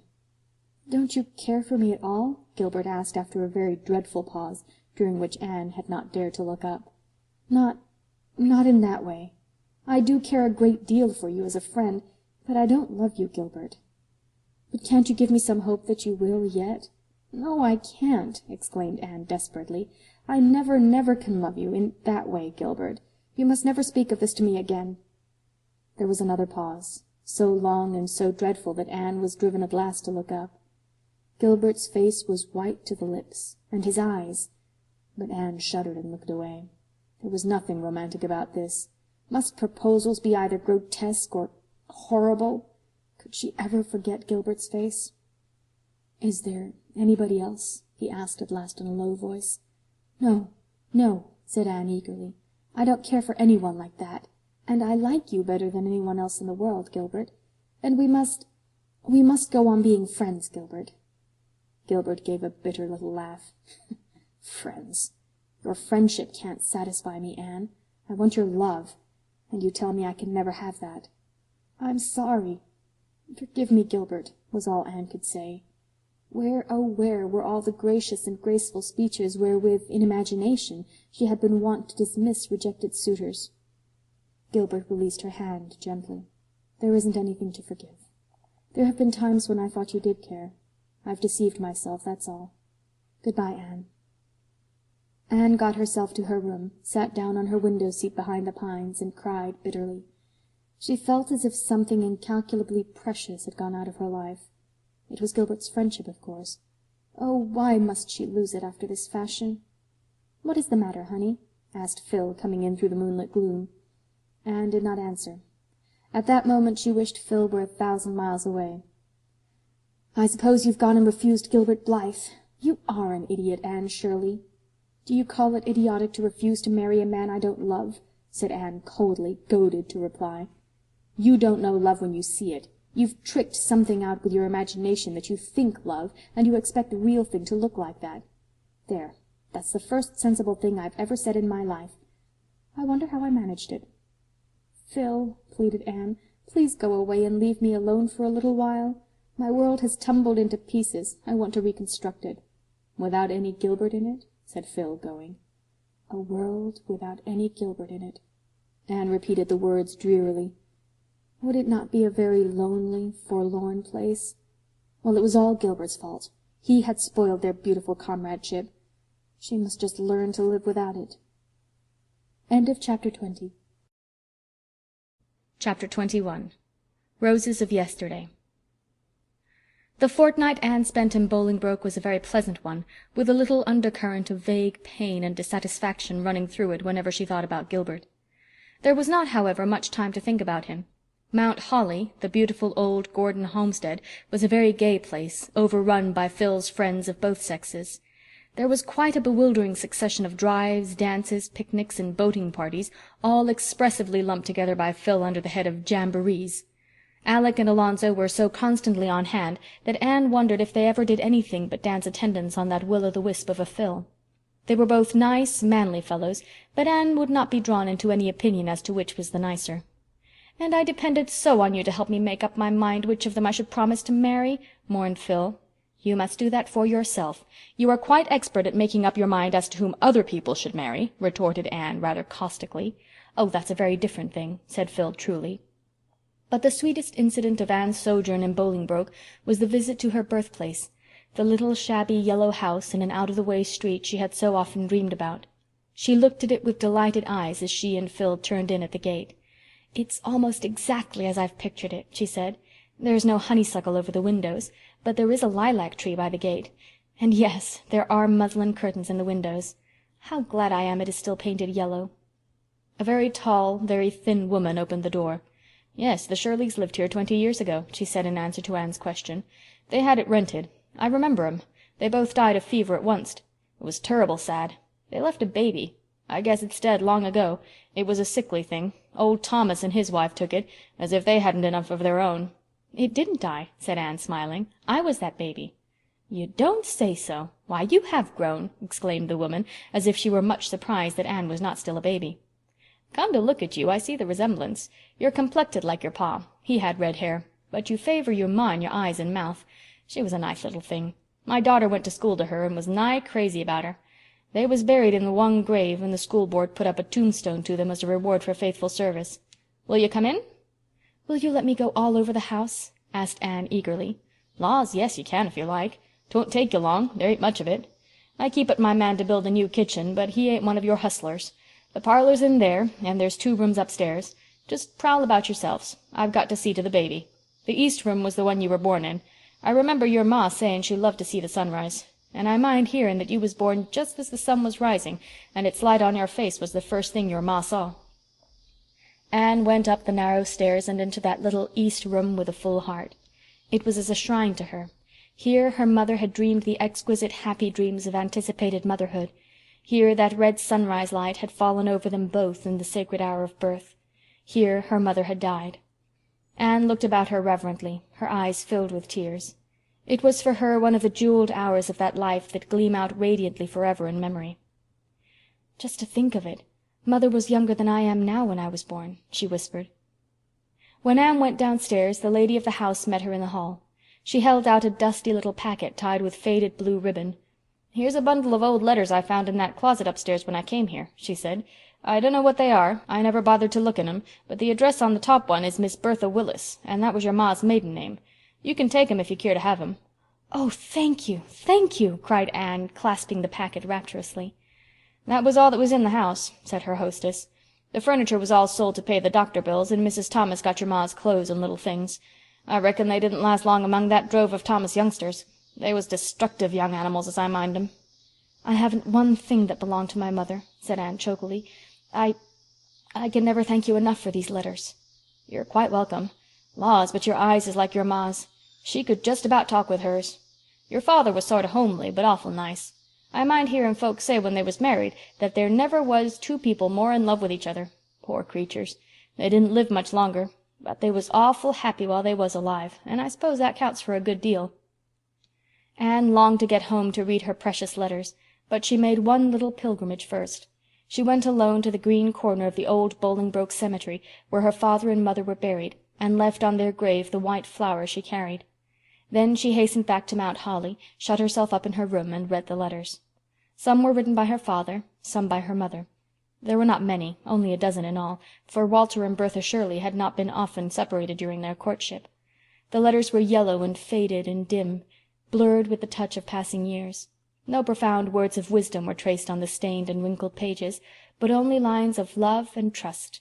The sweetness of forgotten things clung to them, the far-off fond imaginings of those long-dead lovers. Bertha Shirley had possessed the gift of writing letters which embodied the charming personality of the writer in words and thoughts that retained their beauty and fragrance after the lapse of time. The letters were tender, intimate, sacred. To Anne, the sweetest of all was the one written after her birth to the father on a brief absence. It was full of a proud young mother's accounts of baby, her cleverness, her brightness, her thousand sweetnesses. "I love her best when she is asleep, and better still when she is awake," Bertha Shirley had written in the postscript. Probably it was the last sentence she had ever penned. The end was very near for her. "This has been the most beautiful day of my life," Anne said to Phil that night. "I've found my father and mother. Those letters have made them real to me. I'm not an orphan any longer.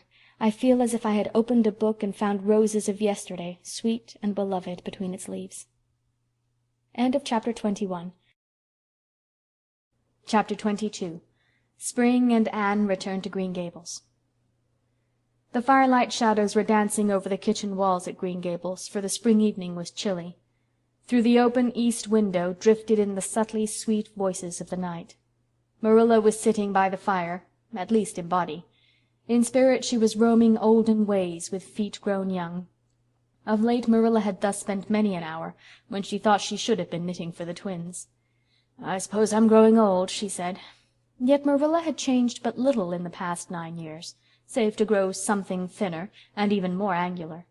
There was a little more gray in the hair that was still twisted up in the same hard knot, with 2 hairpins—were they the same hairpins?—still stuck through it. But her expression was very different. The something about the mouth which had hinted at a sense of humor had developed wonderfully. Her eyes were gentler and milder, her smile more frequent and tender. Marilla was thinking of her whole past life, her cramped but not unhappy childhood, the jealously hidden dreams and the blighted hopes of her girlhood, the long, gray, narrow, monotonous years of dull middle life that followed, and the coming of Anne, the vivid, imaginative, impetuous child with her heart of love and her world of fancy, bringing with her color and warmth and radiance, until the wilderness of existence had blossomed like the rose. Marilla felt that out of her 60 years she had lived only the 9 that had followed the advent of Anne. And Anne would be home tomorrow night. The kitchen door opened. Marilla looked up, expecting to see Mrs. Lynde. Anne stood before her, tall and starry-eyed, with her hands full of mayflowers and violets. "Anne Shirley!" exclaimed Marilla. For once in her life she was surprised out of her reserve. She caught her girl in her arms and crushed her and her flowers against her heart, kissing the bright hair and sweet face warmly. "I never looked for you till tomorrow night. How did you get from Carmody?" "Walked, dearest of Marillas. Haven't I done it a score of times in the Queen's days? The mailman is to bring my trunk tomorrow. I just got homesick all at once and came a day earlier. And oh, I've had such a lovely walk in the May twilight. I stopped by the Barrens and picked these mayflowers. I came through Violet Vale. It's just a big bowl full of violets now, the dear sky-tinted things. Smell them, Marilla. Drink them in." Marilla sniffed obligingly, but she was more interested in Anne than in drinking violets. "Sit down, child. You must be real tired. I'm going to get you some supper. There's a darling moonrise behind the hills tonight, Marilla, and oh, how the frogs sang me home from Carmody. I do love the music of the frogs. It seems bound up with all my happiest recollections of old spring evenings, and it always reminds me of the night I came here first. Do you remember it, Marilla?" "Well, yes," said Marilla with emphasis. "I'm not likely to forget it ever." "They used to sing so madly in the marsh and brook that year. I would listen to them at my window in the dusk and wonder how they could seem so glad and so sad at the same time. Oh, but it's good to be home again. Redmond was splendid and Bolingbroke delightful, but Green Gables is home." "Gilbert isn't coming home this summer, I hear," said Marilla. "No." Something in Anne's tone made Marilla glance at her sharply, but Anne was apparently absorbed in arranging her violets in a bowl. "See, aren't they sweet?" she went on hurriedly. "The year is a book, isn't it, Marilla? Spring's pages are written in mayflowers and violets, summer's in roses, autumn's in red maple leaves, and winter in holly and evergreen." "Did Gilbert do well in his examinations?" persisted Marilla. "Excellently well. He led his class. But where are the twins and Mrs. Lynde?" "Rachel and Dora are over at Mr. Harrison's. Davy is down at the Boulters'. I think I hear him coming now." Davy burst in, saw Anne, stopped, and then hurled himself upon her with a joyful yell. "Oh, Anne, ain't I glad to see you! Say, Anne, I've grown 2 inches since last fall. Mrs. Lynde measured me with her tape today, and say, Anne, see my front tooth? It's gone. Mrs. Lynde tied one end of a string to it and the other end to the door, and then shut the door. I sold it to Milty for 2 cents. Milty's collecting teeth." "What in the world does he want teeth for?" asked Marilla. "To make a necklace for playing Indian chief," explained Davy, climbing upon Anne's lap. "He's got 15 already, and everybody else has promised, so there's no use in the rest of us starting to collect too. I tell you the Boulters are great business people." "Were you a good boy at Mrs. Boulter's?" asked Marilla severely. "Yes, but say, Marilla, I'm tired of being good." "You'd get tired of being bad much sooner, Davy boy," said Anne. "Well, it'd be fun while it lasted, wouldn't it?" persisted Davy. "I could be sorry for it afterwards, couldn't I?" "Being sorry wouldn't do away with the consequences of being bad, Davy. Don't you remember the Sunday last summer when you ran away from Sunday school? You told me then that being bad wasn't worth while. What were you and Milty doing today?" "Oh, we fished and chased the cat and hunted for eggs and yelled at the echo. There's a great echo in the bush behind the Boulter barn. Say, what is Echo, Anne? I want to know." "Echo is a beautiful nymph, Davy, living far away in the woods and laughing at the world from among the hills."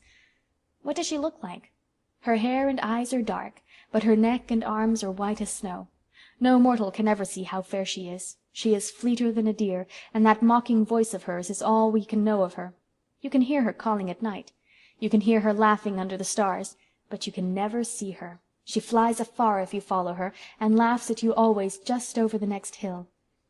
"Is that true, Anne, or is it a whopper?" demanded Davy, staring. "Davy," said Anne despairingly, "haven't you sense enough to distinguish between a fairy tale and a falsehood?" "Then what is it that sasses back from the Boulter bush? I want to know," insisted Davy. "When you're a little older, Davy, I'll explain it all to you." The mention of age evidently gave a new turn to Davy's thoughts, for after a few moments of reflection he whispered solemnly, "Anne, I'm going to be married." "When?" asked Anne with equal solemnity. "Oh, not until I'm grown up, of course." "Well, that's a relief, Davy. Who is the lady?"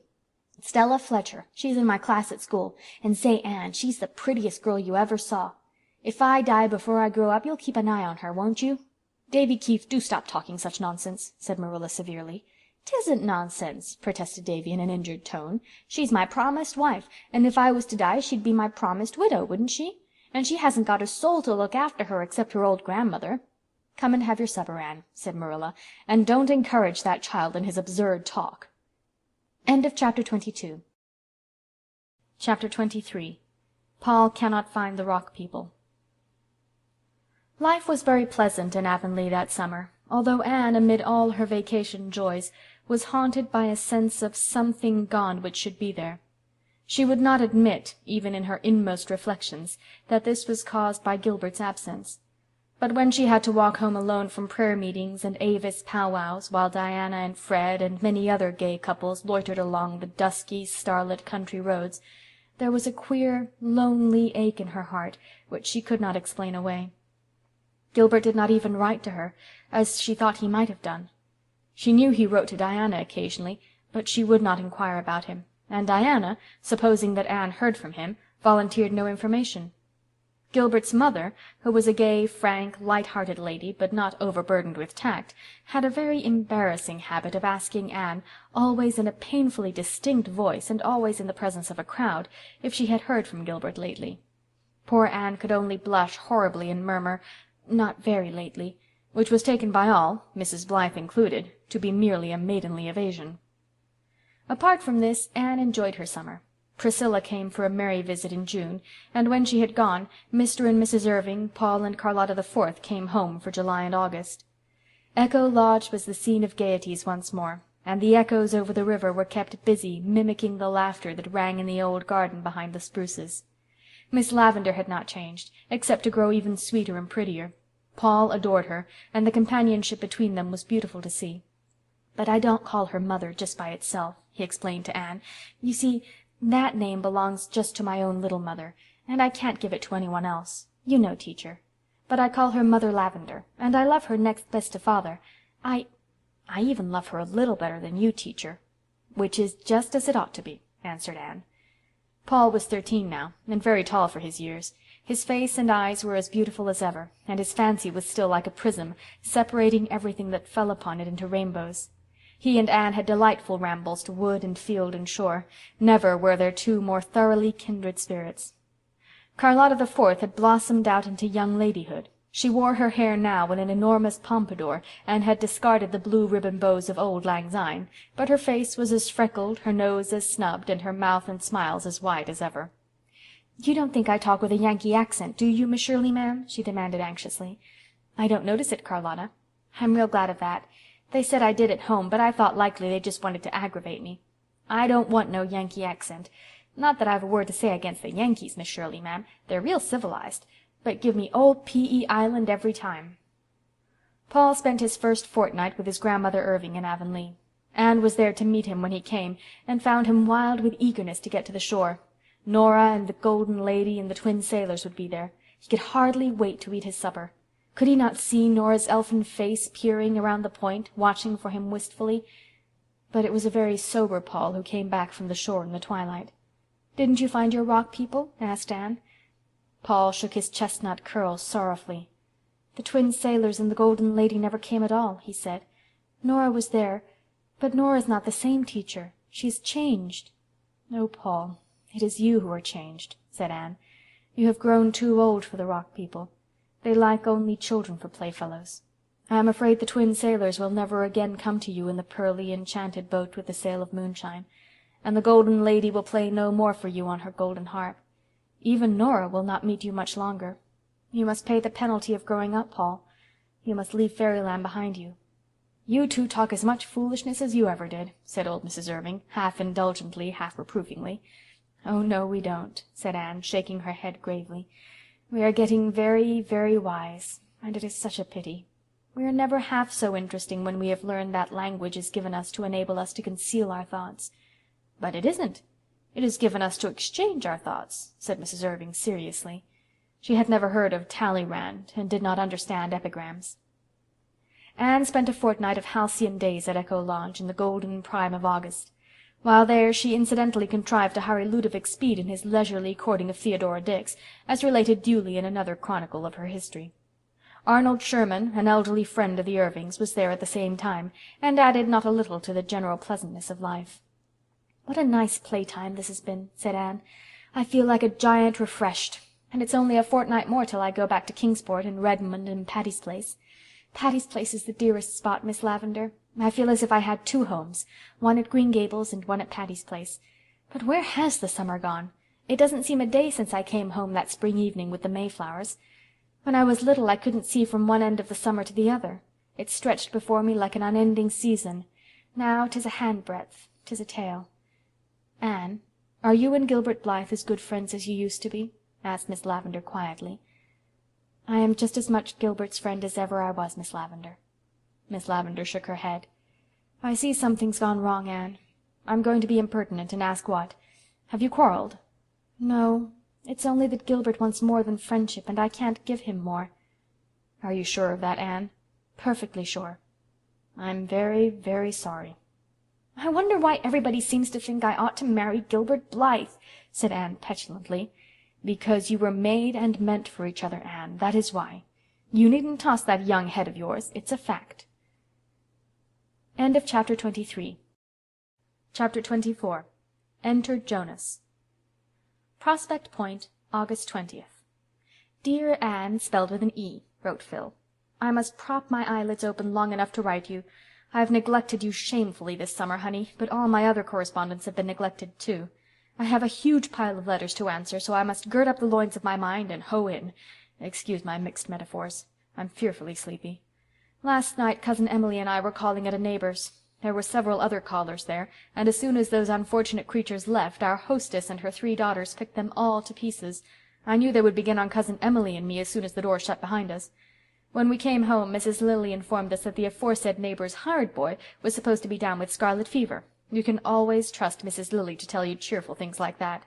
I have a horror of scarlet fever. I couldn't sleep when I went to bed for thinking of it. I tossed and tumbled about, dreaming fearful dreams when I did snooze for a minute. And at 3 I wakened up with a high fever, a sore throat, and a raging headache. I knew I had scarlet fever. I got up in a panic and hunted up Cousin Emily's doctor book to read up the symptoms. And I had them all. So I went back to bed, and knowing the worst, slept like a top the rest of the night. Though why a top should sleep sounder than anything else I never could understand. But this morning I was quite well, so it couldn't have been the fever. I suppose if I did catch it last night, it couldn't have developed so soon. I can remember that in daytime, but at 3 o'clock at night I never can be logical. I suppose you wonder what I am doing at Prospect Point. Well, I always like to spend a month of summer at the shore, and Father insists that I come to his second cousin Emily's select boarding-house at Prospect Point, so a fortnight ago I came as usual. And as usual, old Uncle Mark Miller brought me from the station with his ancient buggy and what he calls his generous purpose horse. He's a nice old man, and gave me a handful of pink peppermints. Peppermints always seemed to me such a religious sort of candy, I suppose because when I was a little girl Grandmother Gordon always gave them to me in church. Once I asked, referring to the smell of peppermints, "Is that the odor of sanctity?" I didn't like to eat Uncle Mark's peppermints because he just fished them loose out of his pocket and had to pick some rusty nails and other things from among them before he gave them to me. But I wouldn't hurt his dear old feelings for anything, so I carefully sowed them along the road at intervals. When the last one was gone, Uncle Mark said a little rebukingly, "You shouldn't ha' ate all them candies to onct, Miss Phil. You'll likely have the stomach ache." Cousin Emily has only 5 boarders besides myself, 4 old ladies and 1 young man. My right-hand neighbor is Mrs. Lilly. She is one of those people who seem to take a gruesome pleasure in detailing all their many aches and pains and sicknesses. You cannot mention any ailment but she says, shaking her head, "Ah, I know too well what that is," and then you get all the details. Jonas declares he once spoke of locomotor ataxia in hearing, and she said she knew too well what that was. She suffered from it for 10 years and was finally cured by a traveling doctor. Who is Jonas? Just wait, Anne Shirley. You'll hear all about Jonas in the proper time and place. He is not to be mixed up with estimable old ladies. My left-hand neighbor at the table is Mrs. Finney. She always speaks with a wailing, dolorous voice. You are nervously expecting her to burst into tears every moment. She gives you the impression that life to her is indeed a vale of tears, and that a smile, never to speak of a laugh, is a frivolity truly reprehensible. She has a worse opinion of me than Aunt Jamesina, and she doesn't love me hard to atone for it as Auntie Jay does either. Miss Maria Grimsby sits catty-corner from me. The first day I came I remarked to Miss Maria that it looked a little like rain, and Miss Maria laughed. I said the road from the station was very pretty, and Miss Maria laughed. I said there seemed to be a few mosquitoes left yet, and Miss Maria laughed. I said that Prospect Point was as beautiful as ever, and Miss Maria laughed. If I were to say to Miss Maria, "My father has hanged himself, my mother has taken poison, my brother is in the penitentiary, and I am in the last stages of consumption," Miss Maria would laugh. She can't help it, she was born so, but it is very sad and awful. The 5th old lady is Mrs. Grant. She's a sweet old thing, but she never says anything but good of anybody, so she is a very uninteresting conversationalist. And now for Jonas, Anne. The first day I came I saw a young man sitting opposite me at the table, smiling at me as if he had known me from my cradle. I knew, for Uncle Mark had told me, that his name was Jonas Blake, that he was a theological student from St. Columbia, and that he had taken charge of the Point Prospect Mission Church for the summer. He is a very ugly young man, really the ugliest young man I've ever seen.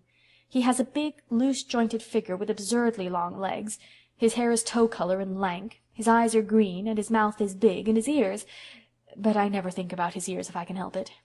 He has a lovely voice. If you shut your eyes he is adorable, and he certainly has a beautiful soul and disposition. We were good chums right away. Of course he is a graduate of Redmond, and that is a link between us. We fished and boated together, and we walked on the sands by moonlight. He didn't look so homely by moonlight, and oh, he was nice. Niceness fairly exhaled from him. The old ladies, except Mrs. Grant, don't approve of Jonas because he laughs and jokes, and because he evidently likes the society of frivolous me better than theirs. Somehow, Anne, I don't want him to think me frivolous. This is ridiculous. Why should I care what a tow-haired person called Jonas, whom I never saw before, thinks of me?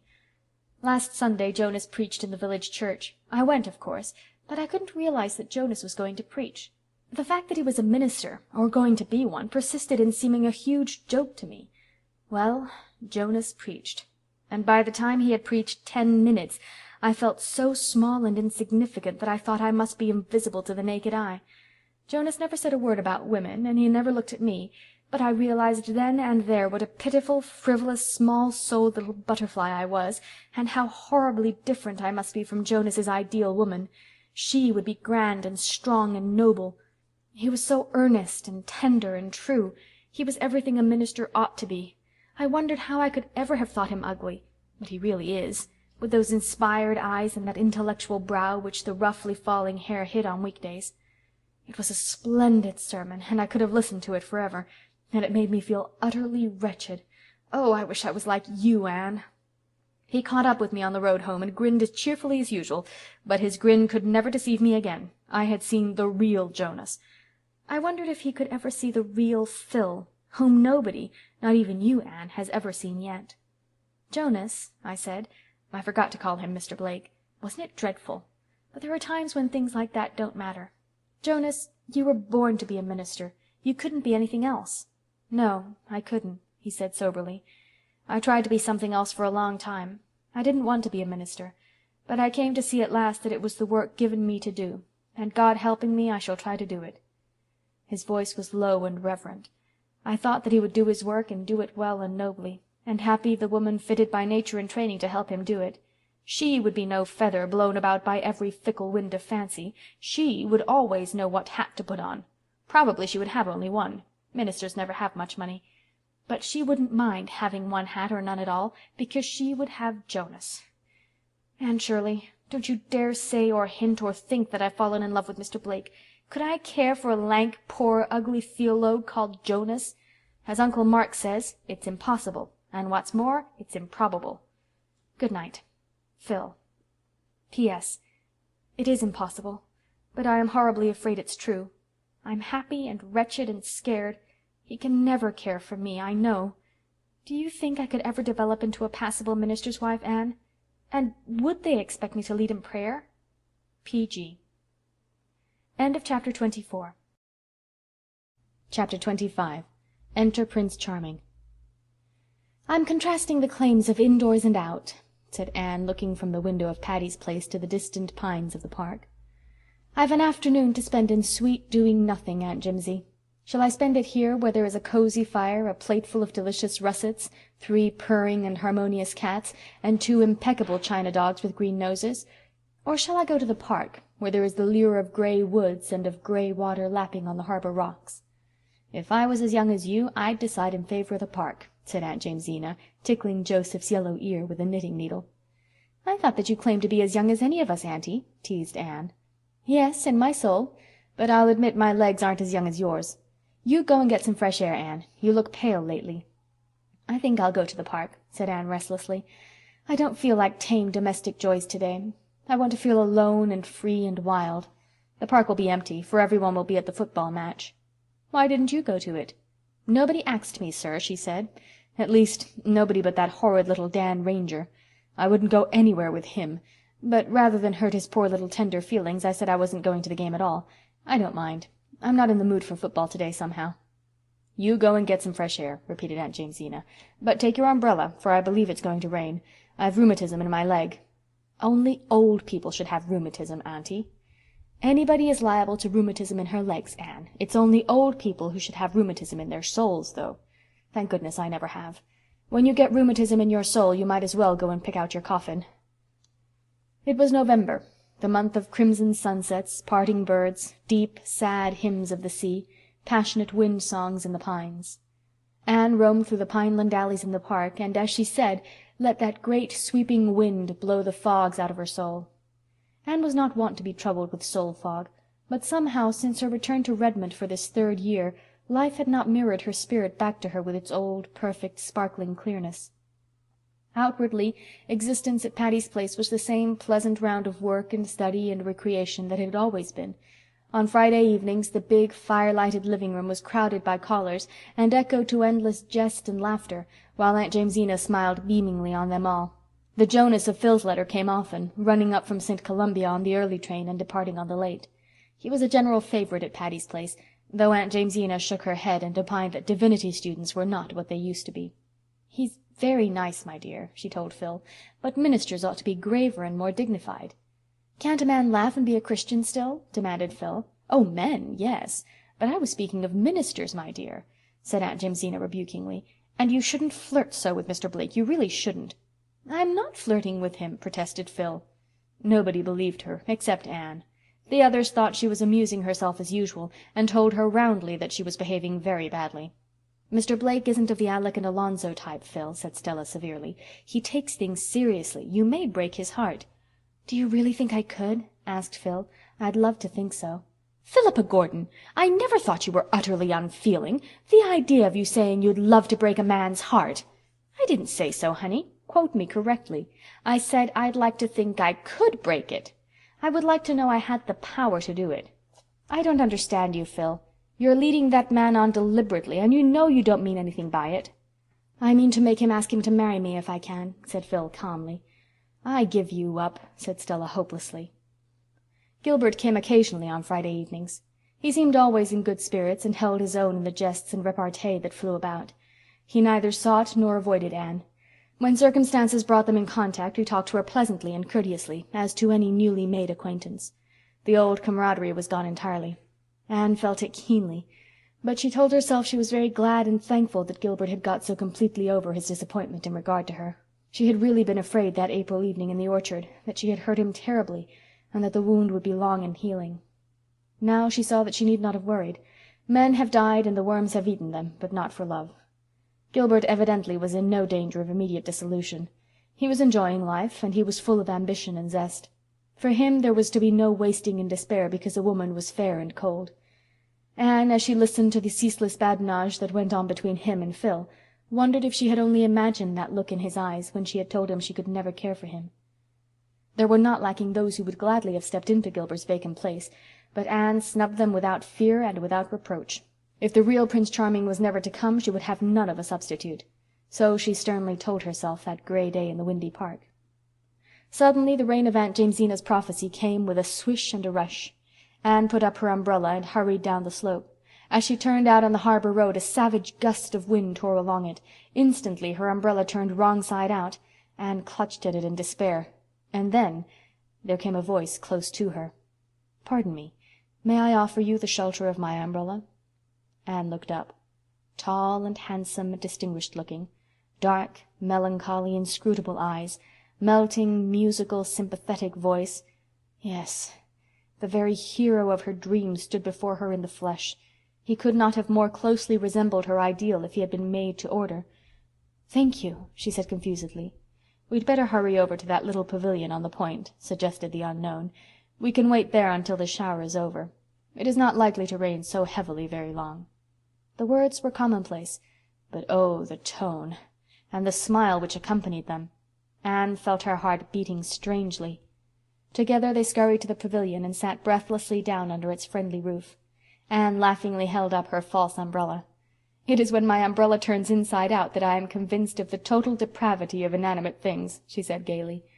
The raindrops sparkled on her shining hair. Its loosened rings curled around her neck and forehead. Her cheeks were flushed, her eyes big and starry. Her companion looked down at her admiringly. She felt herself blushing under his gaze. Who could he be? Why, there was a bit of the Redmond white and scarlet pinned to his coat lapel. Yet she had thought she knew, by sight at least, all the Redmond students except the freshmen. And this courtly youth surely was no freshman. "We are schoolmates, I see," he said, smiling at Anne's colors. "That ought to be sufficient introduction. My name is Royal Gardner, and you are the Miss Shirley who read the Tennyson paper at the Philomathic the other evening, aren't you?" "Yes, but I cannot place you at all," said Anne frankly. "Please, where do you belong?" "I feel as if I didn't belong anywhere yet. I put in my freshman and sophomore years at Redmond 2 years ago. I've been in Europe ever since. Now I've come back to finish my arts course." "This is my junior year, too," said Anne. "So we are classmates as well as college mates. I am reconciled to the loss of the years that the locust has eaten," said her companion, with a world of meaning in those wonderful eyes of his. The rain came steadily down for the best part of an hour, but the time seemed really very short.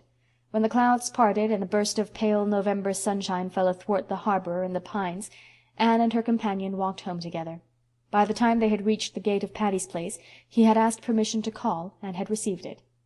Anne went in with cheeks of flame and her heart beating to her fingertips.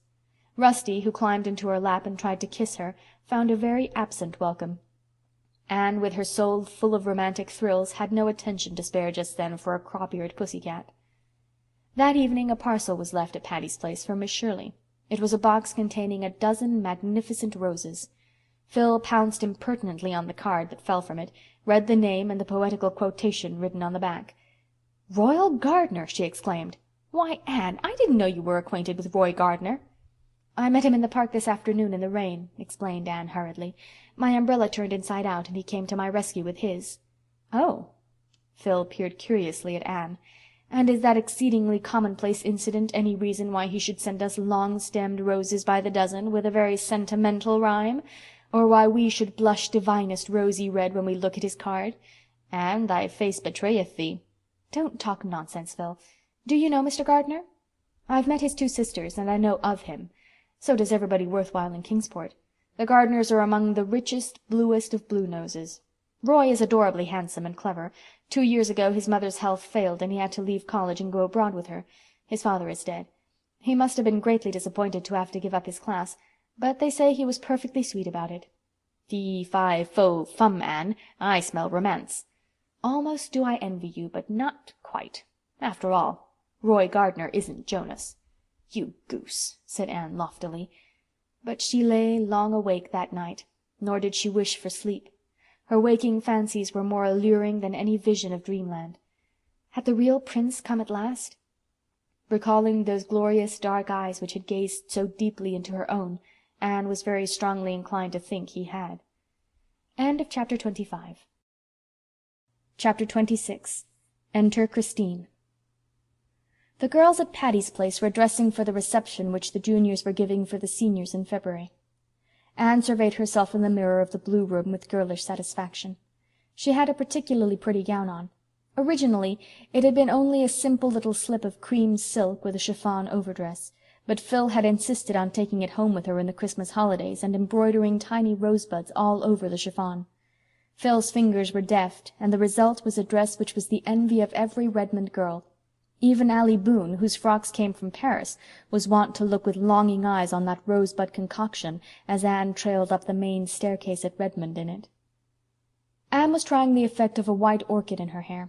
Roy Gardner had sent her white orchids for the reception, and she knew no other Redmond girl would have them that night, when Phil came in with admiring gaze. "Anne, this is certainly your night for looking handsome. 9 nights out of 10 I can easily outshine you. The 10th you blossom out suddenly into something that eclipses me altogether. How do you manage it?" "It's the dress, dear. Fine feathers." "'Tisn't. The last evening you flamed out into beauty you wore your old blue flannel shirtwaist that Mrs. Lynde made you. If Roy hadn't already lost head and heart about you, he certainly would tonight. But I don't like orchids on you, Anne. No, it isn't jealousy. Orchids don't seem to belong to you. They're too exotic, too tropical, too insolent. Don't put them in your hair, anyway." "Well, I won't. I admit I'm not fond of orchids myself. I don't think they're related to me. Roy doesn't often send them. He knows I like flowers I can live with. Orchids are only things you can visit with. Jonas sent me some dear pink rosebuds for the evening, but he isn't coming himself. He said he had to lead a prayer meeting in the slums. I don't believe he wanted to come. Anne, I'm horribly afraid Jonas doesn't really care anything about me, and I'm trying to decide whether I'll pine away and die or go on and get my B.A. and be sensible and useful." "You couldn't possibly be sensible and useful, Phil, so you'd better pine away and die," said Anne cruelly. "Heartless Anne." "Silly Phil. You know quite well that Jonas loves you." "But he won't tell me so, and I can't make him. He looks it, I'll admit. But speak to me only with thine eyes isn't a really reliable reason for embroidering doilies and hemstitching tablecloths. I don't want to begin such work until I'm really engaged. It would be tempting fate. Mr. Blake is afraid to ask you to marry him, Phil. He is poor and can't offer you a home such as you've always had. You know that is the only reason he hasn't spoken long ago." "I suppose so," agreed Phil dolefully. "Well," brightening up, "if he won't ask me to marry him, I'll ask him, that's all. So it's bound to come right. I won't worry. By the way, Gilbert Blythe is going about constantly with Christine Stuart. Did you know?" Anne was trying to fasten a little gold chain about her throat. She suddenly found the clasp difficult to manage. What was the matter with it? Or with her fingers? "No," she said carelessly. "Who is Christine Stuart?" "Ronald Stuart's sister. She's in Kingsport this winter studying music. I haven't seen her, but they say she's very pretty, and that Gilbert is quite crazy over her. How angry I was when you refused Gilbert, Anne. But Roy Gardner was foreordained for you. I can see that now. You were right after all." Anne did not blush, as she usually did when the girls assumed that her eventual marriage to Roy Gardner was a settled thing. All at once she felt rather dull. Phil's chatter seemed trivial, and the reception a bore. She boxed poor Rusty's ears. "Get off that cushion instantly, you cat, you! Why don't you stay down where you belong?" Anne picked up her orchids and went downstairs, where Aunt Jamesina was presiding over a row of coats hung before the fire to warm. Roy Gardner was waiting for Anne and teasing the Sarah cat while he waited. The Sarah cat did not approve of him. She always turned her back on him. But everybody else at Patty's Place liked him very much. Aunt Jamesina, carried away by his unfailing and deferential courtesy and the pleading tones of his delightful voice, declared he was the nicest young man she ever knew, and that Anne was a very fortunate girl. Such remarks made Anne restive. Anne's wooing had certainly been as romantic as girlish heart could desire, but she wished Aunt Jamesina and the girls would not take things so for granted. When Roy murmured a poetical compliment as he helped her on with her coat, she did not blush and thrill as usual, and he found her rather silent in their brief walk to Redmond. He thought she looked a little pale when she came out of the co-ed's dressing-room, but as they entered the reception-room her color and sparkles suddenly returned to her. She turned to Roy with her gayest expression. He smiled back at her with what Phil called his deep black velvety smile. Yet she really did not see Roy at all. She was acutely conscious that Gilbert was standing under the palms just across the room, talking to a girl who must be Christine Stuart. She was very handsome, in the stately style destined to become rather massive in middle life. A tall girl with large, dark blue eyes, ivory outlines, and a gloss of darkness on her smooth hair. "She looks just as I've always wanted to look," thought Anne miserably. Rose-leaf complexion, starry violet eyes, raven hair. Yes, she has them all. It's a wonder her name isn't Cordelia Fitzgerald into the bargain. But I don't believe her figure is as good as mine, and her nose certainly isn't. Anne felt a little comforted by this conclusion. End of Chapter 26. Chapter 27. Mutual Confidences. March came in that winter like the meekest and mildest of lambs, bringing days that were crisp and golden and tingling, each followed by a frosty pink twilight which gradually lost itself in an elfland of moonshine. Over the girls at Patty's Place was falling the shadow of April examinations. They were studying hard. Even Phil had settled down to text and notebooks with a doggedness not to be expected of her. "I'm going to take the Johnson Scholarship in Mathematics," she announced calmly. "I could take the one in Greek easily, but I'd rather take the mathematical one because I want to prove to Jonas that I'm really enormously clever." "Jonas likes you better for your big brown eyes and your crooked smile than for all the brains you carry under your curls," said Anne. "When I was a girl it wasn't considered ladylike to know anything about mathematics," said Aunt Jamesina. "But times have changed. I don't know that it's all for the better. Can you cook, Phil?" "No, I never cooked anything in my life except a gingerbread, and it was a failure. Flat in the middle and hilly round the edges. You know the kind. But, Auntie, when I begin in good earnest to learn to cook, don't you think the brains that enable me to win a mathematical scholarship will also enable me to learn cooking just as well?" "Maybe," said Aunt Jamesina cautiously. "I am not decrying the higher education of women. My daughter is an M.A. She can cook, too, but I taught her to cook before I let a college professor teach her mathematics."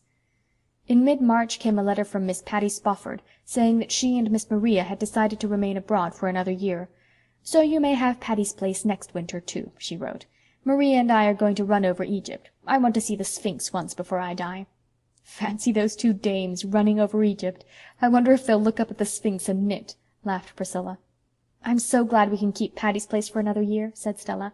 "I was afraid they'd come back, and then our jolly little nest here would be broken up, and we poor callow nestlings thrown out on the cruel world of boarding-houses again." "I'm off for a tramp in the park," announced Phil, tossing her book aside. "I think when I'm 80 I'll be glad I went for a walk in the park tonight." "What do you mean?" asked Anne. "Come with me and I'll tell you, honey." They captured in their ramble all the mysteries and magics of a March evening. Very still and mild it was, wrapped in a great, white, brooding silence, a silence which was yet threaded through with many little silvery sounds which you could hear if you hearkened as much with your soul as with your ears. The girls wandered down a long pineland aisle that seemed to lead right out into the heart of a deep red, overflowing winter sunset. "I'd go home and write a poem this blessed minute if only I knew how," declared Phil, pausing in an open space where a rosy light was staining the green tips of the pines. "It's all so wonderful here, this great white stillness and those dark trees that always seem to be thinking." "The woods were God's first temples," quoted Anne softly. "One can't help feeling reverent and adoring in such a place. I always feel so near him when I walk among the pines." "Anne, I'm the happiest girl in the world," confessed Phil suddenly. "So Mr. Blake has asked you to marry him at last?" said Anne calmly. "Yes, and I sneezed 3 times while he was asking me. Wasn't that horrid? But I said yes almost before he finished. I was so afraid he might change his mind and stop. I'm besottedly happy. I couldn't really believe before that Jonas would ever care for frivolous me." "Phil, you're not really frivolous," said Anne gravely. "Way down underneath that frivolous exterior of yours you've got a dear, loyal, womanly little soul. Why do you hide it so?" "I can't help it, Queen Anne. You are right, I'm not frivolous at heart. But there's a sort of frivolous skin over my soul, and I can't take it off. As Mrs. Poyser says, I'd have to be hatched over again and hatched different before I could change it. But Jonas knows the real me and loves me, frivolity and all, and I love him. I never was so surprised in my life as I was when I found out I loved him. I'd never thought it possible to fall in love with an ugly man. Fancy me coming down to one solitary beau, and one named Jonas! But I mean to call him Joe. That's such a nice, crisp little name. I couldn't nickname Alonzo." "What about Alec and Alonzo?" "Oh, I told them at Christmas that I never could marry either of them. It seems so funny now to remember that I ever thought it possible that I might. They felt so badly I just cried over both of them. Howled. But I knew there was only one man in the world I could ever marry. I had made up my own mind for once, and it was real easy, too. It's very delightful to feel so sure, and to know it's your own sureness and not somebody else's." "Do you suppose you'll be able to keep it up?" "Making up my mind, you mean? I don't know. But Joe has given me a splendid rule. He says when I'm perplexed just to do what I would wish I had done when I shall be 80. Anyhow, Joe can make up his mind quickly enough, and it would be uncomfortable to have too much mind in the same house." "What will your father and mother say?" "Father won't say much. He thinks everything I do right. But Mother will talk. Oh, her tongue will be as burny as her nose. But in the end it will be all right." "You'll have to give up a good many things you've always had when you marry Mr. Blake, Phil." "But I'll have him. I won't miss the other things. We're to be married a year from next June. Joe graduates from St. Columbia this spring, you know. Then he's going to take a little mission church down on Patterson Street in the slums. Fancy me in the slums! But I'd go there or to Greenland's icy mountains with him." "And this is the girl who would never marry a man who wasn't rich," commented Anne to a young pine tree. "Oh, don't cast up the follies of my youth to me. I shall be poor as gaily as I've been rich. You'll see. I'm going to learn how to cook and make over dresses. I've learned how to market since I've lived at Patty's Place, and once I taught a Sunday school class for a whole summer. Aunt Jamesina says I'll ruin Joe's career if I marry him, but I won't. I know I haven't much sense or sobriety, but I've got what is ever so much better, the knack of making people like me. There's a man in Bolingbroke who lisps and always testifies in prayer meeting. He says, 'If you can't sign like an electric star, sign like a candlestick.' I'll be Joe's little candlestick." "Phil, you're incorrigible. Well, I love you so much that I can't make nice, light, congratulatory little speeches. But I'm heart glad of your happiness." "I know. Those big gray eyes of yours are brimming over with real friendship, Anne. Some day I'll look the same way at you. You're going to marry Roy, aren't you, Anne?" "My dear Philippa, did you ever hear of the famous Betty Baxter who refused a man before he'd axed her? I am not going to emulate that celebrated lady by either refusing or accepting anyone before he axes me." "All Redmond knows that Roy is crazy about you," said Phil candidly. "And you do love him, don't you, Anne?" I suppose so," said Anne reluctantly. She felt that she ought to be blushing while making such a confession, but she was not. On the other hand, she always blushed hotly when anyone said anything about Gilbert Blythe or Christine Stuart in her hearing. Gilbert Blythe and Christine Stuart were nothing to her, absolutely nothing. But Anne had given up trying to analyze the reason of her blushes. As for Roy, of course she was in love with him, madly so. How could she help it? Was he not her ideal? Who could resist those glorious dark eyes and that pleading voice? Were not half the Redmond girls wildly envious? And what a charming sonnet he had sent her, with a box of violets, on her birthday. Anne knew every word of it by heart. It was very good stuff of its kind, too. Not exactly up to the level of Keats or Shakespeare, even Anne was not so deeply in love as to think that, but it was very tolerable magazine verse, and it was addressed to her, not to Laura or Beatrice or the Maid of Athens, but to her, Anne Shirley. To be told in rhythmical cadences that her eyes were stars of the morning, that her cheek had the flush it stole from the sunrise, that her lips were redder than the roses of paradise, was thrillingly romantic. Gilbert would never have dreamed of writing a sonnet to her eyebrows. But then Gilbert could see a joke. She had once told Roy a funny story, and he had not seen the point of it. She recalled the chummy laugh she and Gilbert had had together over it, and wondered uneasily if life with a man who had no sense of humor might not be somewhat uninteresting in the long run. But who could expect a melancholy, inscrutable hero to see the humorous side of things? It would be flatly unreasonable. End of chapter 27. Chapter 28. A June Evening. "I wonder what it would be like to live in a world where it was always June," said Anne, as she came through the spice and bloom of the twilit orchard to the front doorsteps, where Marilla and Mrs. Rachel were sitting, talking over Mrs. Sampson Coates's funeral which they had attended that day. Dora sat between them, diligently studying her lessons, but Davy was sitting tailor fashion in the grass, looking as gloomy and depressed as his single dimple would let him. "You'd get tired of it," said Marilla with a sigh. "I dare say. But just now I feel that it would take me a long time to get tired of it, if it were all as charming as today. Everything loves June. Davy boy, why this melancholy November face in blossom time?" "I'm just sick and tired of living," said the youthful pessimist. "At 10 years? Dear me, how sad." "I'm not making fun," said Davy with dignity. "I'm discouraged," bringing out the big word with a valiant effort. "Why and wherefore?" asked Anne, sitting down beside him. "'Cause the new teacher that come when Mr. Holmes got sick gave me 10 sums to do for Monday. It'll take me all day tomorrow to do them. It isn't fair to have to work Saturdays. Milty Boulter said he wouldn't do them, but Marilla says I've got to.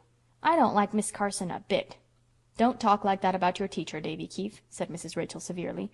"Miss Carson is a very fine girl. There is no nonsense about her." "That doesn't sound very attractive," laughed Anne. "I like people to have a little nonsense about them. But I'm inclined to have a better opinion of Miss Carson than you have. I saw her in prayer meeting last night, and she has a pair of eyes that can't always look sensible. Now, Davy boy, take heart of grace. Tomorrow will bring another day, and I'll help you with the sums as far as in me lies. Don't waste this lovely hour 'twixt light and dark worrying over arithmetic." "Well, I won't," said Davy, brightening up. "If you help me with the sums, I'll have 'em done in time to go fishing with Milty. I wish old Aunt Atossa's funeral was tomorrow instead of today. I wanted to go to it 'cause Milty said his mother said Aunt Atossa would be sure to rise up in her coffin and say sarcastic things to the folks that come to see her buried. But Marilla said she didn't." "Poor Atossa laid in her coffin peaceful enough," said Mrs. Lynde solemnly. "I never saw her look so pleasant before, that's what. Well, there weren't many tears shed over her, poor old soul. The Elisha Wrights are thankful to be rid of her, and I can't say I blame them a mite." "It seems to me a most dreadful thing to go out of the world and not leave one person behind you who is sorry you are gone," said Anne, shuddering. "Nobody except her parents ever loved poor Atossa, that's certain. Not even her husband," averred Mrs. Lynde. "She was his 4th wife. He'd sort of got into the habit of marrying. He only lived a few years after he married her. The doctor said he died of dyspepsia, but I shall always maintain that he died of Atossa's tongue, that's what.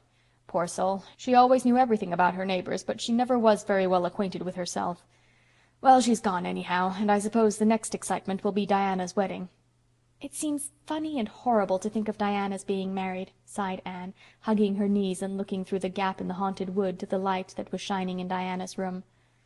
"I don't see what's horrible about it when she's doing so well," said Mrs. Lynde emphatically. "Fred Wright has a fine farm and he is a model young man."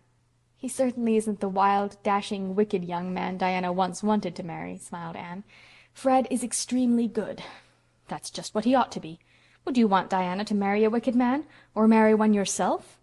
"Oh, no, I wouldn't want to marry anybody who was wicked, but I think I'd like it if he could be wicked and wouldn't. Now Fred is hopelessly good." "You'll have more sense someday, I hope," said Marilla. Marilla spoke rather bitterly. She was grievously disappointed. She knew Anne had refused Gilbert Blythe. Avonlea gossip buzzed over the fact, which had leaked out nobody knew how. Perhaps Charlie Sloane had guessed and told his guesses for truth. Perhaps Diana had betrayed it to Fred, and Fred had been indiscreet. At all events, it was known. Mrs. Blythe no longer asked Anne, in public or private, if she had heard lately from Gilbert, but passed her by with a frosty bow. Anne, who had always liked Gilbert's merry, young-hearted mother, was grieved in secret over this.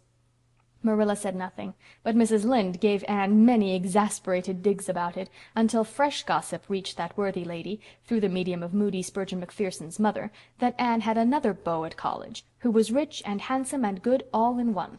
After that Mrs. Rachel held her tongue, though she still wished in her inmost heart that Anne had accepted Gilbert. Riches were all very well, but even Mrs. Rachel, practical soul though she was, did not consider them the one essential. If Anne liked the handsome unknown better than Gilbert, there was nothing more to be said. But Mrs. Rachel was dreadfully afraid that Anne was going to make the mistake of marrying for money. Marilla knew Anne too well to fear this, but she felt that something in the universal scheme of things had gone sadly awry. "What is to be will be," said Mrs. Rachel gloomily, "and what isn't to be happens sometimes. I can't help believing it's going to happen in Anne's case if Providence doesn't interfere, that's what." Mrs. Rachel sighed. She was afraid Providence wouldn't interfere, and she didn't dare to. Anne had wandered down to the Dryad's Bubble, and was curled up among the ferns at the root of the big white birch where she and Gilbert had so often sat in summers gone by. He had gone into the newspaper office again when college closed, and Avonlea seemed very dull without him. He never wrote to her, and Anne missed the letters that never came. To be sure, Roy wrote twice a week. His letters were exquisite compositions which would have read beautifully in a memoir or biography. Anne felt herself more deeply in love with him than ever when she read them, but her heart never gave the queer, quick, painful bound at sight of his letters, which it had given one day when Mrs. Hiram Sloane had handed her out an envelope addressed in Gilbert's black, upright handwriting. Anne had hurried home to the east gable and opened it eagerly, to find a typewritten copy of some college society report, only that and nothing more. Anne flung the harmless screed across her room and sat down to write an especially nice epistle to Roy. Diana was to be married in 5 more days. The gray house at Orchard Slope was in a turmoil of baking and brewing and boiling and stewing, for there was to be a big old-timey wedding. Anne, of course, was to be bridesmaid, as had been arranged when they were 12 years old, and Gilbert was coming home from Kingsport to be best man. Anne was enjoying the excitement of the various preparations, but under it all she carried a little heartache. She was, in a sense, losing her dear old chum. Diana's new home would be 2 miles from Green Gables, and the old, constant companionship could never be theirs again. Anne looked up at Diana's light and thought how it had beaconed to her for many years, but soon it would shine through the summer twilights no more. 2 big, painful tears welled up in her gray eyes. Oh, she thought, how horrible it is that people have to grow up and marry and change. End of chapter 28. Chapter 29. Diana's Wedding. "After all, the only real roses are the pink ones," said Anne, as she tied white ribbon around Diana's bouquet in the westward-looking gable at Orchard Slope. "They are the flowers of love and faith." Diana was standing nervously in the middle of the room, arrayed in her bridal white, her black curls frosted over with the film of her wedding veil. Anne had draped that veil, in accordance with the sentimental compact of years before. "It's all pretty much as I used to imagine it long ago, when I wept over your inevitable marriage and our consequent parting," she laughed. "You are the bride of my dreams, Diana, with the lovely misty veil, and I am your bridesmaid. But alas, I haven't the puffed sleeves, though these short lace ones are even prettier. Neither is my heart wholly breaking, nor do I exactly hate Fred." "We're not really parting, Anne," protested Diana. "I'm not going far away. We'll love each other just as much as ever. We've always kept that oath of friendship we swore long ago, haven't we?"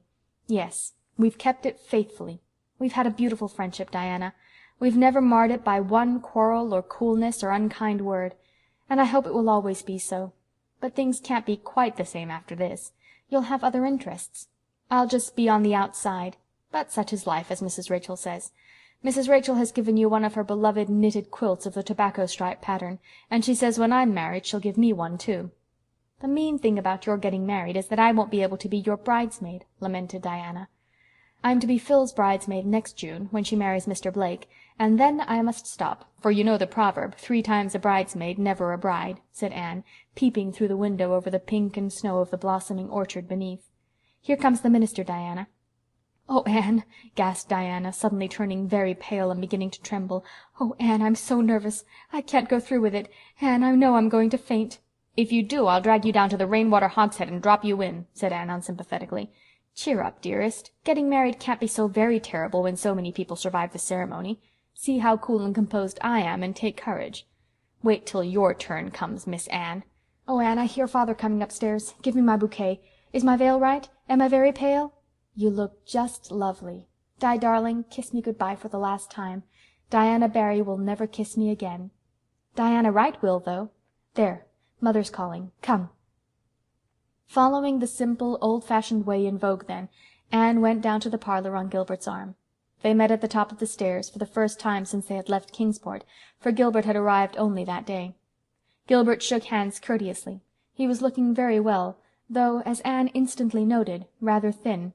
He was not pale. There was a flush on his cheek that had burned into it as Anne came along the hall towards him, in her soft white dress with lilies of the valley in the shining masses of her hair.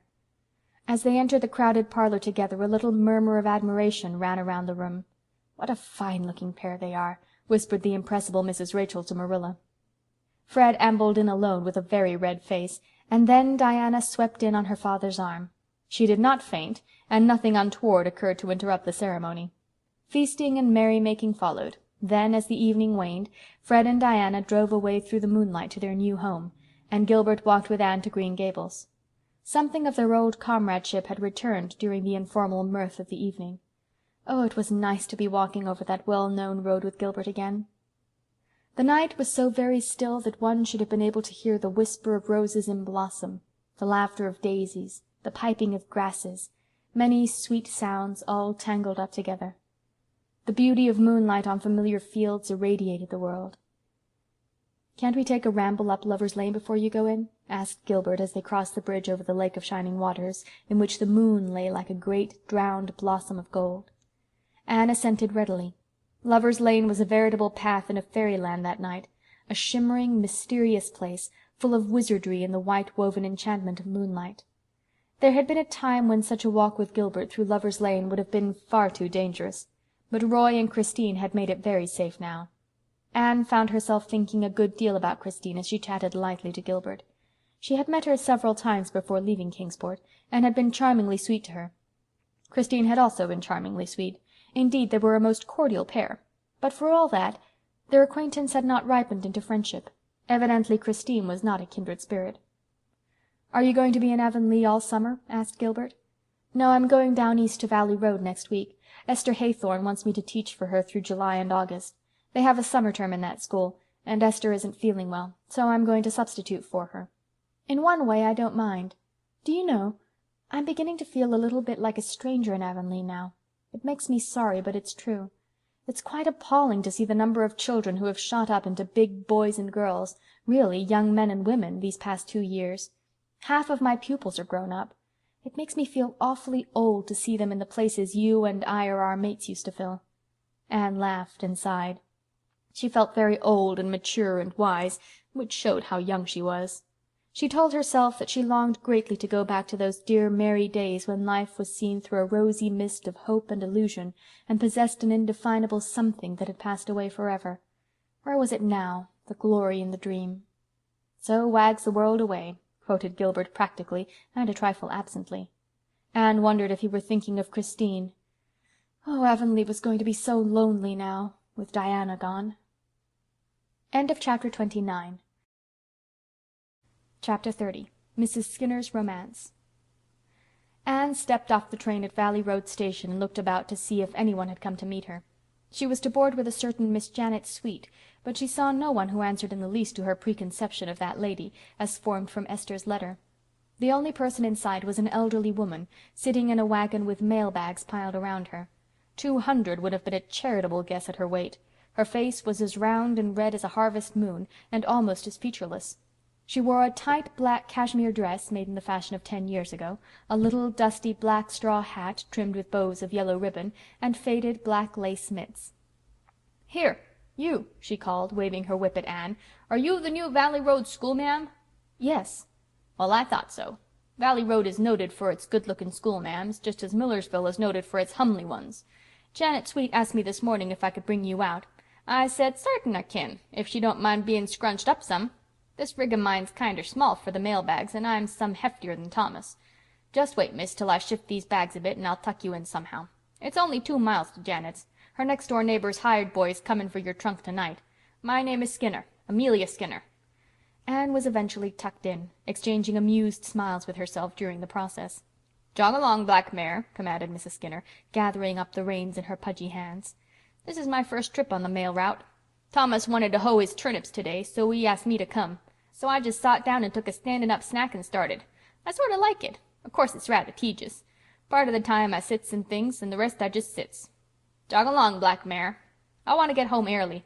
Thomas is terrible lonesome when I'm away. You see, we haven't been married very long." "Oh," said Anne politely. Just a month. Thomas courted me for quite a spell, though. It was real romantic."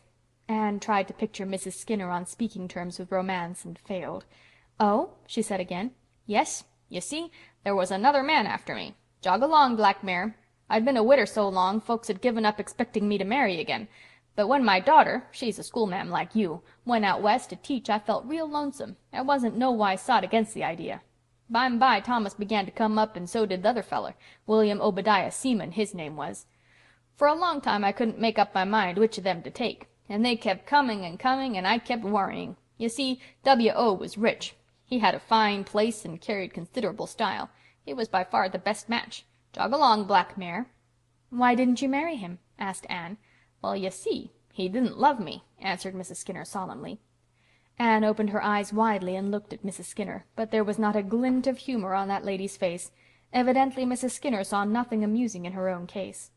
"He'd been a widder man for 3 years, and his sister kept house for him.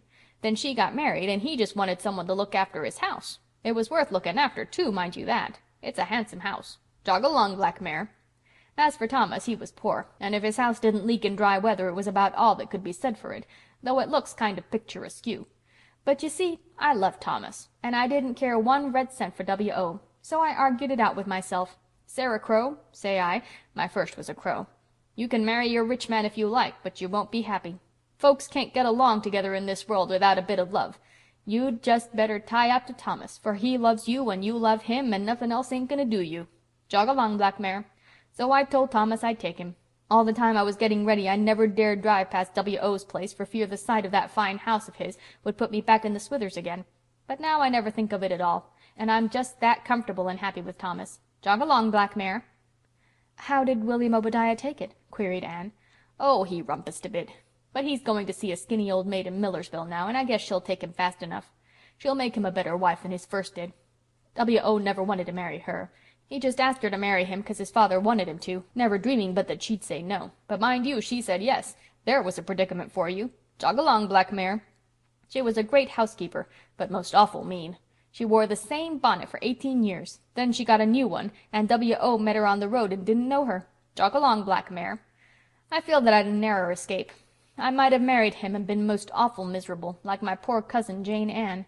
Jane Ann married a rich man she didn't care anything about, and she hasn't the life of a dog. She come to see me last week and says she, "Sarah Skinner, I envy you. I'd rather live in a little hut on the side of the road with a man I was fond of than in my big house with the one I've got." Jane Ann's man ain't such a bad sort, nuther, though he's so contrary that he wears his fur coat when the thermometer's at 90. The only way to get him to do anything is to coax him to do the opposite. But there ain't any love to smooth things down, and it's a poor way of living. Jog along, Black Mare. There's Janet's place in the hollow. Wayside, she calls it. Quite picturesque, ain't it? I guess you'll be glad to get out of this with all them mail bags jamming round you. "Yes, but I've enjoyed my drive with you very much," said Anne sincerely. "Get away now," said Mrs. Skinner, highly flattered. "Wait till I tell Thomas that. He always feels dreadful tickled when I get a compliment. Jog along, Black Mare. Well, here we are. I hope you'll get on well in the school, miss. There's a short cut to it through the marsh back at Janet's. If you take that way, be awful keerful. If you once got stuck in that black mud, you'd be sucked right down and never seen or heard tell of again till the day of judgment, like Adam Palmer's cow. Jog along, Black Mare." End of Chapter 30. Chapter 31. Anne to Philippa. Anne Shirley to Philippa Gordon. Greeting. Well, beloved, it's high time I was writing you. Here am I, installed once more as a country schoolma'am at Valley Road, boarding at Wayside, the home of Miss Janet Sweet. Janet is a dear soul, and very nice-looking. Tall, but not over-tall, stoutish, yet with a certain restraint of outline suggestive of a thrifty soul who is not going to be over-lavish, even in the matter of avoirdupois. She has a knot of soft, crimpy brown hair with a thread of gray in it, a sunny face with rosy cheeks, and big, kind eyes as blue as forget-me-nots. Moreover, she is one of those delightful old-fashioned cooks who don't care a bit if they ruin your digestion, as long as they can give you feasts of fat things. I like her, and she likes me, principally, it seems, because she had a sister named Anne who died young. "I'm real glad to see you," she said briskly, when I landed in her yard. "My, you don't look a mite like I expected. I was sure you'd be dark. My sister Anne was dark. And here you are, red-headed." For a few minutes I thought I wasn't going to like Janet as much as I had expected at first sight. Then I reminded myself that I really must be more sensible than to be prejudiced against anyone simply because she called my hair red. Probably the word auburn was not in Janet's vocabulary at all. Wayside is a dear sort of little spot. The house is small and white, set down in a delightful little hollow that drops away from the road. Between road and house is an orchard and flower garden all mixed up together. The front door walk is bordered with quahog clamshells, cowhawks, Janet calls them. There is Virginia creeper over the porch and moss on the roof. My room is a neat little spot off the parlor, just big enough for the bed and me. Over the head of my bed there is a picture of Robbie Burns standing at Highland Mary's grave, shadowed by an enormous weeping willow tree. Robert's face is so lugubrious that it is no wonder I have had bad dreams. Why, the first night I was here I dreamed I couldn't laugh. The parlor is tiny and neat. Its one window is so shaded by a huge willow that the room has a grotto-like effect of emerald gloom. There are wonderful tidies on the chairs, and gay mats on the floor, and books and cards carefully arranged on a round table, and vases of dried grass on the mantelpiece. Between the vases is a cheerful decoration of preserved coffin plates, pertaining respectively to Janet's father and mother, a brother, her sister Anne, and a hired man who died here once. If I go suddenly insane some of these days, know all men by these presents that those coffin plates have caused it. But it's all delightful, and I said so. Janet loved me for it, just as she detested poor Esther because Esther had said so much shade was unhygienic and had objected to sleeping on a feather bed. Now I glory in feather beds, and the more unhygienic and feathery they are, the more I glory. Janet says it is a comfort to see me eat. She had been so afraid I would be like Miss Haythorn, who wouldn't eat anything but fruit and hot water for breakfast, and tried to make Janet give up frying things. Esther is really a dear girl, but she is rather given to fads. The trouble is that she hasn't enough imagination and has a tendency to indigestion. Janet told me I could have the use of the parlor when any young men called. I don't think there are many to call. I haven't seen a young man in Valley Road yet, except the next-door hired boy, Sam Tolliver, a very tall, lank, tow-haired youth. He came over one evening recently and sat for an hour on the garden fence near the front porch where Janet and I were doing fancy work. The only remarks he volunteered in all that time were, "Have a peppermint, miss? Do now. Fine thing for catarrh, peppermints." And "Powerful lot of jump grasses round here tonight." Yep. But there is a love affair going on here. It seems to be my fortune to be mixed up more or less actively with elderly love affairs. Mr. and Mrs. Irving always say that I brought about their marriage. Mrs. Stephen Clark of Carmody persists in being most grateful to me for a suggestion which somebody else would probably have made if I hadn't. I do really think, though, that Ludovic Speed would never have got any further along than placid courtship if I had not helped him and Theodora Dix out. In the present affair I am only a passive spectator. I've tried once to help things along and made an awful mess of it, so I shall not meddle again. I'll tell you all about it when we meet. End of Chapter 31. Chapter 32. Tea with Mrs. Douglas. On the first Thursday night of Anne's sojourn in Valley Road, Janet asked her to go to prayer meeting. Janet blossomed out like a rose to attend that prayer meeting. She wore a pale blue, pansy-sprinkled muslin dress, with more ruffles than one would ever have supposed economical Janet could be guilty of, and a white leghorn hat with pink roses and 3 ostrich feathers on it. Anne felt quite amazed. Later on she found out Janet's motive in so arraying herself, a motive as old as Eden. Valley Road prayer meetings seemed to be essentially feminine. There were 32 women present, 2 half-grown boys, and 1 solitary man, beside the minister.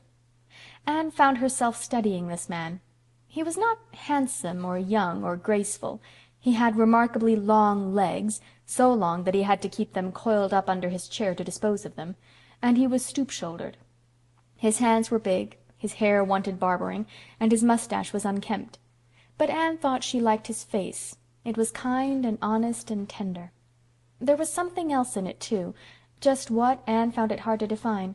She finally concluded that this man had suffered and been strong, and it had been made manifest in his face. There was a sort of patient, humorous endurance in his expression which indicated that he would go to the stake if need be, but would keep on looking pleasant until he really had to begin squirming. When prayer meeting was over, this man came up to Janet and said, "May I see you home, Janet?" Janet took his arm, as primly and shyly as if she were no more than 16, having her first escort home, Anne told the girls at Patty's Place later on. "Miss Shirley, permit me to introduce Mr. Douglas," she said stiffly. Mr. Douglas nodded and said, "I was looking at you in prayer meeting, miss, and thinking what a nice little girl you were." Such a speech from 99 people out of 100 would have annoyed Anne bitterly, but the way in which Mr. Douglas said it made her feel that she had received a very real and pleasing compliment. She smiled appreciatively at him, and dropped obligingly behind on the moonlit road. So Janet had a beau. Anne was delighted. Janet would make a paragon of a wife, cheery, economical, tolerant, and a very queen of cooks. It would be a flagrant waste on nature's part to keep her a permanent old maid. "John Douglas asked me to take you up to see his mother," said Janet the next day. "She's bedrid a lot of the time and never goes out of the house, but she's powerful fond of company and always wants to see my boarders. Can you go up this evening?" Anne assented, but later in the day Mr. Douglas called on his mother's behalf to invite them up to tea on Saturday evening. "Oh, why didn't you put on your pretty pansy dress?" asked Anne when they left home.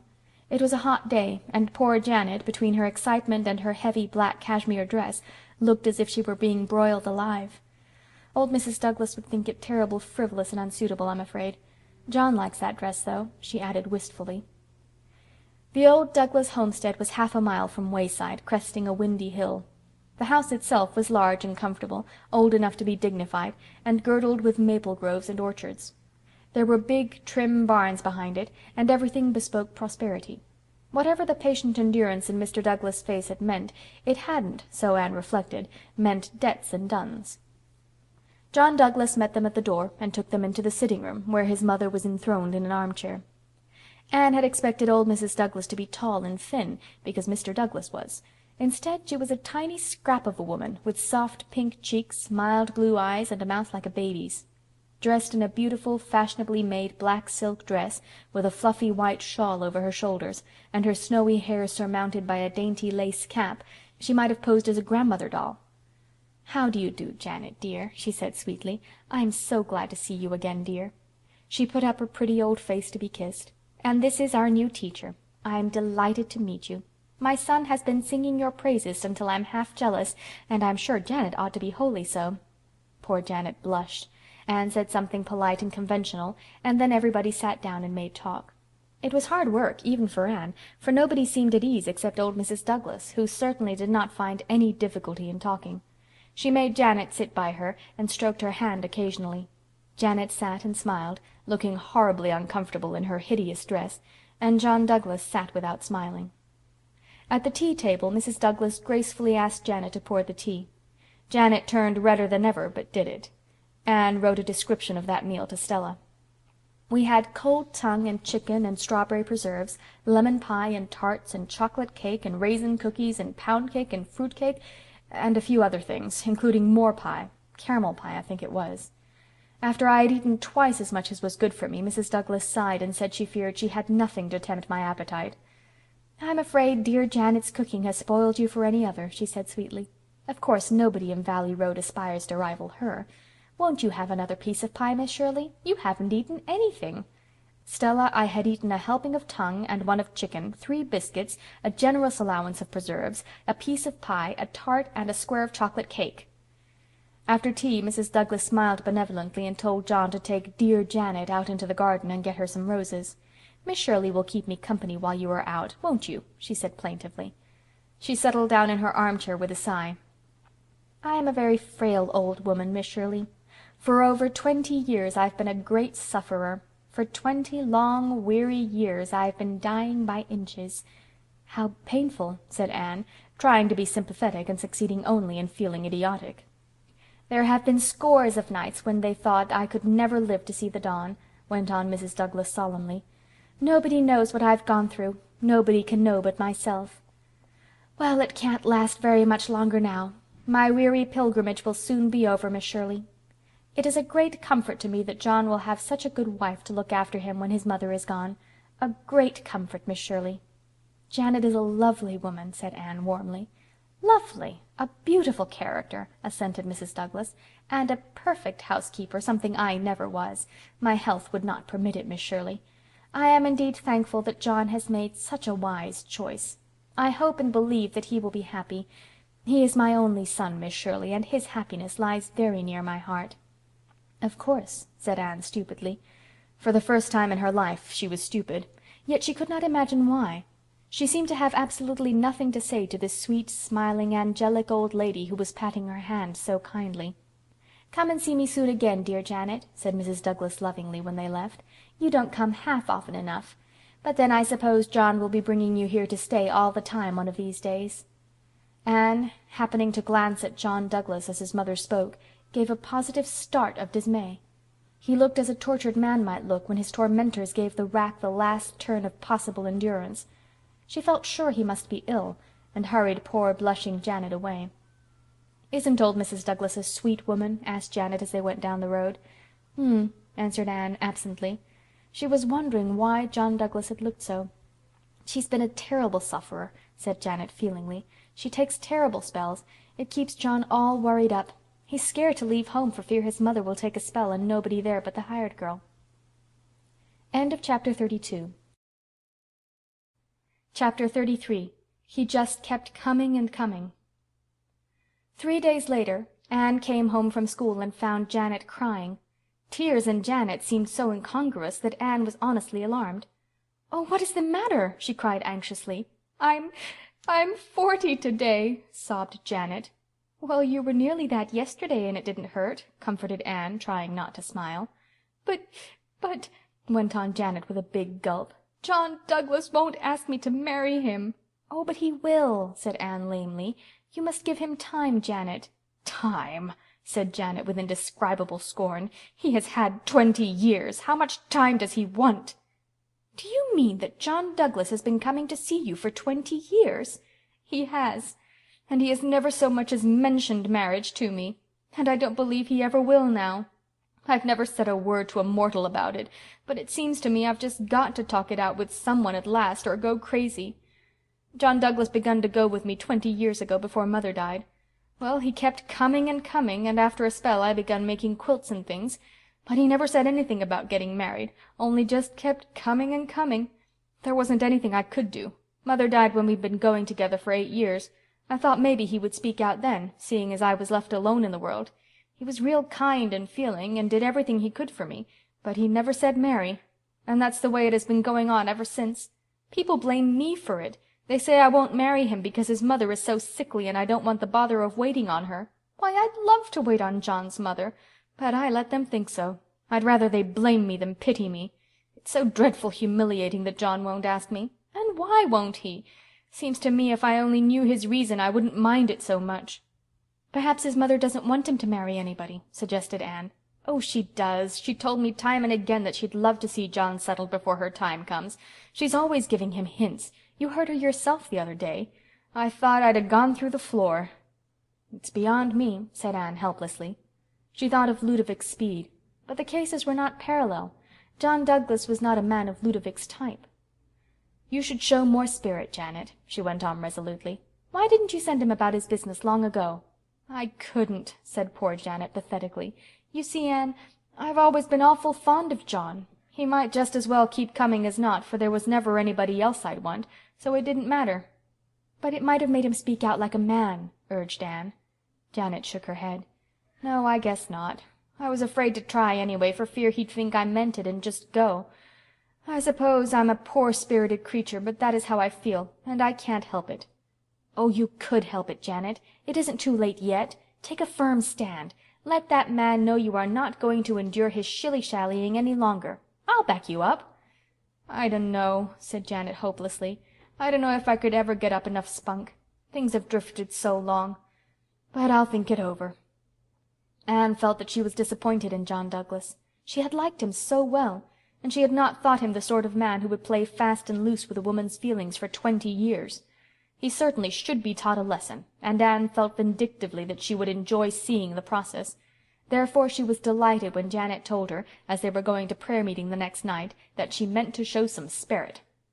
"I'll let John Douglas see I'm not going to be trodden on any longer." "You are perfectly right," said Anne emphatically. When prayer-meeting was over, John Douglas came up with his usual request. Janet looked frightened but resolute. "No, thank you," she said icily. "I know the road home pretty well alone.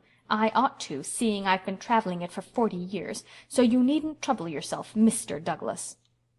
Anne was looking at John Douglas, and in that brilliant moonlight she saw the last twist of the rack again. Without a word he turned and strode down the road. "Stop! Stop!" Anne called wildly after him, not caring in the least for the other dumbfounded onlookers. "Mr. Douglas, stop! Come back!" John Douglas stopped, but he did not come back. Anne flew down the road, caught his arm, and fairly dragged him back to Janet. "You must come back," she said imploringly. "It's all a mistake, Mr. Douglas, all my fault. I made Janet do it. She didn't want to, but it's all right now, isn't it, Janet?"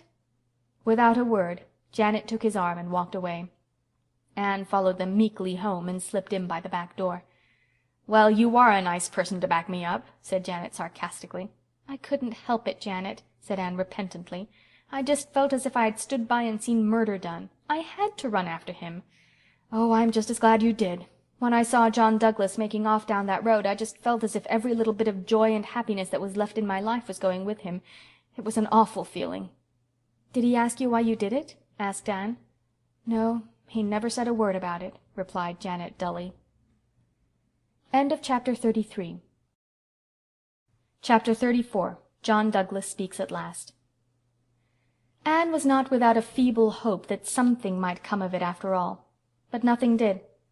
John Douglas came and took Janet driving, and walked home from prayer-meeting with her, as he had been doing for 20 years, and as he seemed likely to do for 20 years more.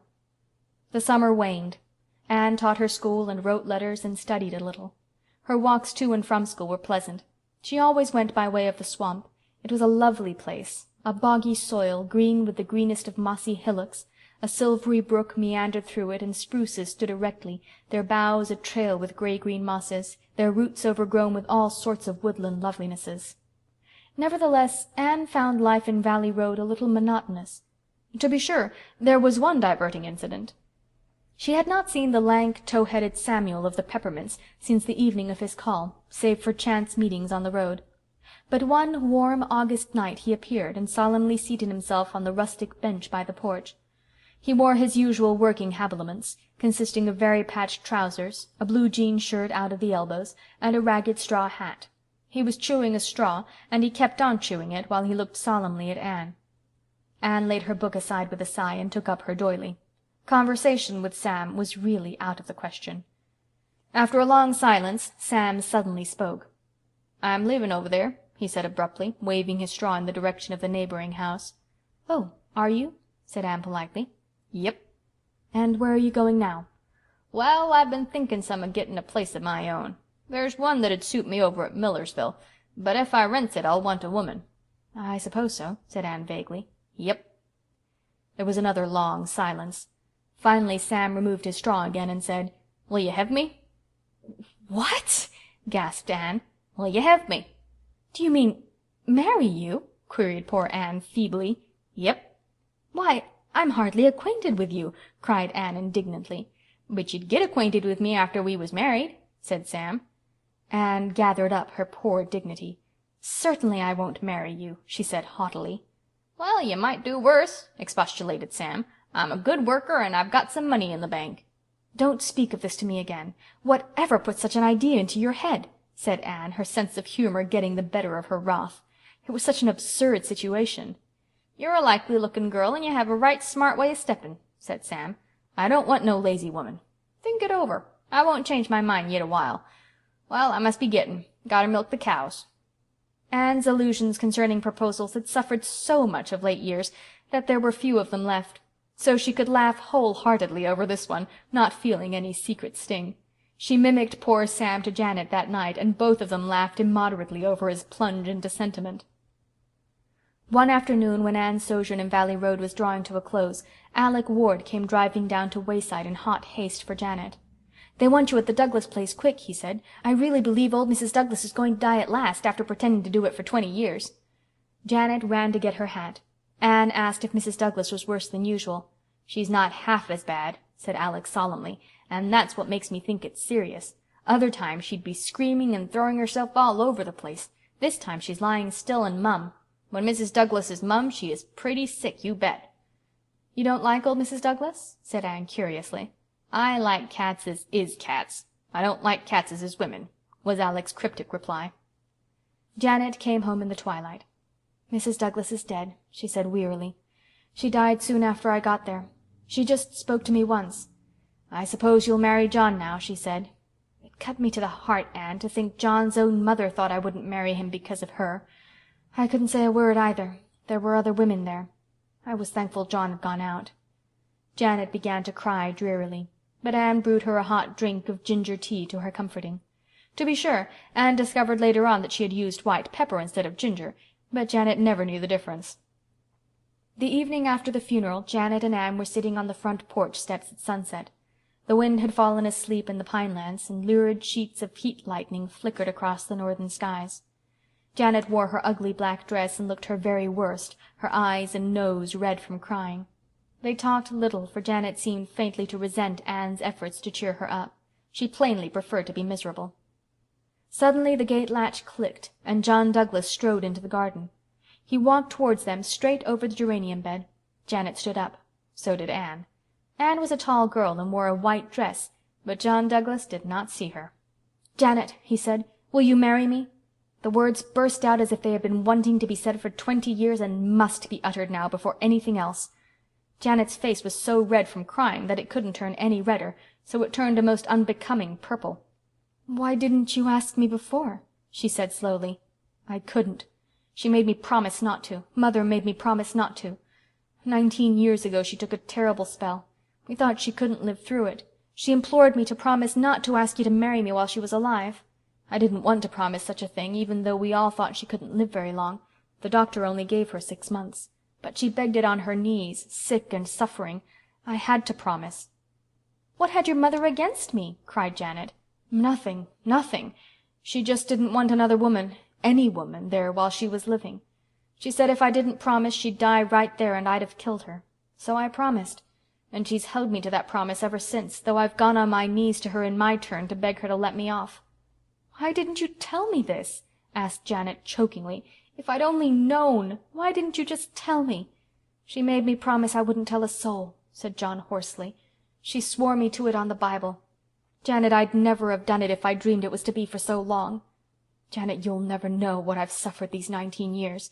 I know I've made you suffer too, but you'll marry me for all, won't you, Janet? Oh, Janet, won't you? I've come as soon as I could to ask you." At this moment the stupefied Anne came to her senses and realized that she had no business to be there. She slipped away and did not see Janet until the next morning, when the latter told her the rest of the story. "That cruel, relentless, deceitful old woman!" cried Anne. "Hush, she's dead," said Janet solemnly. "If she wasn't— But she is, so we mustn't speak evil of her. But I'm happy at last, Anne, and I wouldn't have minded waiting so long a bit if I'd only known why. When are you to be married?" "Next month. Of course it will be very quiet. I suppose people will talk terrible. They'll say I made haste enough to snap John up as soon as his poor mother was out of the way. John wanted to let them know the truth, but I said no, John. After all, she was your mother, and we'll keep the secret between us, and not cast any shadow on her memory. I don't mind what people say, now that I know the truth myself. It don't matter a mite. Let it all be buried with the dead, says I to him. So I coaxed him round to agree with me." "You're much more forgiving than I could ever be," said Anne rather crossly. "You'll feel differently about a good many things when you get to be my age," said Janet tolerantly. "That's one of the things we learn as we grow older. How to forgive.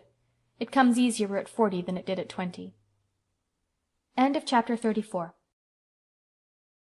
Chapter 35. The last Redmond year opens. "Here we are, all back again, nicely sunburned and rejoicing as a strong man to run a race," said Phil, sitting down on a suitcase with a sigh of pleasure. "Isn't it jolly to see this dear old Patty's Place again, and Auntie, and the cats? Rusty has lost another piece of ear, hasn't he?" "Rusty would be the nicest cat in the world if he had no ears at all," declared Anne loyally from her trunk, while Rusty writhed about her lap in a frenzy of welcome. "Aren't you glad to see us back, Auntie?" demanded Phil. "Yes, but I wish you'd tidy things up," said Aunt Jamesina plaintively, looking at the wilderness of trunks and suitcases by which the 4 laughing, chattering girls were surrounded. "You can talk just as well later on. Work first and then play used to be my motto when I was a girl. Oh, we've just reversed that in this generation, Auntie. Our motto is play your play and then dig in. You can do your work so much better if you've had a good bout of play first." "If you're going to marry a minister," said Aunt Jamesina, picking up Joseph and her knitting and resigning herself to the inevitable with the charming grace that made her the queen of housemothers, "you will have to give up such expressions as dig in." "Why?" moaned Phil. Oh, why must a minister's wife be supposed to utter only prunes and prisms? I shan't. Everybody on Patterson Street uses slang, that is to say, metaphorical language, and if I didn't they would think me insufferably proud and stuck up." "Have you broken the news to your family?" asked Priscilla, feeding the Sarah cat bits from her lunch basket. Phil nodded. "How did they take it?" "Oh, Mother rampaged, but I stood rock firm, even I, Philippa Gordon, who never before could hold fast to anything. Father was calmer. Father's own daddy was a minister, so you see he has a soft spot in his heart for the cloth. I had Joe up to Mount Holly after Mother grew calm, and they both loved him. But Mother gave him some frightful hints in every conversation regarding what she had hoped for me. Oh, my vacation pathway hasn't been exactly strewn with roses, girls dear. But I've won out, and I've got Joe. Nothing else matters." "To you," said Aunt Jamesina darkly.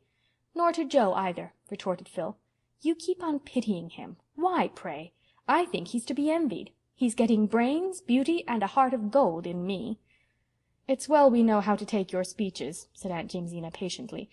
"I hope you don't talk like that before strangers. What would they think?" "Oh, I don't want to know what they think. I don't want to see myself as others see me. I'm sure it would be horribly uncomfortable most of the time. I don't believe Burns was really sincere in that prayer either." "Oh, I dare say we all pray for some things that we really don't want, if we were only honest enough to look into our hearts," owned Aunt Jamesina candidly. "I've a notion that such prayers don't rise very far. I used to pray that I might be enabled to forgive a certain person, but I know now I really didn't want to forgive her. When I finally got that I did want to, I forgave her without having to pray about it." "I can't picture you as being unforgiving for long," said Stella. "Oh, I used to be. But holding spite doesn't seem worthwhile when you get along in years." "That reminds me," said Anne, and told the tale of John and Janet. "And now tell us about that romantic scene you hinted so darkly at in one of your letters," demanded Phil. Anne acted out Samuel's proposal with great spirit. The girls shrieked with laughter, and Aunt Jamesina smiled. "It isn't in good taste to make fun of your beaux," she said severely. "But," she added calmly, "I always did it myself." "Tell us about your beaux, Aunty," entreated Phil. "You must have had any number of them." "They're not in the past tense," retorted Aunt Jamesina. "I've got them yet. There are 3 old widowers at home who have been casting sheep's eyes at me for some time. You children needn't think you own all the romance in the world." "Widowers and sheep's eyes don't sound very romantic, Aunty." "Well, no, but young folks aren't always romantic either. Some of my beaux certainly weren't. I used to laugh at them scandalous, poor boys. There was Jim Elwood. He was always in a sort of daydream, never seemed to sense what was going on. He didn't wake up to the fact that I'd said no till a year after I'd said it. When he did get married, his wife fell out of the sleigh one night when they were driving home from church, and he never missed her. Then there was Dan Winston. He knew too much. He knew everything in this world and most of what is in the next. He could give you an answer to any question, even if you asked him when the Judgment Day was to be. Milton Edwards was real nice, and I liked him, but I didn't marry him. For one thing, he took a week to get a joke through his head, and for another, he never asked me. Horatio Reeve was the most interesting beau I ever had, but when he told a story he dressed it up so that you couldn't see it for the frills. I never could decide whether he was lying or just letting his imagination run loose." "And what about the others, Aunty?" "Go away and unpack," said Aunt Jamesina, waving Joseph at them by mistake for a needle. "The others were too nice to make fun of. I shall respect their memory. There's a box of flowers in your room, Anne. They came about an hour ago." After the first week, the girls of Patty's Place settled down to a steady grind of study, for this was their last year at Redmond, and graduation honors must be fought for persistently. Anne devoted herself to English, Priscilla pored over classics, and Philippa pounded away at mathematics.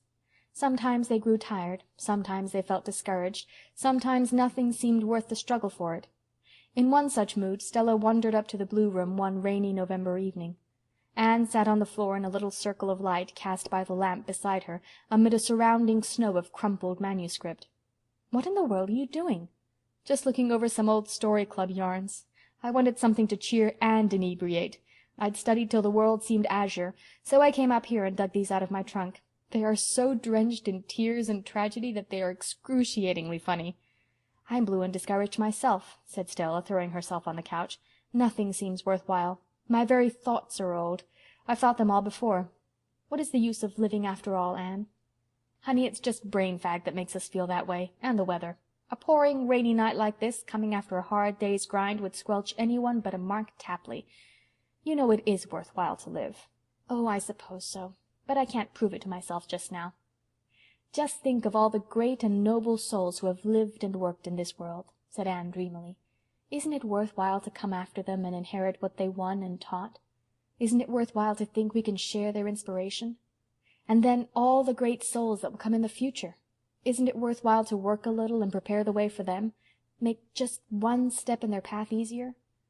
Oh, my mind agrees with you, Anne, but my soul remains doleful and uninspired. I'm always grubby and dingy on rainy nights. Some nights I like the rain. I like to lie in bed and hear it pattering on the roof and drifting through the pines." "I like it when it stays on the roof," said Stella. "It doesn't always.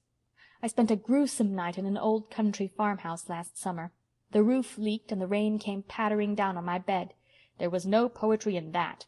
I had to get up in the mirk midnight and chivvy round to pull the bedstead out of the drip, and it was one of those solid old-fashioned beds that weigh a ton more or less. And then that drip drop kept up all night until my nerves just went to pieces. You've no idea what an eerie noise a great drop of rain falling with a mushy thud on a bare floor makes in the night. It sounds like ghostly footsteps and all that sort of thing. What are you laughing over, Anne? These stories. As Phil would say, they are killing, in more senses than one, for everybody died in them. What dazzlingly lovely heroines we had, and how we dressed them! Silks, satins, velvets, jewels, laces, they never wore anything else. Here is one of Jane Andrews' stories depicting her heroine as sleeping in a beautiful white satin nightdress trimmed with seed pearls. "Go on," said Stella. "I begin to feel that life is worth living as long as there's a laugh in it. Here's one I wrote. My heroine is disporting herself at a ball, glittering from head to foot with large diamonds of the first water. But what booted beauty or rich attire? The paths of glory lead but to the grave. They must either be murdered or die of a broken heart. There was no escape for them. Let me read some of your stories." "Well, here's my masterpiece. Note its cheerful title, My Graves. I shed quarts of tears while writing it, and the other girls shed gallons while I read it. Jane Andrews' mother scolded her frightfully because she had so many handkerchiefs in the wash that week. It's a harrowing tale of the wanderings of a Methodist minister's wife. I made her a Methodist because it was necessary that she should wander. She buried a child every place she lived in. There were 9 of them, and their graves were severed far apart, ranging from Newfoundland to Vancouver. I described the children, pictured their several deathbeds, and detailed their tombstones and epitaphs. I had intended to bury the whole 9, but when I had disposed of 8, my invention of horrors gave out, and I permitted the 9th to live as a hopeless cripple." While Stella read My Graves, punctuating its tragic paragraphs with chuckles, and Rusty slept the sleep of a just cat who has been out all night, curled up on a Jane Andrews tale of a beautiful maiden of 15 who went to nurse in a leper colony, of course dying of the loathsome disease finally, Anne glanced over the other manuscripts and recalled the old days at Avonlea school, when the members of the Story Club, sitting under the spruce trees or down among the ferns by the brook, had written them. What fun they had had! How the sunshine and mirth of those olden summers returned as she read. Not all the glory that was Greece or the grandeur that was Rome could weave such wizardry as those funny, tearful tales of the Story Club. Among the manuscripts, Anne found one written on sheets of wrapping paper. A wave of laughter filled her gray eyes as she recalled the time and place of its genesis. It was the sketch she had written the day she fell through the roof of the Cobb duck-house on the Tory road. Anne glanced over it, then fell to reading it intently. It was a little dialogue between asters and sweet-peas, wild canaries in the lilac bush, and the guardian spirit of the garden. After she had read it, she sat staring into space, and when Stella had gone, she smoothed out the crumpled manuscript. "I believe I will," she said resolutely. End of Chapter 35. Chapter 36. The Gardener's Call. "Here is a letter with an Indian stamp for you, Aunt Jimsie," said Phil. "Here are 3 for Stella, and 2 for Pris, and a glorious fat one from me from Jo. There's nothing for you, Anne, except a circular." Nobody noticed Anne's flush as she took the thin letter Phil tossed her carelessly. But a few minutes later Phil looked up to see a transfigured Anne. "Honey, what good thing has happened?" "The youth's friend has accepted a little sketch I sent them a fortnight ago," said Anne, trying hard to speak as if she were accustomed to having sketches accepted every mail, but not quite succeeding. "Anne Shirley, how glorious! What was it? When is it to be published? Did they pay you for it?" Yes, they've sent a check for $10, and the editor writes that he would like to see more of my work. Dear man, he shall. It was an old sketch I found in my box. I rewrote it and sent it in, but I never really thought it could be accepted because it had no plot," said Anne, recalling the bitter experience of Averil's atonement. "What are you going to do with that $10, Anne? Let's all go up to town and get drunk," suggested Phil.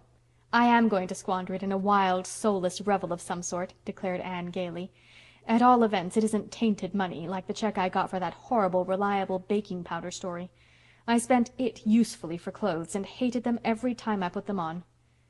"Think of having a real live author at Patty's Place," said Priscilla. "It's a great responsibility," said Aunt Jamesina solemnly. "Indeed it is," agreed Pris with equal solemnity.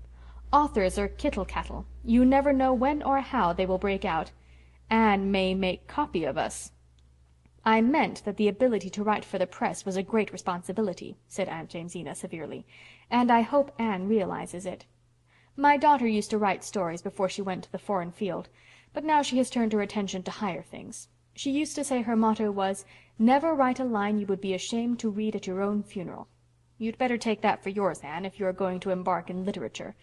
Though, to be sure," added Aunt Jamesina perplexedly, "Elizabeth always used to laugh when she said it. She always laughed so much that I don't know how she ever came to decide on being a missionary. I'm thankful she did. I prayed that she might. But I wish she hadn't." Then Aunt Jamesina wondered why those giddy girls all laughed. Anne's eyes shone all that day. Literary ambitions sprouted and budded in her brain. Their exhilaration accompanied her to Jenny Cooper's walking party, and not even the sight of Gilbert and Christine, walking just ahead of her and Roy, could quite subdue the sparkle of her starry hopes. Nevertheless, she was not so rapt from things of earth as to be unable to notice that Christine's walk was decidedly ungraceful. But I suppose Gilbert looks only at her face. So like a man, thought Anne scornfully. "Shall you be home Saturday afternoon?" asked Roy. "Yes. My mother and sisters are coming to call on you," said Roy quietly. Something went over Anne which might be described as a thrill, but it was hardly a pleasant one. She had never met any of Roy's family. She realized the significance of his statement. It had, somehow, an irrevocableness about it that chilled her. "I shall be glad to see them," she said flatly, and then wondered if she really would be glad. She ought to be, of course. But would it not be something of an ordeal? Gossip had filtered to Anne regarding the light in which the Gardners viewed the infatuation of son and brother. Roy must have brought pressure to bear in the matter of this call. Anne knew she would be weighed in the balance. From the fact that they had consented to call she understood that, willingly or unwillingly, they regarded her as a possible member of their clan. "I shall just be myself. I shall not try to make a good impression," thought Anne loftily. But she was wondering what dress she would better wear Saturday afternoon, and if the new style of high hair-dressing would suit her better than the old, and the walking party was rather spoiled for her. By night she had decided that she would wear her brown chiffon on Saturday, but would do her hair low. Friday afternoon none of the girls had classes at Redmond. Stella took the opportunity to write a paper for the Philomathic Society, and was sitting at the table in the corner of the living room with an untidy litter of notes and manuscript on the floor around her. Stella always vowed she never could write anything unless she threw each sheet down as she completed it. Anne, in her flannel blouse and serge skirt, with her hair rather blown from her windy walk home, was sitting squarely in the middle of the floor, teasing the Sarah cat with a wishbone. Joseph and Rusty were both curled up in her lap. A warm, plummy odor filled the whole house, for Priscilla was cooking in the kitchen. Presently she came in, enshrouded in a huge work apron, with a smudge of flour on her nose, to show Aunt Jamesina the chocolate cake she had just iced. At this auspicious moment the knocker sounded. Nobody paid any attention to it save Phil, who sprang up and opened it, expecting a boy with the hat she had bought that morning. On the doorstep stood Mrs. Gardner and her daughters. Anne scrambled to her feet somehow, emptying 2 indignant cats out of her lap as she did so, and mechanically shifting her wishbone from her right hand to her left. Priscilla, who would have had to cross the room to reach the kitchen door, lost her head, wildly plunged the chocolate cake under a cushion on the Inglenook sofa, and dashed upstairs. Stella began feverishly gathering up her manuscript. Only Aunt Jamesina and Phil remained normal. Thanks to them, everybody was soon sitting at ease, even Anne. Priscilla came down, apronless and smudgeless, Stella reduced her corner to decency, and Phil saved the situation by a stream of ready small talk. Mrs. Gardner was tall and thin and handsome. exquisitely gowned, cordial with a cordiality that seemed a trifle forced. Aline Gardner was a younger edition of her mother, lacking the cordiality. She endeavored to be nice, but succeeded only in being haughty and patronizing. Dorothy Gardner was slim and jolly and rather tomboyish. Anne knew she was Roy's favorite sister and warmed to her. She would have looked very much like Roy if she had had dreamy dark eyes instead of roguish hazel ones. Thanks to her and Phil, the call really went off very well, except for a slight sense of strain in the atmosphere and two rather untoward incidents. Rusty and Joseph, left to themselves, began a game of chase and sprang madly into Mrs. Gardner's silken lap and out of it in their wild career. Mrs. Gardner lifted her lorgnette and gazed after their flying forms as if she had never seen cats before, and Anne, choking back slightly nervous laughter, apologized as best she could. "You are fond of cats?" said Mrs. Gardner with a slight intonation of tolerant wonder. Anne, despite her affection for Rusty, was not especially fond of cats, but Mrs. Gardner's tone annoyed her. Inconsequently she remembered that Mrs. John Blythe was so fond of cats that she kept as many as her husband would allow. "They are adorable animals, aren't they?" she said wickedly. "I have never liked cats," said Mrs. Gardner remotely. "I love them," said Dorothy. "They're so nice and selfish. Dogs are too good and unselfish. They make me feel uncomfortable. But cats are gloriously human." "You have two delightful old china dogs there. May I look at them closely?" said Aline, crossing the room towards the fireplace and thereby becoming the unconscious cause of the other accident. Picking up Magog, she sat down on the cushion under which was secreted Priscilla's chocolate cake. Priscilla and Anne exchanged agonized glances, but could do nothing. The stately Aline continued to sit on the cushion and discuss china dogs until the time of departure. Dorothy lingered behind a moment to squeeze Anne's hand and whisper impulsively, "I know you and I are going to be chums. Oh, Roy has told me all about you. I'm the only one of the family he tells things to, poor boy. Nobody could confide in Mama and Aline, you know. What glorious times you girls must have here. Won't you let me come often and have a share in them?" "Come as often as you like," Anne responded heartily, thankful that one of Roy's sisters was likable. She would never like Aline, so much was certain, and Aline would never like her, though Mrs. Gardner might be one. Altogether Anne sighed with relief when the ordeal was over. "Of all sad words of tongue or pen, the saddest are, 'It might have been,'" quoted Priscilla tragically, lifting the cushion. "This cake is now what you might call a flat failure, and the cushion is likewise ruined. Never tell me that Friday isn't unlucky." "People who send word they are coming on Saturday shouldn't come on Friday," said Aunt Jamesina. "I fancy it was Roy's mistake," said Phil. "That boy isn't really responsible for what he says when he talks to Anne. Where is Anne?" Anne had gone upstairs. She felt oddly like crying, but she made herself laugh instead. Rusty and Joseph had been too awful, and Dorothy was a dear. End of Chapter 36. Chapter 37. Full-fledged BAs. "I wish I were dead, or that it were tomorrow night," groaned Phil. "If you live long enough, both wishes will come true," said Anne calmly. "It's easy for you to be serene. You're at home in philosophy. I'm not, and when I think of that horrible paper tomorrow, I quail. If I should fail in it, what would Jo say?" "You won't fail. How did you get on in Greek today?" "I don't know. Perhaps it was a good paper, and perhaps it was bad enough to make Homer turn over in his grave. I've studied and mulled over notebooks until I'm incapable of forming an opinion of anything. How thankful little Phil will be when all this examinating is over." "Examinating? I never heard such a word." "Well, haven't I as good a right to make a word as anyone else?" demanded Phil. "Words aren't made. They grow," said Anne. "Never mind. I begin faintly to discern clear water ahead where no examination breakers loom. Girls, can you realize that our Redmond life is almost over?" "I can't," said Anne sorrowfully. "It seems just yesterday that Pris and I were alone in that crowd of freshmen at Redmond, and now we are seniors in our final examinations."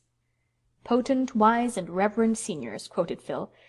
"Do you suppose we really are any wiser than when we came to Redmond?" "You don't act as if you were by times," said Aunt Jamesina severely. "Oh, Aunt Jimsie, haven't we been pretty good girls, take us by and large, these 3 winters you've mothered us?" pleaded Phil. "You've been 4 of the dearest, sweetest, goodest girls that ever went together through college," averred Aunt Jamesina, who never spoiled a compliment by misplaced economy.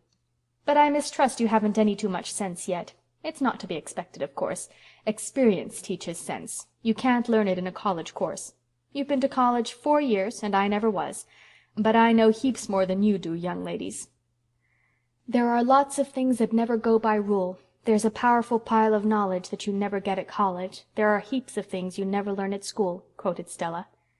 "Have you learned anything at Redmond except dead languages and geometry and such trash?" queried Aunt Jamesina. "Oh, yes, I think we have, Aunty," protested Anne. "We've learned the truth of what Professor Woodley told us last Philomathic," said Phil. "He said, 'Humor is the spiciest condiment in the feast of existence. Laugh at your mistakes, but learn from them. Joke over your troubles, but gather strength from them. Make a jest of your difficulties, but overcome them.' Isn't that worth learning, Aunt Jimsie?" "Yes, it is, dearie. When you've learned to laugh at the things that should be laughed at, and not to laugh at those that shouldn't, you've got wisdom and understanding." "What have you got out of your Redmond course, Anne?" murmured Priscilla aside. "I think," said Anne slowly, "that I really have learned to look upon each little hindrance as a jest, and each great one as a foreshadowing of victory. Summing up, I think that is what Redmond has given me." "I shall have to fall back on another Professor Woodley quotation to express what it has done for me," said Priscilla. "You remember that he said in his address, 'There is so much in the world for us all if we only have the eyes to see it, and the heart to love it, and the hand to gather it to ourselves. So much in men and women, so much in art and literature, so much everywhere in which to delight and for which to be thankful.' I think Redmond has taught me that in some measure, Anne." "Judging from what you all say," remarked Aunt Jamesina, "the sum and substance is that you can learn, if you've got natural gumption enough, in 4 years at college what it would take about 20 years of living to teach you. Well, that justifies higher education in my opinion. It's a matter I was always dubious about before." "But what about people who haven't natural gumption, Aunt Jimsie?" "People who haven't natural gumption never learn," retorted Aunt Jamesina, "neither in college nor life. If they live to be 100, they really don't know anything more than when they were born. It's their misfortune, not their fault, poor souls. But those of us who have some gumption should duly thank the Lord for it." "Will you please define what gumption is, Aunt Jimsie?" asked Phil. "No, I won't, young woman. Anyone who has gumption knows what it is, and anyone who hasn't can never know what it is. So there is no need of defining it." The busy days flew by and examinations were over. Anne took high honors in English, Priscilla took honors in classics, and Phil in mathematics. Stella obtained a good all-round showing. Then came convocation. "This is what I would once have called an epoch in my life," said Anne, as she took Roy's violets out of their box and gazed at them thoughtfully. She meant to carry them, of course, but her eyes wandered to another box on her table. It was filled with lilies of the valley, as fresh and fragrant as those which bloomed in the Green Gables yard when June came to Avonlea. Gilbert Blythe's card lay beside it. Anne wondered why Gilbert should have sent her flowers for convocation. She had seen very little of him during the past winter.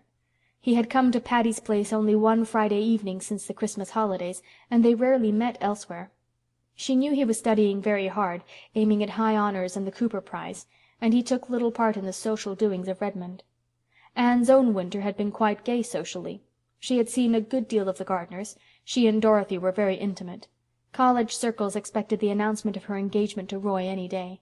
Anne expected it herself, yet just before she left Patty's Place for convocation, she flung Roy's violets aside and put Gilbert's lilies of the valley in their place.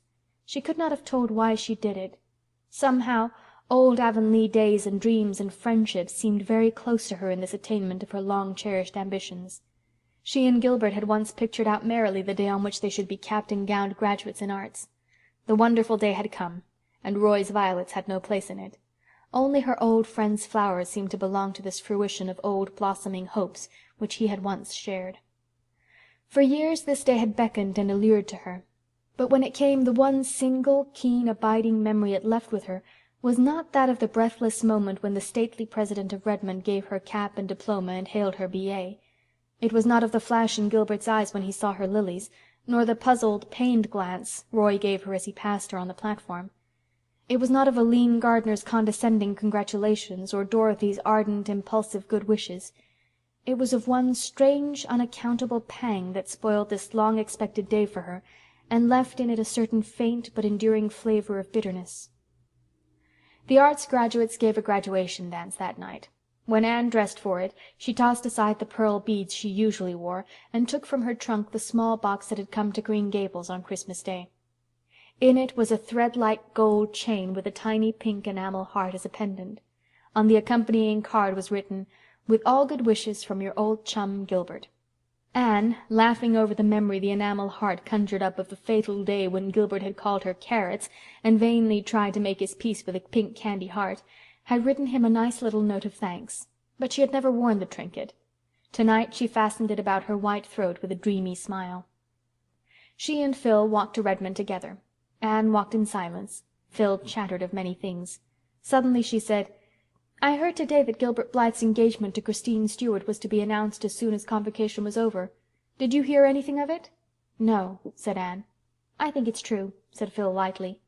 Anne did not speak. In the darkness she felt her face burning.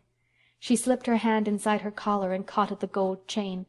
One energetic twist and it gave way. Anne thrust the broken trinket into her pocket. Her hands were trembling and her eyes were smarting. But she was the gayest of all the gay revellers that night, and told Gilbert unregretfully that her card was full when he came to ask her for a dance. Afterwards, when she sat with the girls before the dying embers at Patty's Place, removing the spring chilliness from their satin skins, none chatted more blithely than she of the day's events.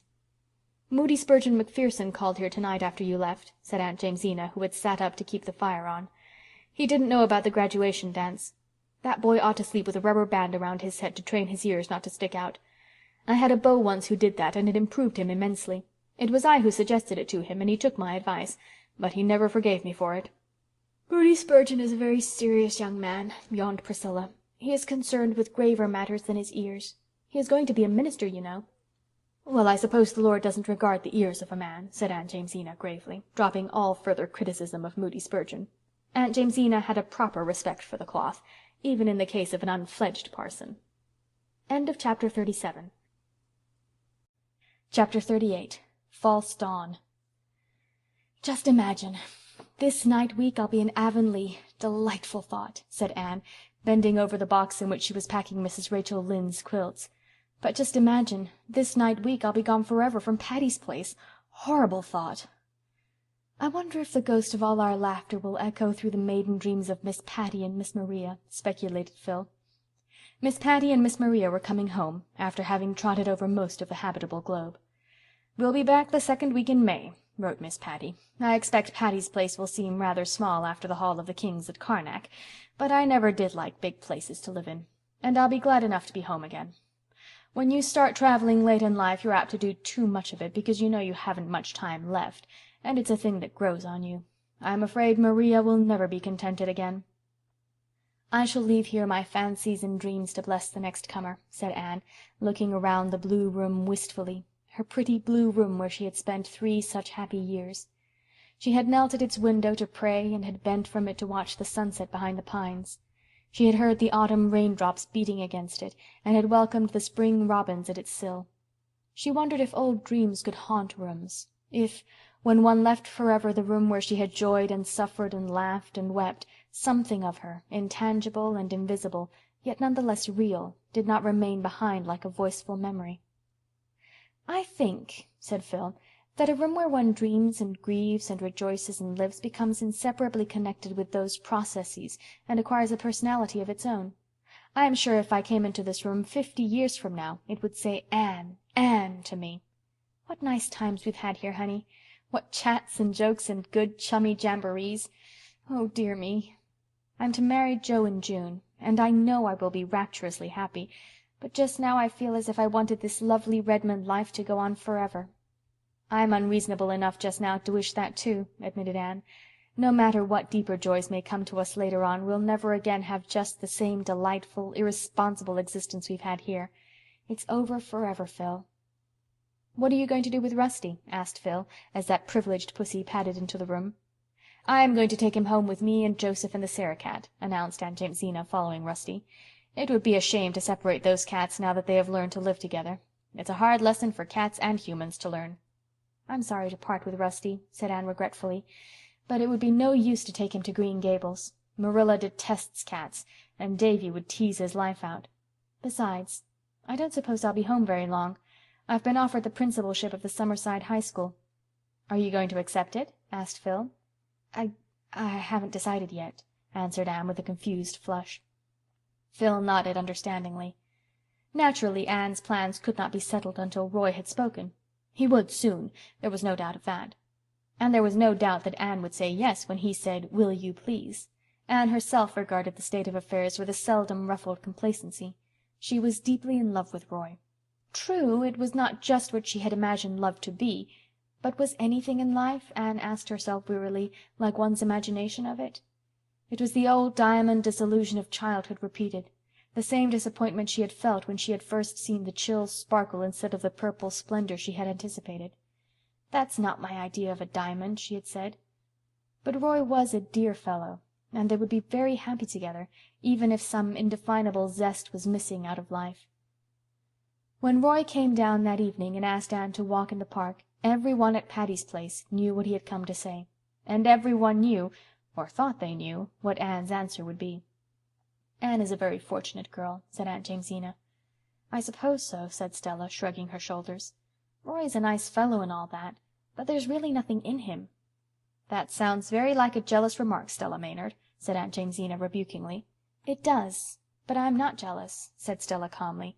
"I love Anne, and I like Roy. Everybody says she is making a brilliant match, and even Mrs. Gardner thinks her charming now. It all sounds as if it were made in heaven, but I have my doubts. Make the most of that, Aunt Jamesina." Roy asked Anne to marry him in the little pavilion on the harbor shore where they had talked on the rainy day of their first meeting. Anne thought it very romantic that he should have chosen that spot, and his proposal was as beautifully worded as if he had copied it, as one of Ruby Gillis's lovers had done, out of a deportment of courtship and marriage. The whole effect was quite flawless, and it was also sincere. There was no doubt that Roy meant what he said. There was no false note to jar the symphony. Anne felt that she ought to be thrilling from head to foot, but she wasn't. She was horribly cool. When Roy paused for his answer she opened her lips to say her fateful yes, and then she found herself trembling as if she were reeling back from a precipice. To her came one of those moments when we realize as by a blinding flash of illumination more than all our previous years have taught us. She pulled her hand from Roy's. "Oh, I can't marry you! I can't!" she cried wildly. Roy turned pale, and also looked rather foolish. He had, small blame to him, felt very sure. "What do you mean?" he stammered. "I mean that I can't marry you," repeated Anne desperately. "I thought I could, but I can't." "Why can't you?" Roy asked more calmly. "Because I don't care enough for you." A crimson streak came into Roy's face. "So you've just been amusing yourself these 2 years," he said slowly. No, I haven't," gasped poor Anne. Oh, how could she explain? She couldn't explain. There are some things that cannot be explained. "I did think I cared, truly I did, but I know now I don't." "You have ruined my life," said Roy bitterly. "Forgive me," pleaded Anne miserably, with hot cheeks and stinging eyes. Roy turned away and stood for a few minutes looking out seaward. When he came back to Anne he was very pale again. "You can give me no hope?" he said. Anne shook her head mutely. "Then good-bye," said Roy. "I can't understand it. I can't believe you're not the woman I've believed you to be.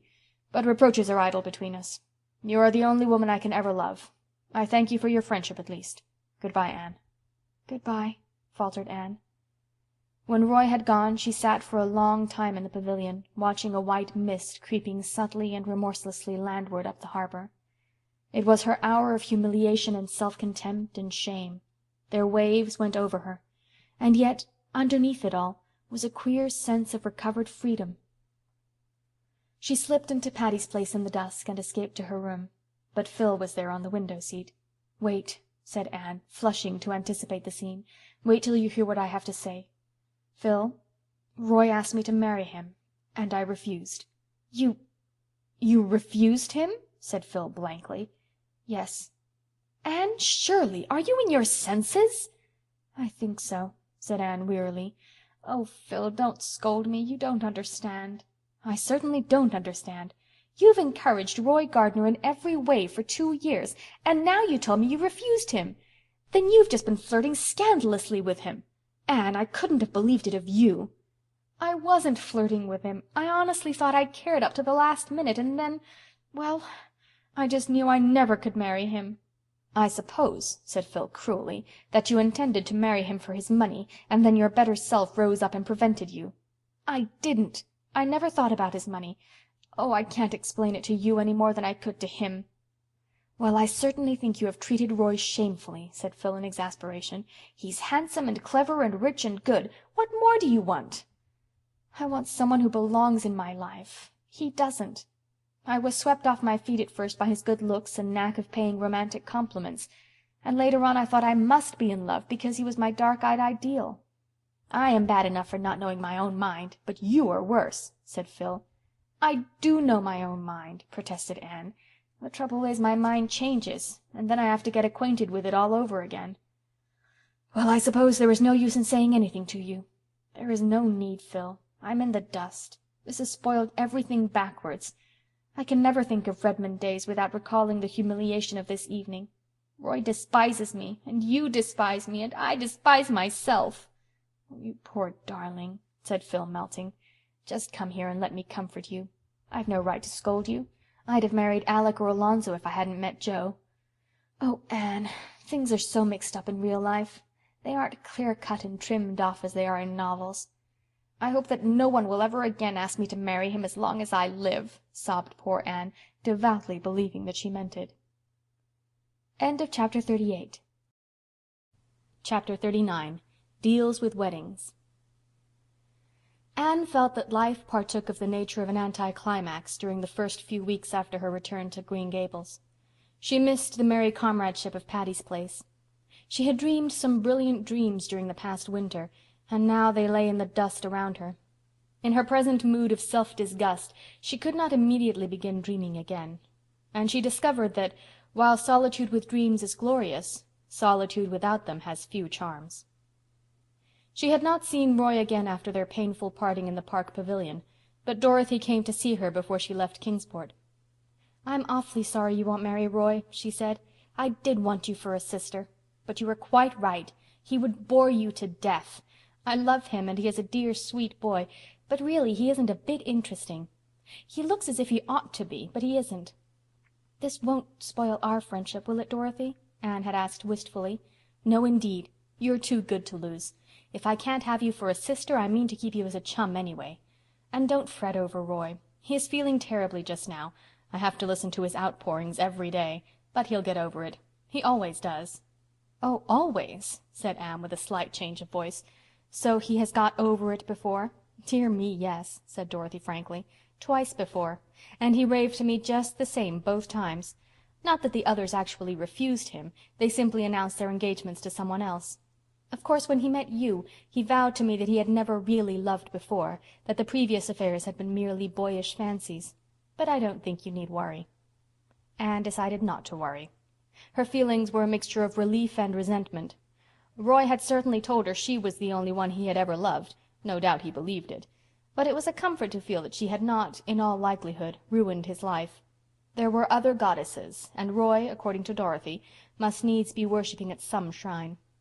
Nevertheless, life was stripped of several more illusions, and Anne began to think drearily that it seemed rather bare. She came down from the porch gable on the evening of her return with a sorrowful face. "What has happened to the old Snow Queen, Marilla?" "Oh, I knew you'd feel bad over that," said Marilla. "I felt bad myself. That tree was there ever since I was a young girl. It blew down in the big gale we had in March. It was rotten at the core." "I'll miss it so," grieved Anne. "The porch gable doesn't seem the same room without it. I'll never look from its window again without a sense of loss. And oh, I never came home to Green Gables before that Diana wasn't here to welcome me." "Diana has something else to think of just now," said Mrs. Lynde significantly.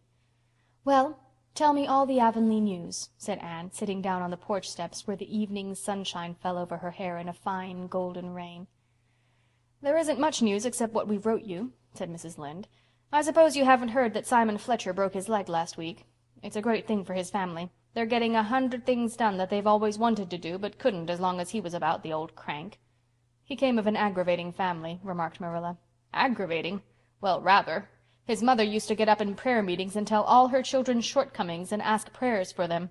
Of course it made them mad and worse than ever." "You haven't told Anne the news about Jane," suggested Marilla. "Oh, Jane," sniffed Mrs. Lynde. "Well," she conceded grudgingly, "Jane Andrews is home from the West. Came last week. And she's going to be married to a Winnipeg millionaire. You may be sure Mrs. Harmon lost no time in telling it far and wide." "Dear old Jane, I'm so glad," said Anne heartily. "She deserves the good things of life." "Oh, I ain't saying anything against Jane. She's a nice enough girl. But she isn't in the millionaire class, and you'll find there's not much to recommend that man but his money, that's what. Mrs. Harmon says he's an Englishman who has made his money in mines, but I believe he'll turn out to be a Yankee. He certainly must have money, for he has just showered Jane with jewelry. Her engagement ring is a diamond cluster so big that it looks like a plaster on Jane's fat paw." Mrs. Lynde could not keep some bitterness out of her tone. Here was Jane Andrews, that plain little plodder, engaged to a millionaire, while Anne, it seemed, was not yet bespoken by anyone, rich or poor. And Mrs. Harmon Andrews did brag insufferably. "What has Gilbert Blythe been doing to at college?" asked Marilla. "I saw him when he came home last week, and he is so pale and thin I hardly knew him." "He studied very hard last winter," said Anne. "You know he took high honors in classes and the Cooper Prize. It hasn't been taken for 5 years. So I think he's rather run down. We're all a little tired." "Anyhow, you're a B.A. and Jane Andrews isn't and never will be," said Mrs. Lynde with gloomy satisfaction.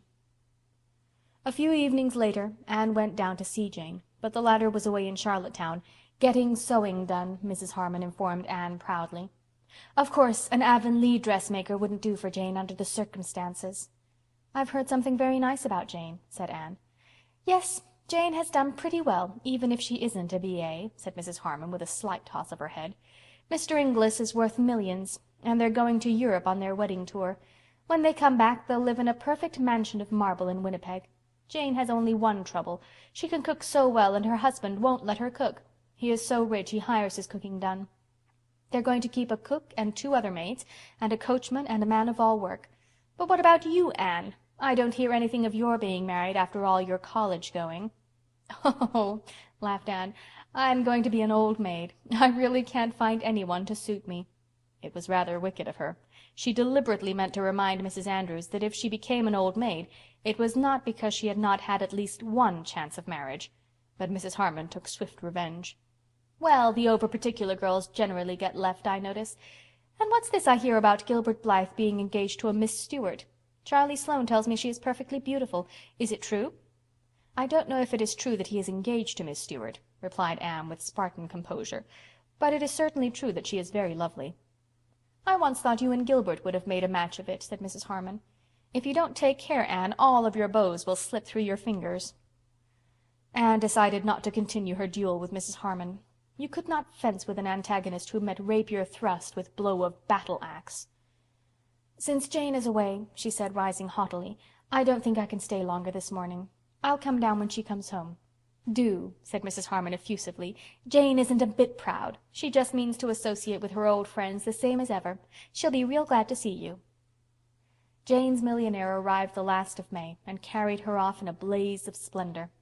Mrs. Lynde was spitefully gratified to find that Mr. Inglis was every day of 40 and short and thin and grayish. Mrs. Lynde did not spare him in her enumeration of his shortcomings, you may be sure. "It will take all his gold to gild a pill like him, that's what," said Mrs. Rachel solemnly. "He looks kind and good-hearted," said Anne loyally, "and I'm sure he thinks the world of Jane." "Humph," said Mrs. Rachel. Phil Gordon was married the next week, and Anne went over to Bolingbroke to be her bridesmaid. Phil made a dainty fairy of a bride, and the Reverend Jo was so radiant in his happiness that nobody thought him plain. "We're going for a lover's saunter through the land of Evangeline," said Phil, "and then we'll settle down on Patterson Street. Mother thinks it is terrible. She thinks Jo might at least take a church in a decent place. But the wilderness of the Patterson slums will blossom like the rose for me if Jo is there. Oh, Anne, I'm so happy my heart aches with it." Anne was always glad in the happiness of her friends. But it is sometimes a little lonely to be surrounded everywhere by a happiness that is not your own. And it was just the same when she went back to Avonlea. This time it was Diana who was bathed in the wonderful glory that comes to a woman when her firstborn is laid beside her. Anne looked at the white young mother with a certain awe that had never entered into her feelings for Diana before. Could this pale woman with the rapture in her eyes be the little black-curled, rosy-cheeked Diana she had played with in vanished schooldays? It gave her a queer, desolate feeling that she herself somehow belonged only in those past years and had no business in the present at all. "Isn't he perfectly beautiful?" said Diana proudly. The little fat fellow was absurdly like Fred, just as round, just as red. Anne really could not conscientiously say that she thought him beautiful, but she vowed sincerely that he was sweet and kissable and altogether delightful. "Before he came I wanted a girl, so that I could call her Anne," said Diana. "But now that little Fred is here I wouldn't exchange him for a million girls. He just couldn't have been anything but his own precious self." "'Every little baby is the sweetest and the best,'" quoted Mrs. Allan gaily. "If little Anne had come you'd have felt just the same about her." Mrs. Allan was visiting in Avonlea for the first time since leaving it. She was as gay and sweet and sympathetic as ever. Her old girl friends had welcomed her back rapturously. The reigning minister's wife was an estimable lady, but she was not exactly a kindred spirit. "I can hardly wait till he gets old enough to talk," sighed Diana. "I just long to hear him say 'mother.' And oh, I'm determined that his first memory of me shall be a nice one. The first memory I have of my mother is of her slapping me for something I had done.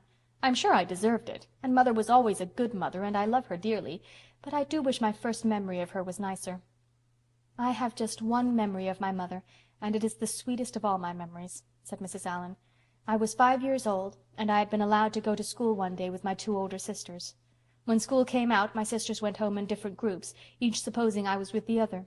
Instead, I had run off with the little girl I had played with at recess. We went to her home, which was near the school, and began making mud pies. We were having a glorious time when my older sister arrived, breathless and angry. "You naughty girl!" she cried, snatching my reluctant hand and dragging me along with her. "Come home this minute! Oh, you're going to catch it! Mother is awful cross. She's going to give you a good whipping." I had never been whipped. Dread and terror filled my poor little heart. I have never been so miserable in my life as I was on that walk home. I had not meant to be naughty. Phemy Cameron had asked me to go home with her, and I had not known it was wrong to go. And now I was to be whipped for it. When we got home, my sister dragged me into the kitchen where Mother was sitting by the fire in the twilight. My poor wee legs were trembling so that I could hardly stand. And Mother just took me up in her arms without one word of rebuke or harshness, kissed me and held me close to her heart. "I was so frightened you were lost, darling," she said tenderly. I could see the love shining in her eyes as she looked down on me. She never scolded or reproached me for what I had done, only told me I must never go away again without asking permission. She died very soon afterwards. That is the only memory I have of her. Isn't it a beautiful one? Anne felt lonelier than ever as she walked home, going by way of the birch path and Willowmere. She had not walked that way for many moons. It was a darkly purple, bloomy night. The air was heavy with blossom fragrance, almost too heavy. The cloyed senses recoiled from it as from an overfull cup. The birches of the path had grown from the fairy saplings of old to big trees. Everything had changed. Anne felt that she would be glad when the summer was over and she was away at work again. Perhaps life would not seem so empty then. "I've tried the world. It wears no more the coloring of romance it wore," sighed Anne, and was straightway much comforted by the romance in the idea of the world being denuded of romance. End of Chapter 39. Chapter 40. A Book of Revelation. The Irvings came back to Echo Lodge for the summer, and Anne spent a happy 3 weeks there in July. Miss Lavendar had not changed. Charlotta the Fourth was a very grown-up young lady now, but still adored Anne sincerely. "When all's said and done, Miss Shirley, ma'am, I haven't seen anyone in Boston that's equal to you," she said frankly. Paul was almost grown up, too. He was 16, his chestnut curls had given place to close-cropped brown locks, and he was more interested in football than in fairies. But the bond between him and his old teachers still held. Kindred spirits alone do not change with changing years. It was a wet, bleak, cruel evening in July when Anne came back to Green Gables. One of the fierce summer storms which sometimes sweep over the Gulf was ravaging the sea. As Anne came in, the first raindrops dashed against the panes. "Was that Paul who brought you home?" asked Marilla. "Why didn't you make him stay all night? It's going to be a wild evening." "He'll reach Echo Lodge before the rain gets very heavy, I think. Anyway, he wanted to go back tonight." "Well, I've had a splendid visit, but I'm glad to see you dear folks again. East, west, hame's best. Davy, have you been growing again lately?" "I've growed a whole inch since you left," said Davy proudly. "I'm as tall as Milty Boulter now. Ain't I glad? He'll have to stop crowing about being bigger. Say, Anne, did you know that Gilbert Blythe is dying?" Anne stood quite silent and motionless, looking at Davy. Her face had gone so white that Marilla thought she was going to faint. "Davy, hold your tongue," said Mrs. Rachel angrily. "Anne, don't look like that. Don't look like that. We didn't mean to tell you so suddenly." Is it true? Asked Anne in a voice that was not hers. "Gilbert is very ill," said Mrs. Lynde gravely. "He took down with typhoid fever just after you left for Echo Lodge. Did you never hear of it?" No, said that unknown voice. "It was a very bad case from the start. The doctor said he'd been terribly run down. They've a trained nurse and everything's been done." "Don't look like that, Anne." "While there's life, there's hope." "Mr. Harrison was here this evening and he said they had no hope of him," reiterated Davy. Marilla, looking old and worn and tired, got up and marched Davy grimly out of the kitchen. "Oh, don't look so, dear," said Mrs. Rachel, putting her kind old arms about the pallid girl. "I haven't given up hope, indeed I haven't. He's got the Blythe constitution in his favor, that's what." Anne gently put Mrs. Lynde's arms away from her, walked blindly across the kitchen, through the hall, up the stairs to her old room. At its window she knelt down, staring out unseeingly. It was very dark. The rain was beating down over the shivering fields. The haunted woods was full of the groans of mighty trees wrung in the tempest, and the air throbbed with the thunderous crash of billows on the distant shore. And Gilbert was dying. There is a book of Revelation in everyone's life, as there is in the Bible. Anne read hers that bitter night, as she kept her agonized vigil through the hours of storm and darkness. She loved Gilbert, had always loved him. She knew that now. She knew that she could no more cast him out of her life without agony than she could have cut off her right hand and cast it from her. And the knowledge had come too late even for the bitter solace of being with him at the last. If she had not been so blind, so foolish, she would have had the right to go to him now. But he would never know that she loved him. He would go away from this life thinking that she did not care. Oh, the black years of emptiness stretching before her! She could not live through them. She could not. She cowered down by her window and wished, for the first time in her gay young life, that she could die too. If Gilbert went away from her without one word or sign or message, she could not live. Nothing was of any value without him. She belonged to him and he to her. In her hour of supreme agony she had no doubt of that. He did not love Christine Stuart, never had loved Christine Stuart. Oh, what a fool she had been not to realize what the bond was that had held her to Gilbert, to think that the flattered fancy she had felt for Roy Gardner had been love, and now she must pay for her folly as for a crime.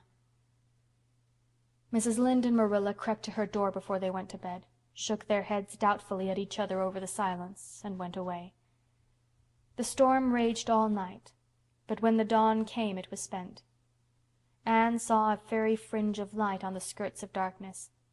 Soon the eastern hilltops had a fire-shot ruby rim. The clouds rolled themselves away into great, soft, white masses on the horizon. The sky gleamed blue and silvery. A hush fell over the world. Anne rose from her knees and crept downstairs. The freshness of the rain wind blew against her white face as she went out into the yard and cooled her dry, burning eyes. A merry, rollicking whistle was lilting up the lane. A moment later Pacifique Butte came in sight. Anne's physical strength suddenly failed her. If she had not clutched at a low willow bough she would have fallen. Pacifique was George Fletcher's hired man, and George Fletcher lived next door to the Blythes.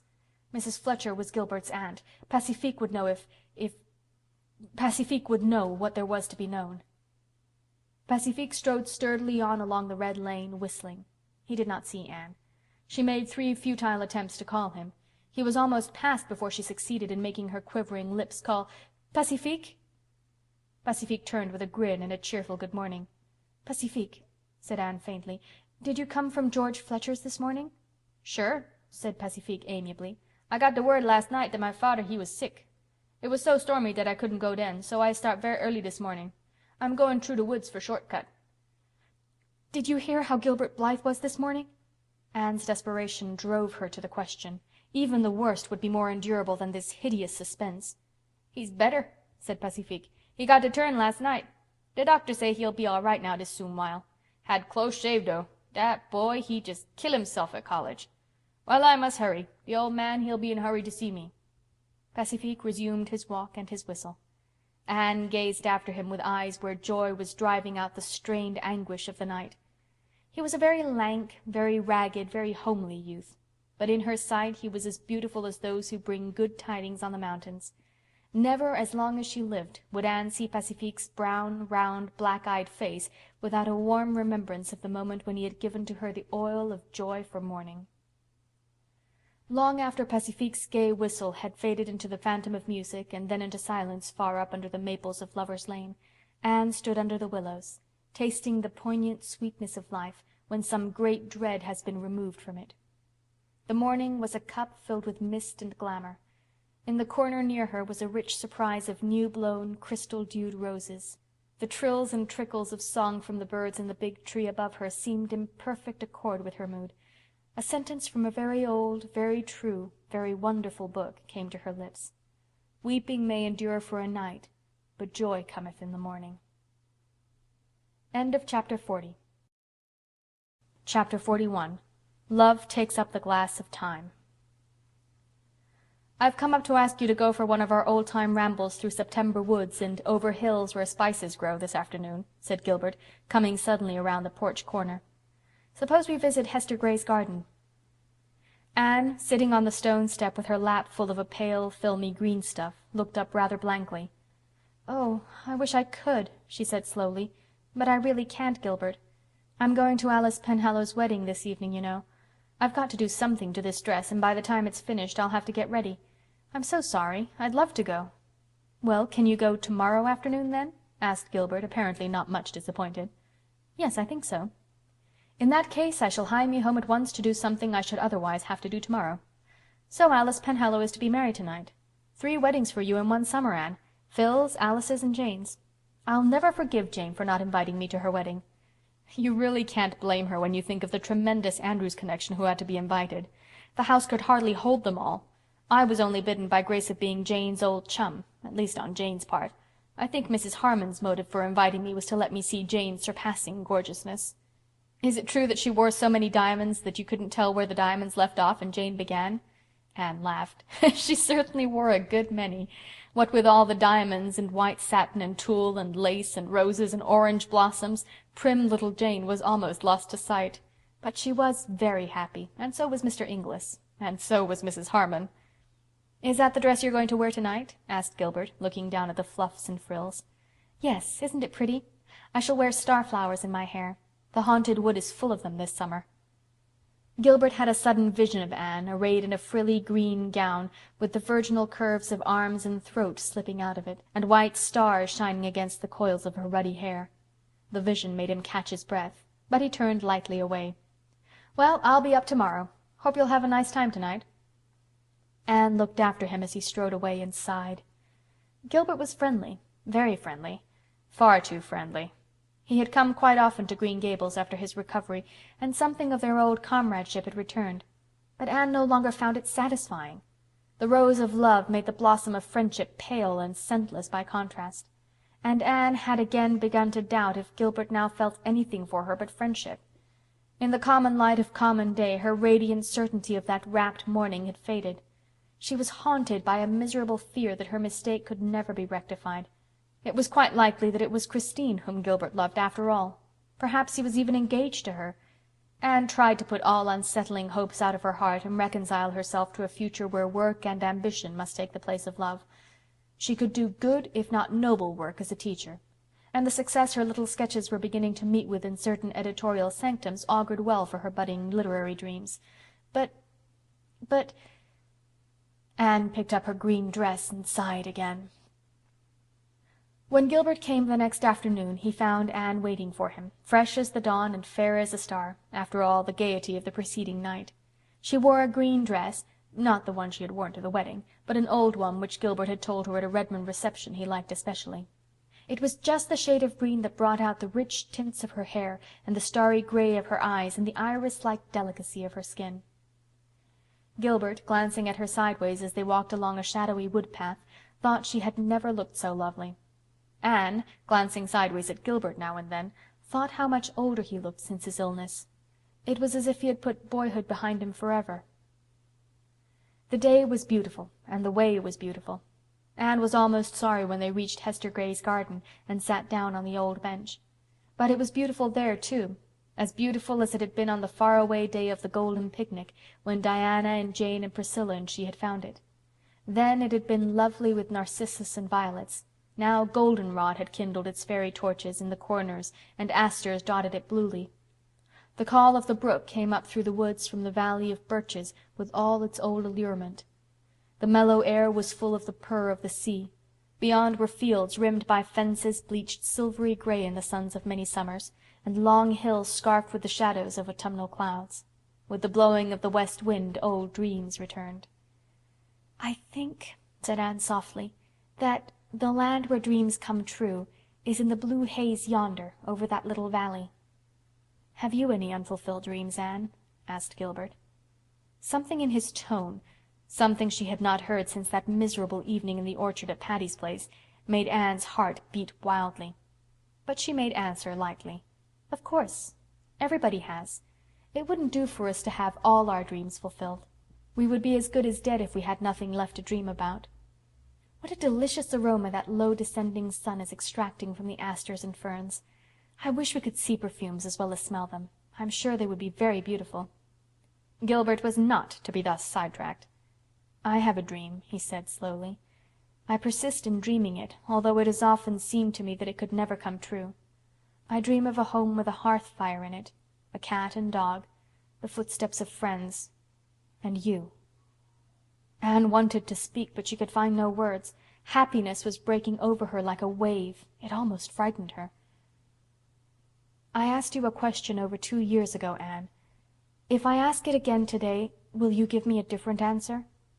Still Anne could not speak.